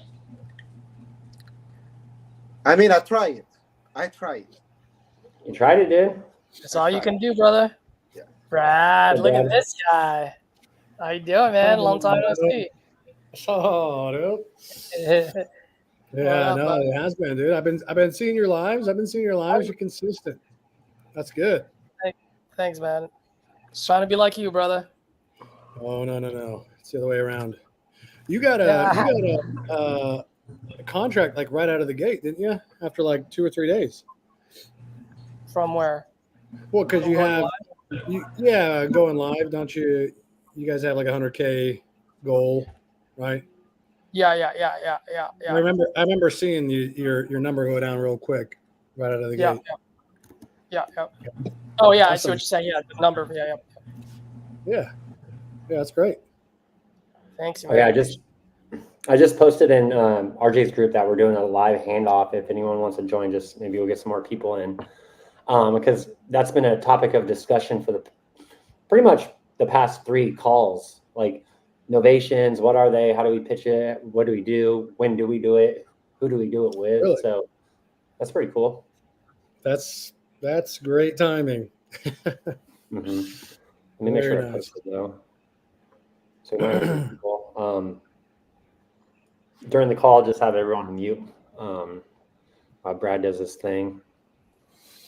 Yeah, I mean, we got a couple minutes. Were there any questions that were still unanswered? I think a lot of people in the community are saying, a lot of them are saying like, how do I pitch it? And I tell people like, you don't pitch it, you lock it up cash first, then I pivot. If it doesn't sell, then I switch it to an ovation, right? But do you have people that just pitch it as an ovation, like from the first lead, like first contact with the seller? No, it's because it's such a nuanced thing. It looks easy. It looks like I'm not doing very much, but it is so nuanced, and the way that it's presented is, it's just, if you have one shot, you got one shot, right? So this call is where we like make our grand entrance and make it this like big deal. So if that's presented on the front end, then it just creates confusion. And if they start to try to answer these questions, it opens up, a lot of confusion, a lot of questions that, don't need to be answered. And you've seen this now, 3 times. So you see, it's a very like methodical, and this is this, and this is this, and this is this. And now let's get in your email, and I'm not like stopping to answer any questions. It's like, I'm really just saying like, we're doing this and sign here. It's all by design. See, RJ was saying today that he preferred there to be 2 options, a cash option and a novation option up front, instead of just sneaking the novation behind a failed cash deal. I think he was saying because he didn't want there to be an emotional reaction to the cash deal, and then they just disconnect and they don't listen anymore, or they hang up on you or something like that. So they know something else is coming. What's your thoughts on that? Well, my initial thought to that is then you shoot yourself in the foot if they were going to take the cash deal. Because if you're saying, that's what I was thinking too. Yeah, I got my low offer, but wait, there's a better offer here, and it's like this really complicated thing. I don't know how to explain that well. Do you want to take that one instead? It's like, no, dude, you just like stick to the cash offer, because here's why this will work too. There's 2 ways that I personally flip these deals, right? They're either a failed cash contract, which we're about to do, where the number's too high, and then all I need to do is tweak the expectation, explain what's going on, like rip that type of deal out from under them, and then just explain we're moving forward, same number. Most of the time we try to keep it at the same number, slightly different mechanics, same result, right? We're selling the sizzle, not the steak. Yeah, my philosophy. Go ahead. I was just going to say the other way that I do it is before it's a contract, before I can close. And this is why it's really important that the cash number is the only number they hear, because I want them anchored to that value. I want them anchored low. So if you're like, well, we can do 30 in cash as is, if I'm the buyer, but we can do 60 if you go do it this other way. And it's like, I haven't even run my comps when you're talking to them. You haven't even sent this lead over yet. I don't really even know if that's the number. And it's a lot harder to switch the type of transaction and get a reduction on the same call. I've done it. Yeah. I did it on live, but it's much easier, to like not have to backtrack the number and backtrack the transaction and increase the closing timeline and, explain that there's going to be, people walking through and we're going to be finding buyers or not the buyers. It's, you know what I mean? So I think anchoring them low to that cash contract helps me out, but it also helps you because they may come back and be open to a lower number. Yeah, I was thinking, for me, a natural way of doing it, just in my mind, is trying to close the cash deal, but say you're at 60 and they're at 90 and you're at an impasse, they're not coming down. And then you just say, instead of saying, yeah, sorry, I'm not going to be your buyer, you say, well, the only way I can hit that kind of a number is maybe we could do this. And, then I can take over that process. It's a longer process, a little bit more to it, but this is how I can make that number happen. Yeah, that's basically the way that I would approach that. And, for those of you who want to work with me, I would say leave that part to me. If in your example where they say you're at 60, I'm at 90, I can't get down that low and there's no middle ground, it doesn't work anywhere other than 60, then I would say, if you're going to pass it off to me, just say, I have another idea. Plant a seed for a call within the next couple days. say you're going to, try to figure something else out. You got another partner that you work with, and then that's it. Don't go into anything else. Forward the info over to me. I'll underwrite it, see if it works, and then we can schedule a call like me and Brandon are doing right now. If you're going to do it on your own, of course, then you can present it that way. But make sure you have your number and your contract with that number on it ready and your pitch ready. Because you also, Brad, I just tell people in the community too, like when you have a novation, you still need to get it down at a deep price. You don't do novation because you couldn't get a price low enough. That's not the name of the game. You still need to get it deep, right? 100% novation is not a silver bullet to give them full retail value, like I've seen some gurus teach. That's just not. Yeah, it's not. You still need a discount, right? No. Yeah, I get that, and I'm not saying that it's because it's worth 90. Yeah, it's still worth maybe 130, 140, but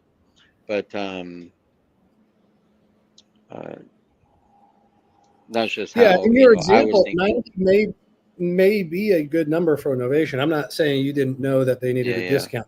I think Brandon's just making the point that a lot of newer people, broad brush, that like there are some people who think like, oh, I could just like give them a really high number and it'll still work for innovation. And perfect segue, Scott Tocholke. I'm butchering that last name, but the numbers are kind of easy to underwrite. It's multiply your as is value, your current condition value. I do it that number times 0.9. So you're subtracting 10%. And then you take off another 30 grand is the minimum for a novation fee. And that would give you your MAO. Does that 30 grand take into consideration the concessions and stuff like that? No, that's already that it worked into the 10%. So, for example, you're listing a property. Is the realtor, the closing costs and realtor fees, right? Well, you've got 3% on one side, 3% on another, and about 1.5 for your closing costs. So you've got about another 2.5% margin for any concessions if needed or reductions if needed. But what I was going to say was, keep in mind that as is value, the number that you're going to list it at needs to incite an offer in a buyer within your first 2 weeks, really, or not, at least the first month. You only have 60 days on your contract. And if you're getting a loan buyer, they'll need at least 30 days for a walk, their inspections and appraisals. So you're already kind of baking in your lower number. You're not trying to get top dollar for it. So that's something that you can come back with if people are saying, well, we need this for the floor and this for that. It's like, no, it's already priced to sell, So you're only doing 2-month contracts, not 3 months? 60 business days so it ends up working to like 2.5 months. Or I think it is 90 days. It ends up being 90 days, but. All right, Brad, I'm going to call you so we can get the ball rolling. I'm going to call you through Go High Level app. Then once we're on the phone, I'll call Tammy and Merger. Okay. And just remind me, have you spoken to them at all about what this conversation is about? Like, what did you say? No, I said, let me look it up real quick. Let me look her up. I said, let me just look this up. Tammy.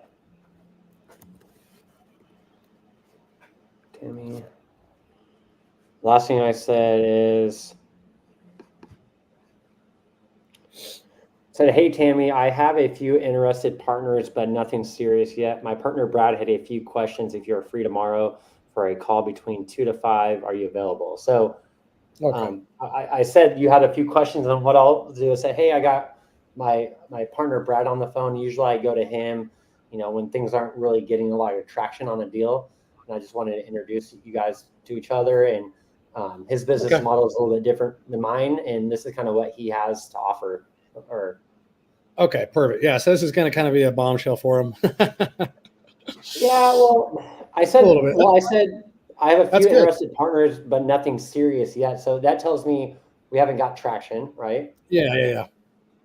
So it's always weird to do the handoffs because it's just like totally different sales style. And it's like, you just, here it is, you know, it's kind of weird, you know, but it is what it is. Yeah. Again, I mean, I'm doing the standard. I'm throwing you into the bus. Financial partner left, and I'm saving the day.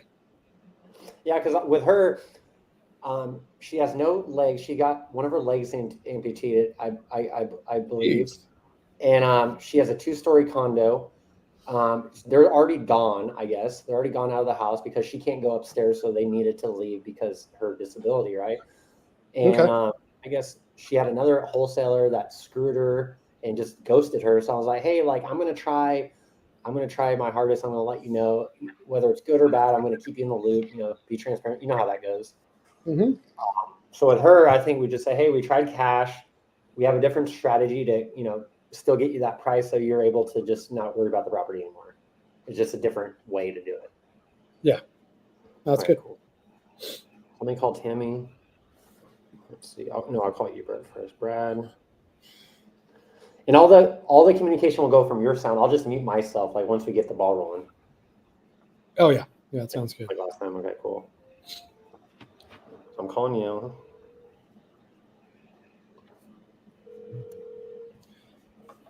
Hello. Oh yeah, so you're there? Okay, let me Tammy. Okay, Tammy.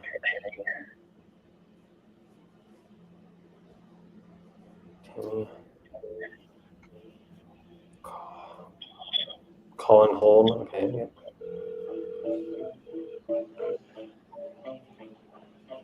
Oh, you're on hold music? I didn't know that. That's cool.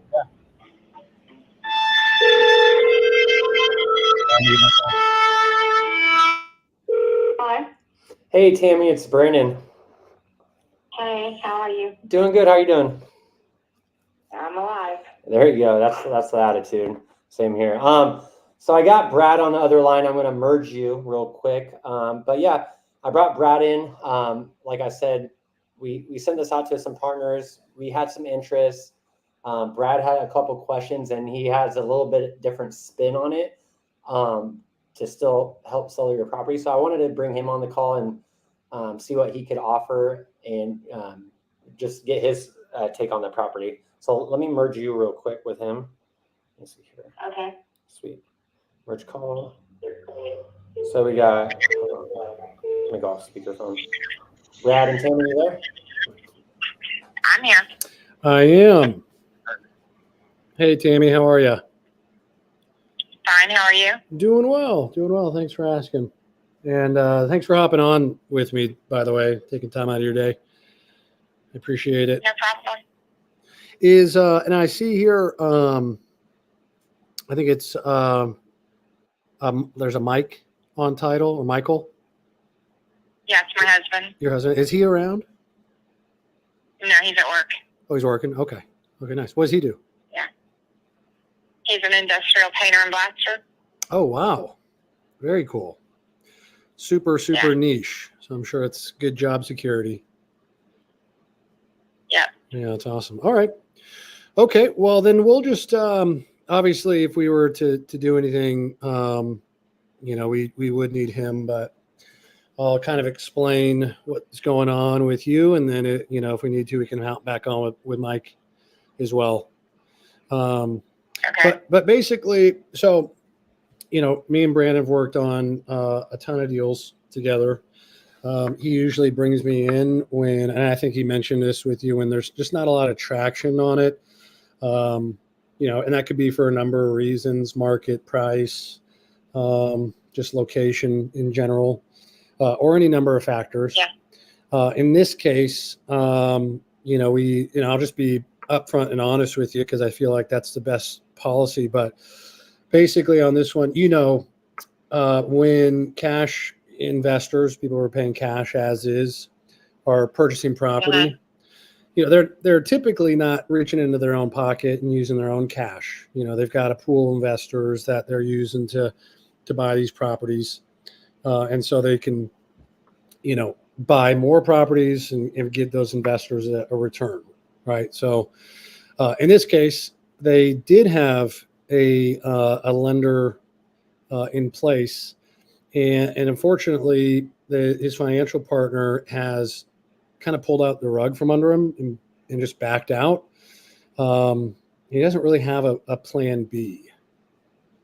So that's kind of where we're at now. Now, because of that, Brandon has really tapped me on the shoulder and brought this to me like he has a few other times.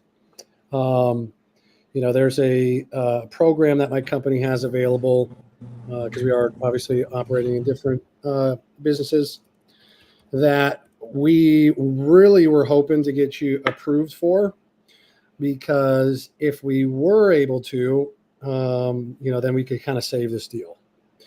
And after taking a look at everything, taking your situation into consideration, the other lenders that we had shopped it out before, coming to me, or Brandon had shopped out before coming to me, had come in with their underwriting at a much lower number, and obviously we knew that wasn't going to really work for you guys coming in at like 80 or, 75. So that being said, I do have some really good news. We are a more creative real estate investment company, and that program that I was hoping to get you approved for is called the Concierge Service. They're really selective on the properties that are approved because it is really labor and resource intensive for us. Only a small percentage of the properties that come across our desk are approved for it. So me and Brandon were very excited because I was able to get approval for your property. So this is how it worked. Okay. So from doing so many transactions nationwide and really, in Texas, we have developed a robust network of agents and other investors that we work with, even some retail buyers. A certain percentage of the properties that come across our desk, they're just not going to fit our criteria, not fit our lender's criteria or partner's criteria, but they would be a great fit for another investor that has a different business model than us, or even somebody who plans on living there. So a lot of these investors, I'm sure you probably know, they're just, they're good at fixing and flipping properties, they're good at being landlords, but they just are not good at finding and sourcing the properties, and don't enjoy the sales and marketing involved because it's actually really expensive and time consuming to find them. So the way it worked is we would agree to a net price with you, meaning you're not going to have to pay any, closing costs. You're not going to have to fix anything. If there was anything that was requested to be fixed by the buyer before close, we would take care of all that. We just then resell our contract to that third-party buyer and earn our fee from that buyer. So essentially, for you, the experience and the net result is going to be the same as the cash offer. All right. And just to be clear, we're not representing you as like agents or anything. We'd be reselling our contract, which, I know most people don't really care about how we make our money as long as they get every penny they were promised.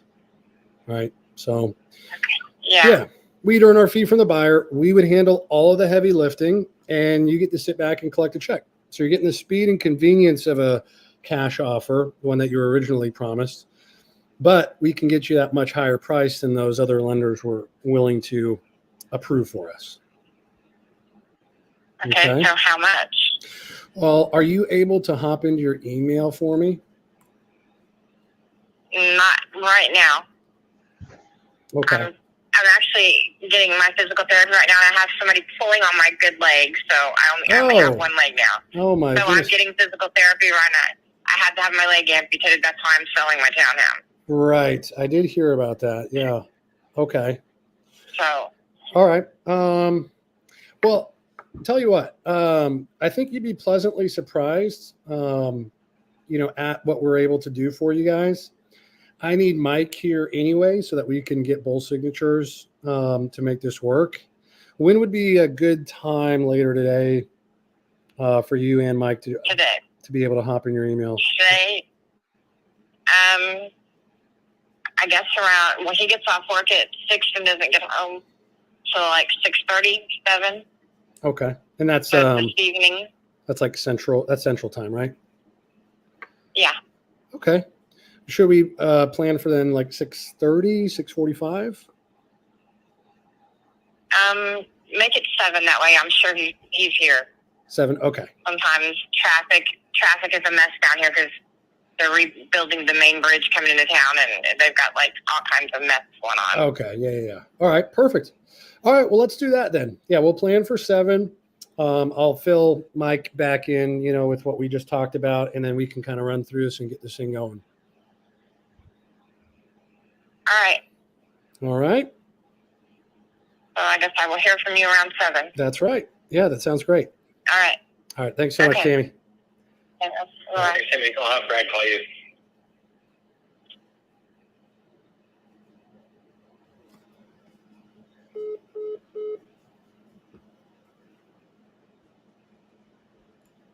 So we'll just have the callback on that one.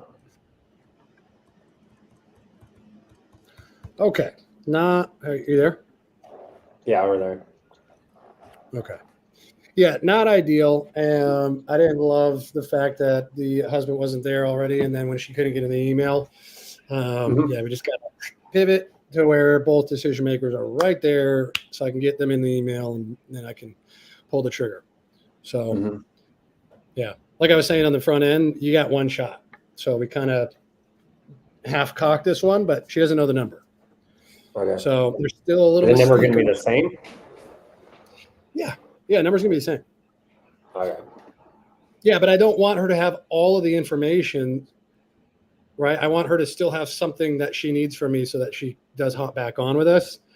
Because again, there needs to be this momentum in the sales call to be, there's a rhythm to it so that we can just get the signature right there. But if I were like, hey, we're doing this new thing and, we're like changing everything, you're getting the same number. She doesn't need to get back on the phone. She can just tell her husband. The husband's like, I don't know, this sounds weird, and then they just don't end up getting back on. That's how you lose the contract. Yeah. Well, the same thing goes for our cash sales. Like, you always want to try to get them on the phone. Well, they're on the phone already, but when you send the agreement, you want to have them sign it right there because your conversion goes up a lot higher than once you hang up than trying to track them down. Hey, Brad, I was calling about the offer. Do you want to move forward? Like, it's a fucking nightmare. Oh yeah. No, you got it. I'm not going to send it without you on the phone. I'm not going to tell you the number unless I got both decision makers. Like, that's just 101. Yeah. Otherwise, you're going to be, they have what they need. They can go shop your offer out, and you are now a lower value.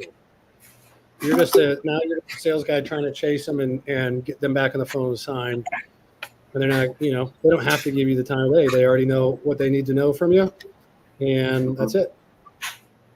So you kind of like wait till they're actually pull it open, the contract, to go through like the whole pitch, right? Because you don't want them to just say no and like just get an agent.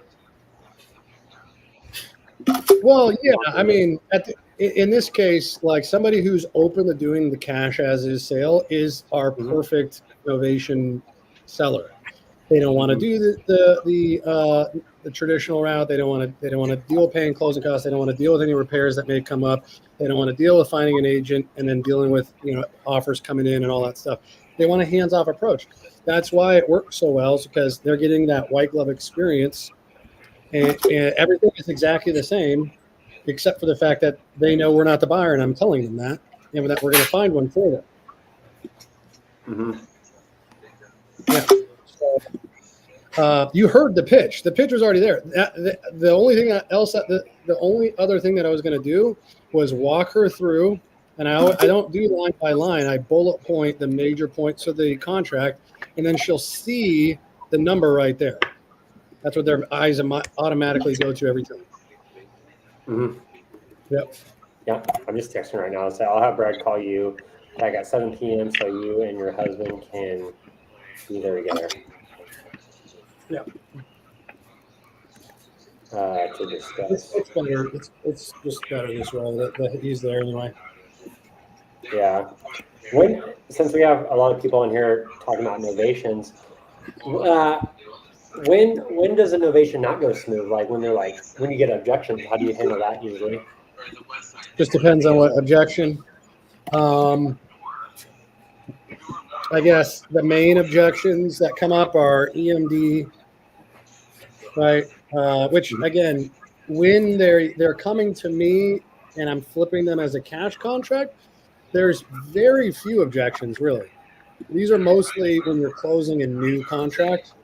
So when you first presented it, this is like the option that they're going to sign. They haven't signed anything else.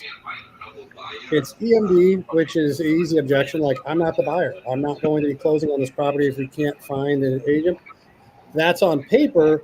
My skin in the game is my marketing, my human capital, all the resources that I'm expending on the front end. Really without a guarantee that I'll get any of that back. But because of that, we are very strict in our underwriting and only will move forward with these types of deals if we are certain that we're going to be able to find a buyer. So our interests are aligned there because I don't want to lose out on the money that I'm putting up front to get the property sold and find a buyer. And that means you're going to have a closing. That's one. The other one's like, well, you know, it sounds like you're just going to list it on the market. Why couldn't I do that? But you certainly could. But that's not the only thing we're doing. We have a multi-tier marketing strategy that involves buyers lists, third-party websites, et cetera, et cetera. Do you feel like you would get a better result if you put it on the market? Or if you work with us where we can also put it on the market, we also have a nationwide buyers list, and I have a full team working on your file at any one time.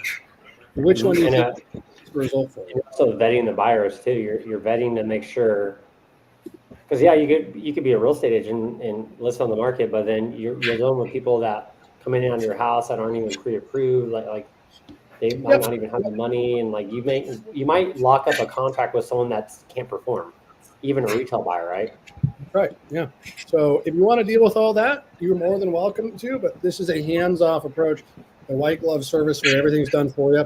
And by the way, if there's anything that comes up in the inspection, any repairs requested or concessions requested, that's all coming out of your side. In this case, if you have a set amount, you know you're walking away with this, we handle everything else. Yeah, because a lot of the talks in the group are way far away. Well, like St. Louis area. And a lot of it's like, well, how much rehab is like a trigger for novation? And the ones I bring to you are pretty much turnkey, don't need a lot of work, because that's when you start like going down, things could go wrong, right? Where you have to come out of pocket maybe. Yeah, well, let's just define our terms too, because when really what novation means is replacement. So it doesn't actually mean like listing on the market. That's not what that means. Generally speaking, that's where you find those buyers, but that's not exactly what it means. A novation, if you read the novation agreement, what it says is you have a to B contract that will conditionally terminate when you find a third-party buyer, and that third-party purchaser agreement will institute the seller A and C to be in contract together, right? I get paid because I invoiced escrow, okay, but they are actually in contract together. Like A to C without the B. Yeah, there's a net proceeds clause in the novation contract that tells escrow don't pay the seller any more or any less than this. Right. So then there's going to be overage. Where does that go? You just got to tell them where it's going. It's going to you. Right. That's the mechanics of that. But no, I got one listed right now in Piedmont, Alabama. That is a complete dump. It's a fixer. That you can novate fixers, but what you really mean is you're getting an AIF signed so you can list it to find a buyer. It's not an novation because guess what? I'm probably most likely going to assign my cash contract to the end buyer that happened to be found on market through a listing. Correct. That's not a novation. Because they wouldn't have found it they wouldn't have found the deal like like you said, a lot of these people don't have time or the resources to find the deal. So yeah, there are cash buyers that buy from wholesalers, but what if that buyer has no network to find deals, right? 100%, dude. And a lot of these rural markets we're finding is that they're local handyman who have lower rehab costs because they're doing all the work themselves. So they're not subbing it out. And where are you going to find them? They don't have investor lift accounts. These guys are like 60, 70 years old that have been doing this their whole life. They look on market. That's where they find them. They find them in their local MLS. Yeah, you find retail investors, pretty much. Yeah, that's where you're going to find your buyer. So, dude, I like your cadence, man. Oh, thanks, dude. Yeah, no, I was just saying I like the cadence. I came in halfway through, so I'm gonna watch the first half, but just seeing the second half, I can already see the first half, right? So it's a nice handoff. You've got the cadence, and like you said earlier, it's got to go boom, boom, boom, boom, boom, boom, boom. So it's just one shot. I get it. That's it. Yep. Yeah, that makes I'm sense. not asking. You don't want to. Go ahead. Sorry. No, go ahead. I was gonna say that kind of does make sense because the way the thing we're trying to do is structured, if there's any holes in the ship, right, they're gonna leave, right? Pretty much, like the water will leave, right? Yeah. I'm just trying to paint an analogy. Like you have this boat, and if you give time to break, like you want all the decision makers on the call, you want them to look at the email while on the call, because if they have to hang up to look at their email or talk to the husband, there's holes in the ship that could leak water, and then they go somewhere else, right? So you want it all in one spot just to get it done, right? It sounds like. That's why I say the process it doesn't look like much, but it's so nuanced from start to finish. The handoff, right? That creates credibility. I'm not just some voice. I always have my JV partner call for me and then three-way me in. Honesty and transparency, like right out of the gate. That's what I say. I'm very direct. And then it's the shock of the deal's dying. It's dead, right? Financial partner ripped the rug out. He has no plan B. Okay. There should be like a visceral reaction, like, oh no. Well, what are you? And then I come with the solution. Okay. Right. And there's this tension that's building up throughout this call, right? That's built finally. They just want a release. They just want me to, at the very end of it, solve the problem. Okay. I'm done, just show me what to do. And by the time I get to the contract, they see it and I walk them through it. It's a wave of relief. They're happy, they're signing, and we're moving forward. That's kind of why like a show. Yeah. Oh, yeah, dude. It's a production. It's a production. Yeah. That if something doesn't happen, the show doesn't go on. So you got to make sure all the parties are there, contracts there, they're ready to open, and it's more of a feeling like, okay, let's just sign it, let's go, let's get, like, you want to build that. It sounds like, right? That's it. 100%, man. Yes, that's what sales is. That's how you persuade people. Oh man, I forget where I read this or heard this or whatever. You have your brain, you have your logical and your emotional. For the longest time, right? They explain it as like a guy riding an elephant, right? And they always thought the logical part was the elephant and the emotional part was the guy. Well, the elephant is actually the emotion, the biggest part of it. And you're just following along. Most people are led by their emotions. And in sales, that is no more apparent than anywhere else. You have to drive emotion to persuade people to go to the next step. That's why it's not just like, it's very, you got to follow that's what I'm saying. It is a rhythm, it's a process. You got to follow it. And if not, we put full stop, we'll just retry later. Mm-hmm. So when you work with JV partners, like I like being in sub 2 and being in cash with RJ, when people want a JV with you, let's just say Caesar wants to work with you, right? He has a deal. Same thing with sub 2. Like, people will send me a deal. I'm like, this ain't a fucking deal. The 8% interest and they want 50%. Like, no, like, get out of here, right? So with novations, what do you see that are like, yes, this is a deal, and no, like, go back to the drawing board? Like, what things do you see from JV partners that are bringing you deals that could help you in your business, And you know what I mean? Like, Yeah. what do you see when Well, you work with JV partners? Number one, the first thing, the thing that I'm best at, like my lane, is if you have a deal right now that's already locked up in a cash contract, you're pushing it out, it's getting to the end of your inspection period or the end of your contract, you don't have a buyer, what are you going to do? You're going to cancel it, right? You can't do anything else. So number one, those automatically, I would just say they're probably already taking a discount, right? That's why you locked it up. It's not at full retail. Mm-hmm. Okay, what do you have to lose, right? Yeah, it's a 50-50 split with me. So you're going to get 50% of a $30,000 novation fee, or you get 100% of nothing when you cancel it. Number one, that would be like what I'd be looking at if you wanted to partner with me. Secondly, you don't necessarily need to underwrite. Okay, you can let me do that. I would say the two biggest things is that they're willing to take a discount and they have some type of motivation, right? That you've identified. Not I just want to sell. Not I'm moving. Like some motivation. Okay. Bonus points if the property is already vacant. Because it's easier. That makes it easier, right? So like exponentially easier. We've done tenant occupied. They're very hard. Tenants are usually pissed that they're having to move and the property selling, and they don't make it easy for us to do showings. It's usually not very well taken care of. It shows better when it's clean and vacant. So you don't get either of those with a tenant. Mm-hmm. That makes sense. Yeah. So, I mean, when in doubt, just send it over. Take my deal to the finish line at gmail.com. And you can go to my Instagram. It's right here. Mm-hmm. Go to my Instagram. All my stuff's on my page, Yeah, you can hit me up there too. Follow me.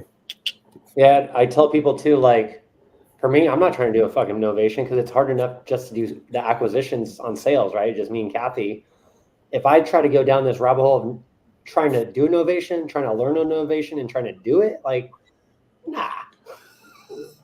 So like for people out there that have a deal that looks, smells, and tastes like innovation, might as well send it to someone. Like, to me, it's like a Hail Mary. Like, oh my God, it didn't work cash. Let me just throw a Hail Mary, see if Brad can. There you go. Exactly, dude. Exactly. And it just plays to the story, right? Like you said, it is, you are acting in a way, you are putting on a show, just like you are on the phone. You're a phone actor, when you're calling people. Mm-hmm. It's all about you're not just talking like this. Hello, sir. Would you like to sell me your house? Oh, you would? Okay. How much? Like nobody's going to listen to you. There's got to be tonation. There's got to be pitch. There's got to be timing, cadence, all that stuff plays into the emotion you can elicit. So, yeah. Does a market depend on the novation? Like, of course, when you're doing a wholesale cash deal, you're looking at your county to see how many cash buyers are there. And if there's not a lot of cash buyers, you're like, this is going to be hard to sell a wholesale deal to an investor, right? But for novations, does it matter if it's a populated market or a rural market or maybe not busy market? It definitely plays into it. I mean, you gotta when I underwrite, I'm looking at not only am I looking at solds, but I'm looking at any pending and active too. Like, is it a market that has a lot of inventory? Is it a small market, rural market? Does it have a lot listed for a long time right now currently? Is a market? Yeah, is it slow? Like those are all things that play into it. So yeah, just because it's a rural market doesn't necessarily mean it's a disqualifier.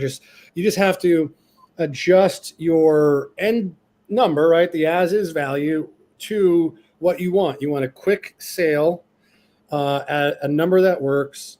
That's going to get a buyer within the first 2 to 4 weeks. Because you're not trying to squeeze every dollar value out of these. You're trying to get them price to sell, right? Like if you're selling a car, like if you're selling your car and like maybe you're in the hospital, you have medical bills, you need to sell your car, you're not going to sell for top dollar. You're going to just sell it to get the fuck out of it, right? Is that a reasonable number? Yep. Yeah. You're paying for convenience and speed. So with the JV people that send you deals, what are the things you wish they did better when they send you the deals? Like, do you wish they pulled more motivation? Do you wish they got a deeper, like? Because we all been there working with JV partners. This is going to be fixed very soon because I'm getting my website up that'll have everything, but it's just not enough info. Not enough like seller situation. Call notes are helpful to see like what you guys talked about, or just like the seller situation. Notes about the big 5, right? Roof, plumbing, electrical, HVAC, foundation, and then hot water heater is good too. All those big things. Any big issues that are not part of that, maybe cosmetically, just information. I've had people send me like the address and then like nothing about it. Like, does this work? Like, yeah. I don't know. Yeah, because I basically tell people like when they're on here with me, I'm like, hey, if you got it dirt cheap, not dirt cheap, but like if you got a good price, I always tell people like, hey, I'll send it to Kathy. She'll run the numbers, and if it looks good, I'll tell you to send it to Brad, right? But like, you have to underwrite it for a good cash discount, right? Because if you got it at a good cash discount, that means innovation will just be that much healthier, right? When you 100%, yeah. We're not going for minimum spreads here. We want big spreads. So that's why I was saying like that cash number, that even if they balk at it and they're like, they feel offended or whatever, obviously cushion that on the front end. Hey, this isn't me. Like, don't hang up on me. Okay.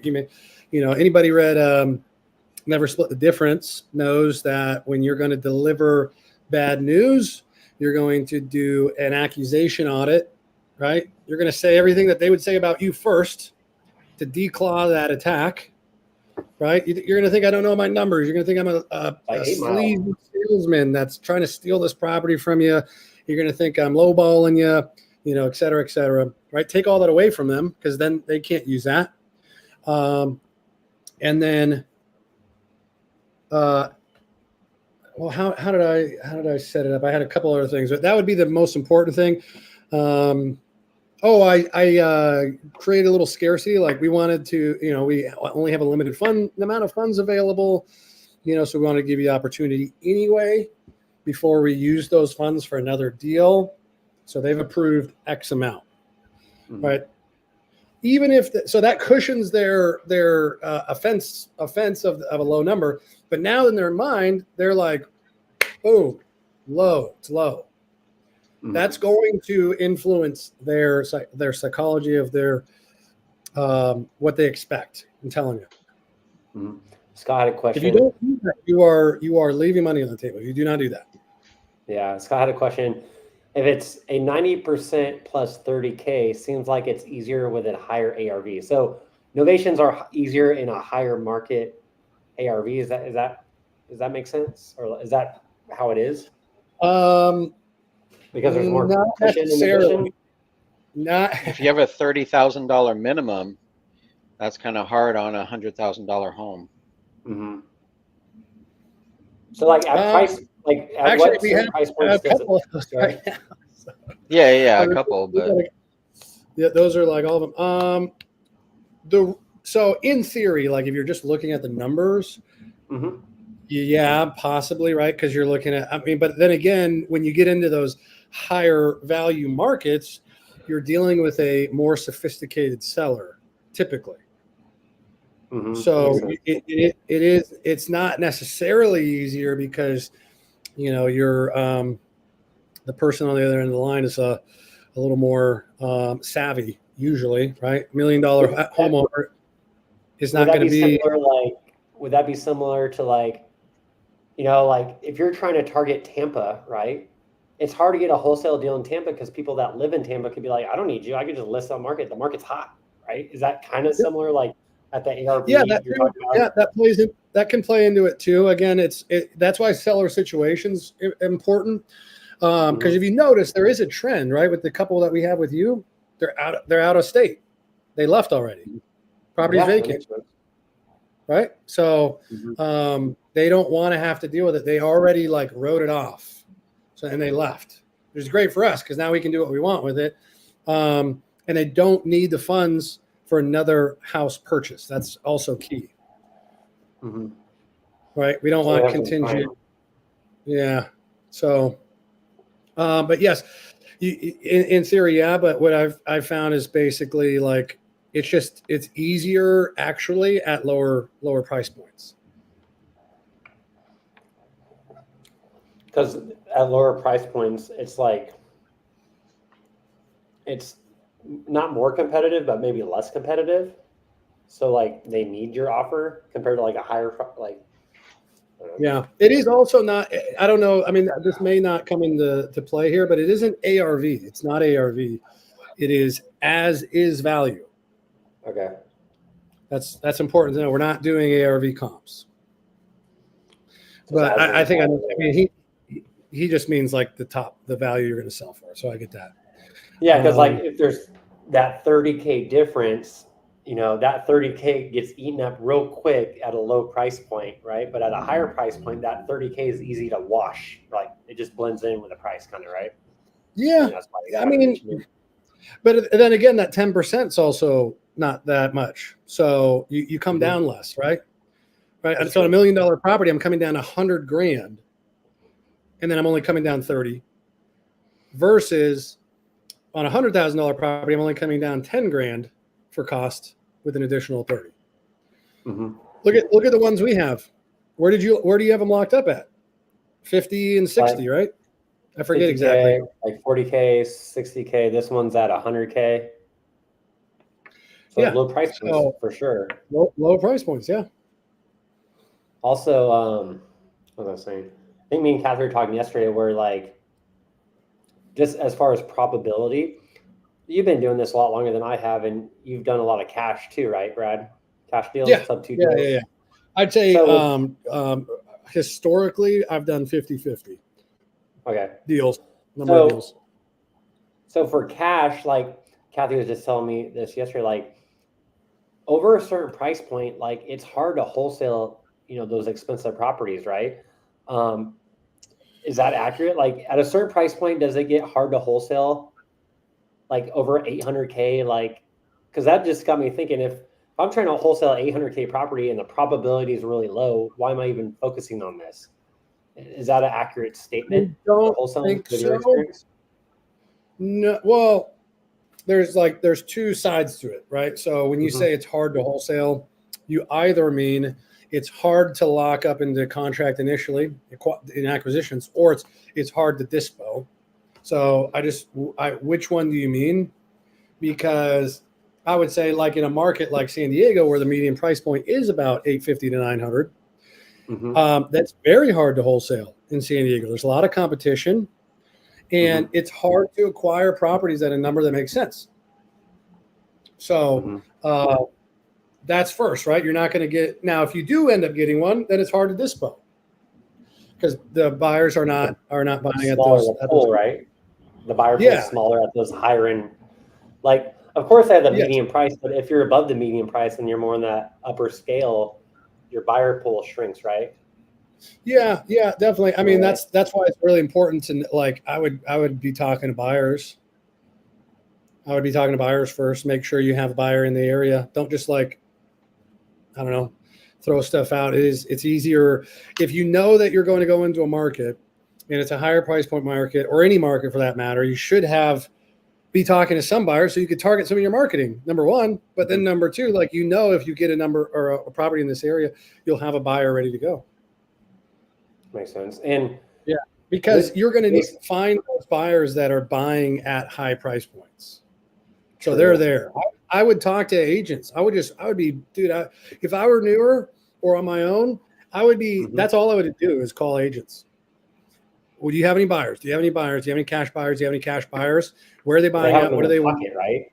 They have their little pocket buyers, these agents, right? These agents want this because when they get a property for this person, they're going to list it. They're going to relist the remodel. Oh, like on the back end. Yeah. I gotcha. Makes sense. So you won't even need to pay them anything. They're going to get paid on the relist. That makes sense. I could definitely see that. And also, you know, with the wholesaling at a high price point, I would say, I'm just throwing out a statement, it might be easier to do novation at a higher price point because it's on the MLS. Is that an accurate statement maybe compared to like cash wholesale versus a novation at the same price point. Is novation easier to bring a buyer maybe? Say that last part again. I missed it. Like if wholesaling luxury real estate, like over the medium price of that market might be a little bit harder because there's smaller buyers. Like I think I was watching something where Eric Klein was talking that the majority of his deals are under 400K. I was like, that makes sense, right? So if the majority of the wholesale deals are under a certain price point, that means that's the market. It just is moving, right? But if you get a higher price point, there's less traction at that price, right? Less buyers. I mean, you just look at like the normal market, right? Interest rates are going to affect the number of buyers. True. And at a higher price point, it's harder to borrow money for fix and flips. So that's why you probably rather be in the lower medium of the ARV, right? Yeah, dude. That's like low hanging fruit, just stay there. That's where I would be at. No, nothing over like 300 or 400 grand. Yeah. Cause I look at some of my deals. Well, I like to play the probability, right? So like if majority of the deals move under 400K, why am I trying to wholesale a deal that's they're looking for 900K? Like the probability is against me because most of the market is in that middle price range to move the properties that buyers are buying at that are investors, right? 100%. Now that changes if you've got buyers in your back pocket. If you know you've got buyer, like we had a, I'm sure they still get stuff sent to them. But we had this agent in Miami. His name was Dave. Mm-hmm. Dave would periodically send me his pocket listings and say, "What do you want this for?" He knew what we did. We'd done a couple with him because he had the buyers.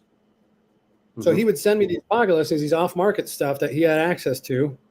He's like, what would you wholesale us at? We get it locked up, and then we push it out to the people he knew, or friends of friends, or buyers of other realtors. Makes sense. And the real estate agents have those connections. So that's like you always hear people talk about like call agents. Then you hear people like, oh, well, you got to pay them out. Not necessarily, right? As you explain that they'll get paid out by the buyer on the back end, So So if you have a wholesale deal, let's just say it's cash, not novation, because that's a different thing. But cash, if you have a deal and when do you start talking to agents? When you first list the property as a cash deal, or like when it's not getting any traction, then when do you reach out to agents? I'm not tracking. Just like talking to agents to find buyers is a good strategy. Dude, I would be doing that. Right? I would be doing that in like all my free time. That makes sense. So if I'm a wholesaler, my best friend is an agent who's got access to 10 buyers. And then I need find another one who's got access to another 10 and another one. Well, I've made 3 contacts and I've got access to 30 legitimate, verified, local buyers who have been vetted and have worked with this agent before. How do you find those agents? Because I had a deal and we're trying to move it and it wasn't moving, but we figured there was a sale right in the same area.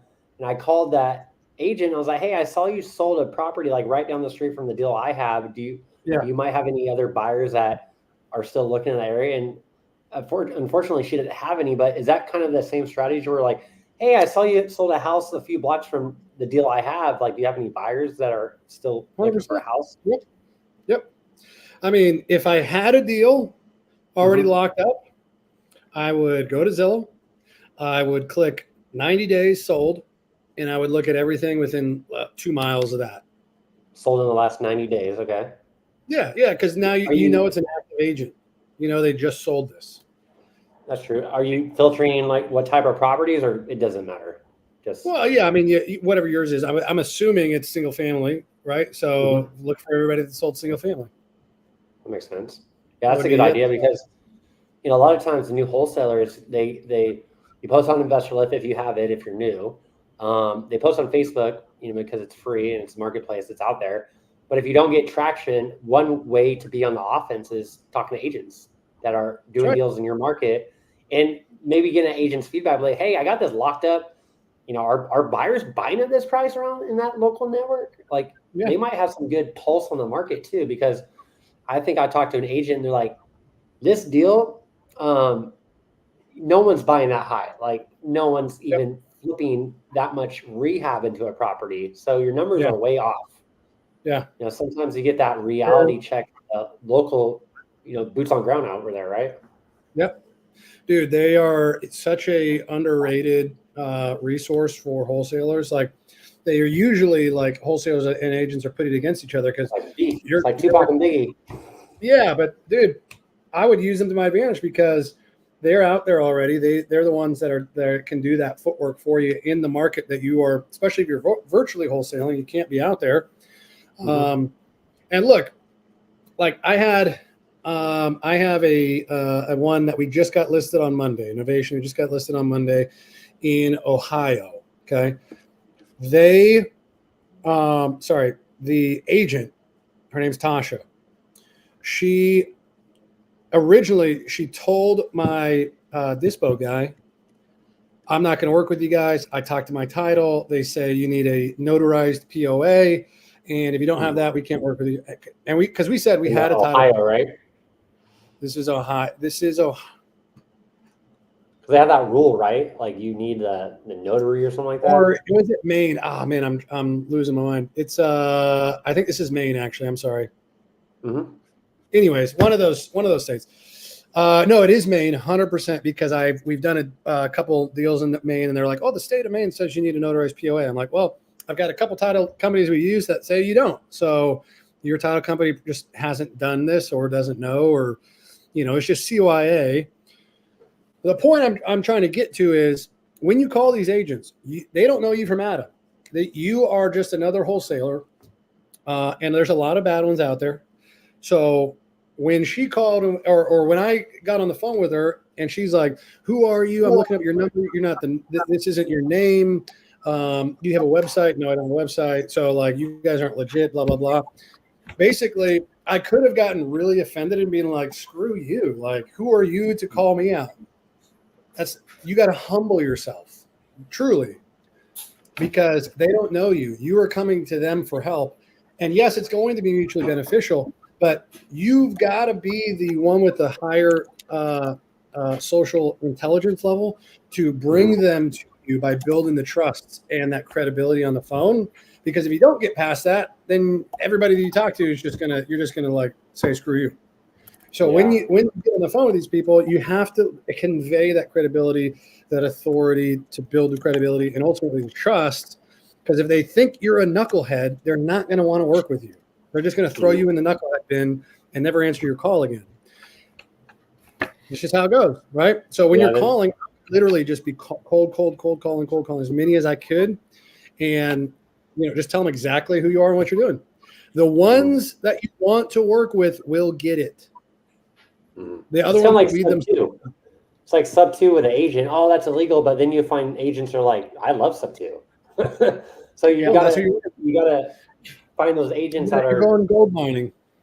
Yeah, it's like they think outside the box compared to their brokerage, right? So, but like going back to like, oh, what's your website? I've had that so many questions. Like, Brad, you're the seller. Then you're like, hey, what's your website? I'm like, I don't have a website. It's just me and my wife. We buy property. It's like not every buyer has their own website. That'd be ridiculous, right? Yeah. Right, and it's like, I mean, if you're trying to verify that I'm not a scam, what do you think the scammer's first step is going to be? Create a fake website. Let me create a fake website. Look good. That's not a good way to like verify that I'm not. I'm like, Brad, hold on 1 second. Let me just create a website real quick. Do you see it? Yeah. I just created it. 10 minutes. Yeah. AI. Yeah, dude. Do you trust me now? You trust me now, Brad? Yeah, but that's that. Hey, never split the difference. Just call it out. Call it a negative emotion. Seems like you think I'm a scammer or that I'm not being truthful. Is that right? Yep. It worked. Do you get that too, Caesar? Like, oh, what's your website? Or like, how do you handle that objection? Yeah, pretty much exactly what you guys said when I didn't have a website. But since I do, like, it's not a issue for me now. But in the beginning, absolutely. It's just like, hey man, I'm just here buying houses. Like, you want to sell? I want to buy. I'm not asking for your social security. I'm not asking for your bank account.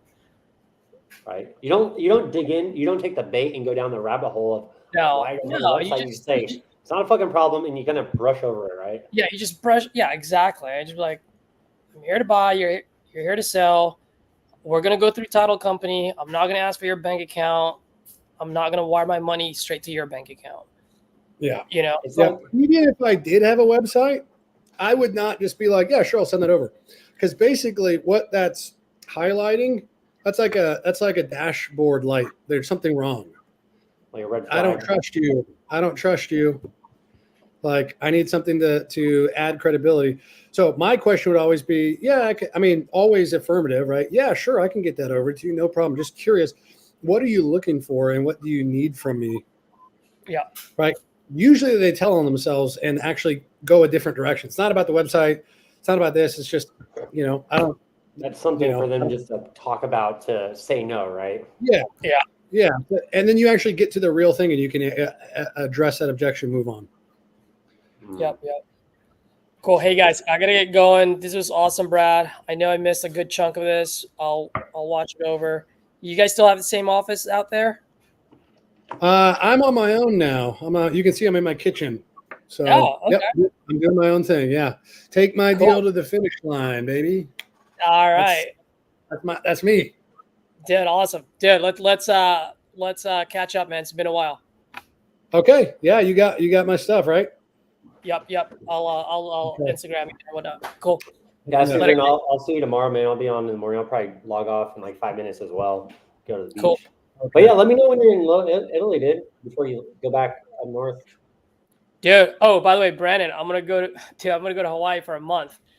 Dude, we're going there in December. When are you No going? way. Oh man, Let's I'm leaving on the go. 14th and coming back on the 17th. Wait, when? So I'm leaving the 14th of this month and coming back November 17th. Where are you staying? Dude, I Oahu found or- a place, Maui, just blocks away from the beach, walking Oh, hell yeah, distance, dude. $1,000 Maui. bucks. $1,000. I'm like, heck Dude, yeah. you'll be doing calls from the balcony with a hula skirt on and a mic. Yeah, you got to make sure. Remember, you got to record some content for sure. Yeah, exactly. Just for tax purposes, right? Yeah, yep, exactly. That's right. Cool. It's all about All right, the guys. Yeah, brand. I'll be on tomorrow, man. I'll see you, Caesar. Bye. So I let her Tammy know. I was like, hey, I'll have Brad call you at 7 so you and her husband could be on the call together.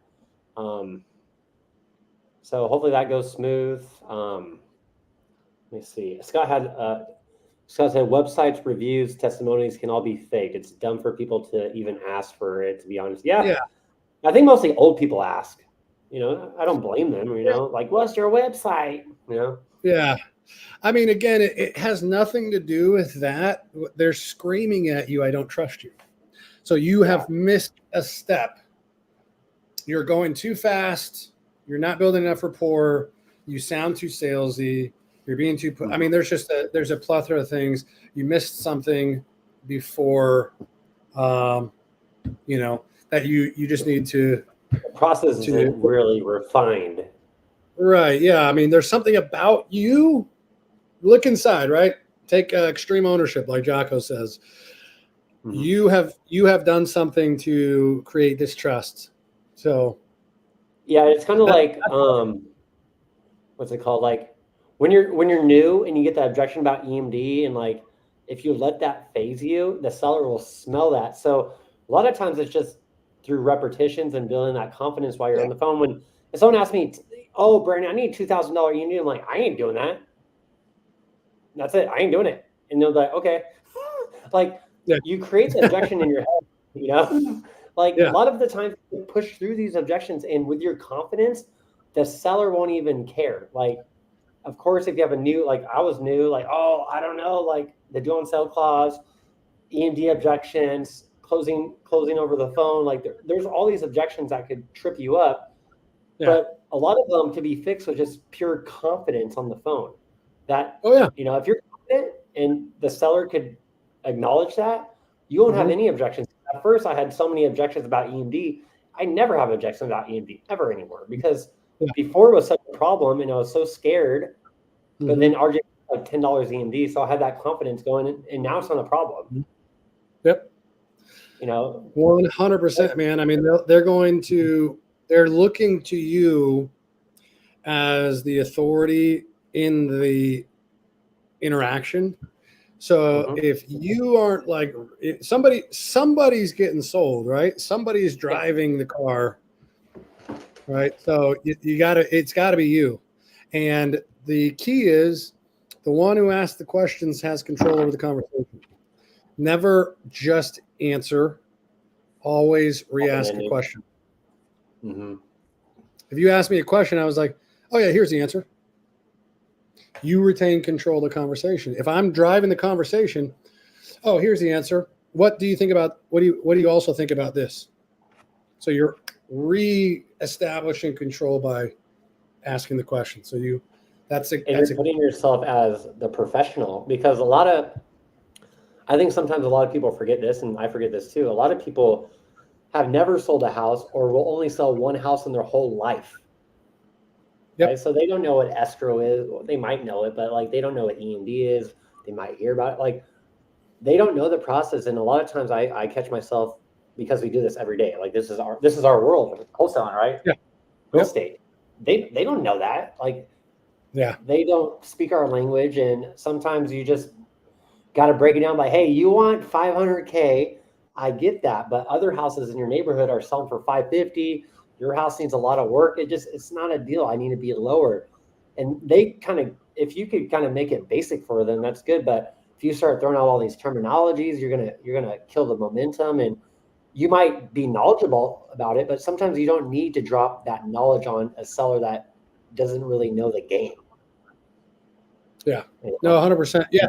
And, it's about what are you trying to do? Are you trying to be right, or are you trying to persuade? Yeah. Because no one cares about like the facts and stuff like that. Like, real estate they just want their number and they want to get it. And you got to explain to them why their number's wrong. Yeah. In a way. Well, it's a combination. You have to have facts, and then you have to have the social skill to present it in a way that is persuasive, right? And have been doing all that while you've created rapport, so they actually care what you have to say. It's kind of like how Pace he's such a good storyteller, right? Pace, amazing storyteller. So if you could paint a story why their price and the rehab and the ARV, you just got to paint that picture better than everyone else so they could digest it easily as a seller. That's right. Because you could jump on the phone, I could jump on the phone with the same seller, but if you're explaining why their price is too high because of this and this and this, because the market, because the rehab cost is higher, because the Zillow price is high, but that doesn't count sometimes. And me, I'm just like, your price is too high. I need to be lower. Like they're going to listen to you because you're telling a reason why you need to be at this number, not because you want to be at this number. The reason you need to be at this number, right? Yeah. Yep. So, and everything we're saying is like you could do everything perfectly, but if you're dealing with an unreasonable person, like just move on. Don't waste your time. Like at a certain point, they're just not listening to you. They don't care. They just want a number, and then that's fine. Just put them in a follow-up and move on. There are other people that. Yeah, I had a seller this morning, and like ARV's 300. I was like, "How much are you looking to get?" She's like, "Oh, I'm looking to get 290." I was like, "Okay, cool. Like, tell me a little bit what you got going on," and blah blah blah blah.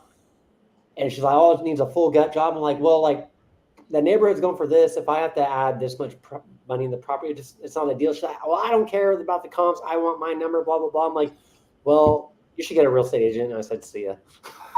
There you go. Exactly. You're experienced enough to know that is a time suck. Yeah.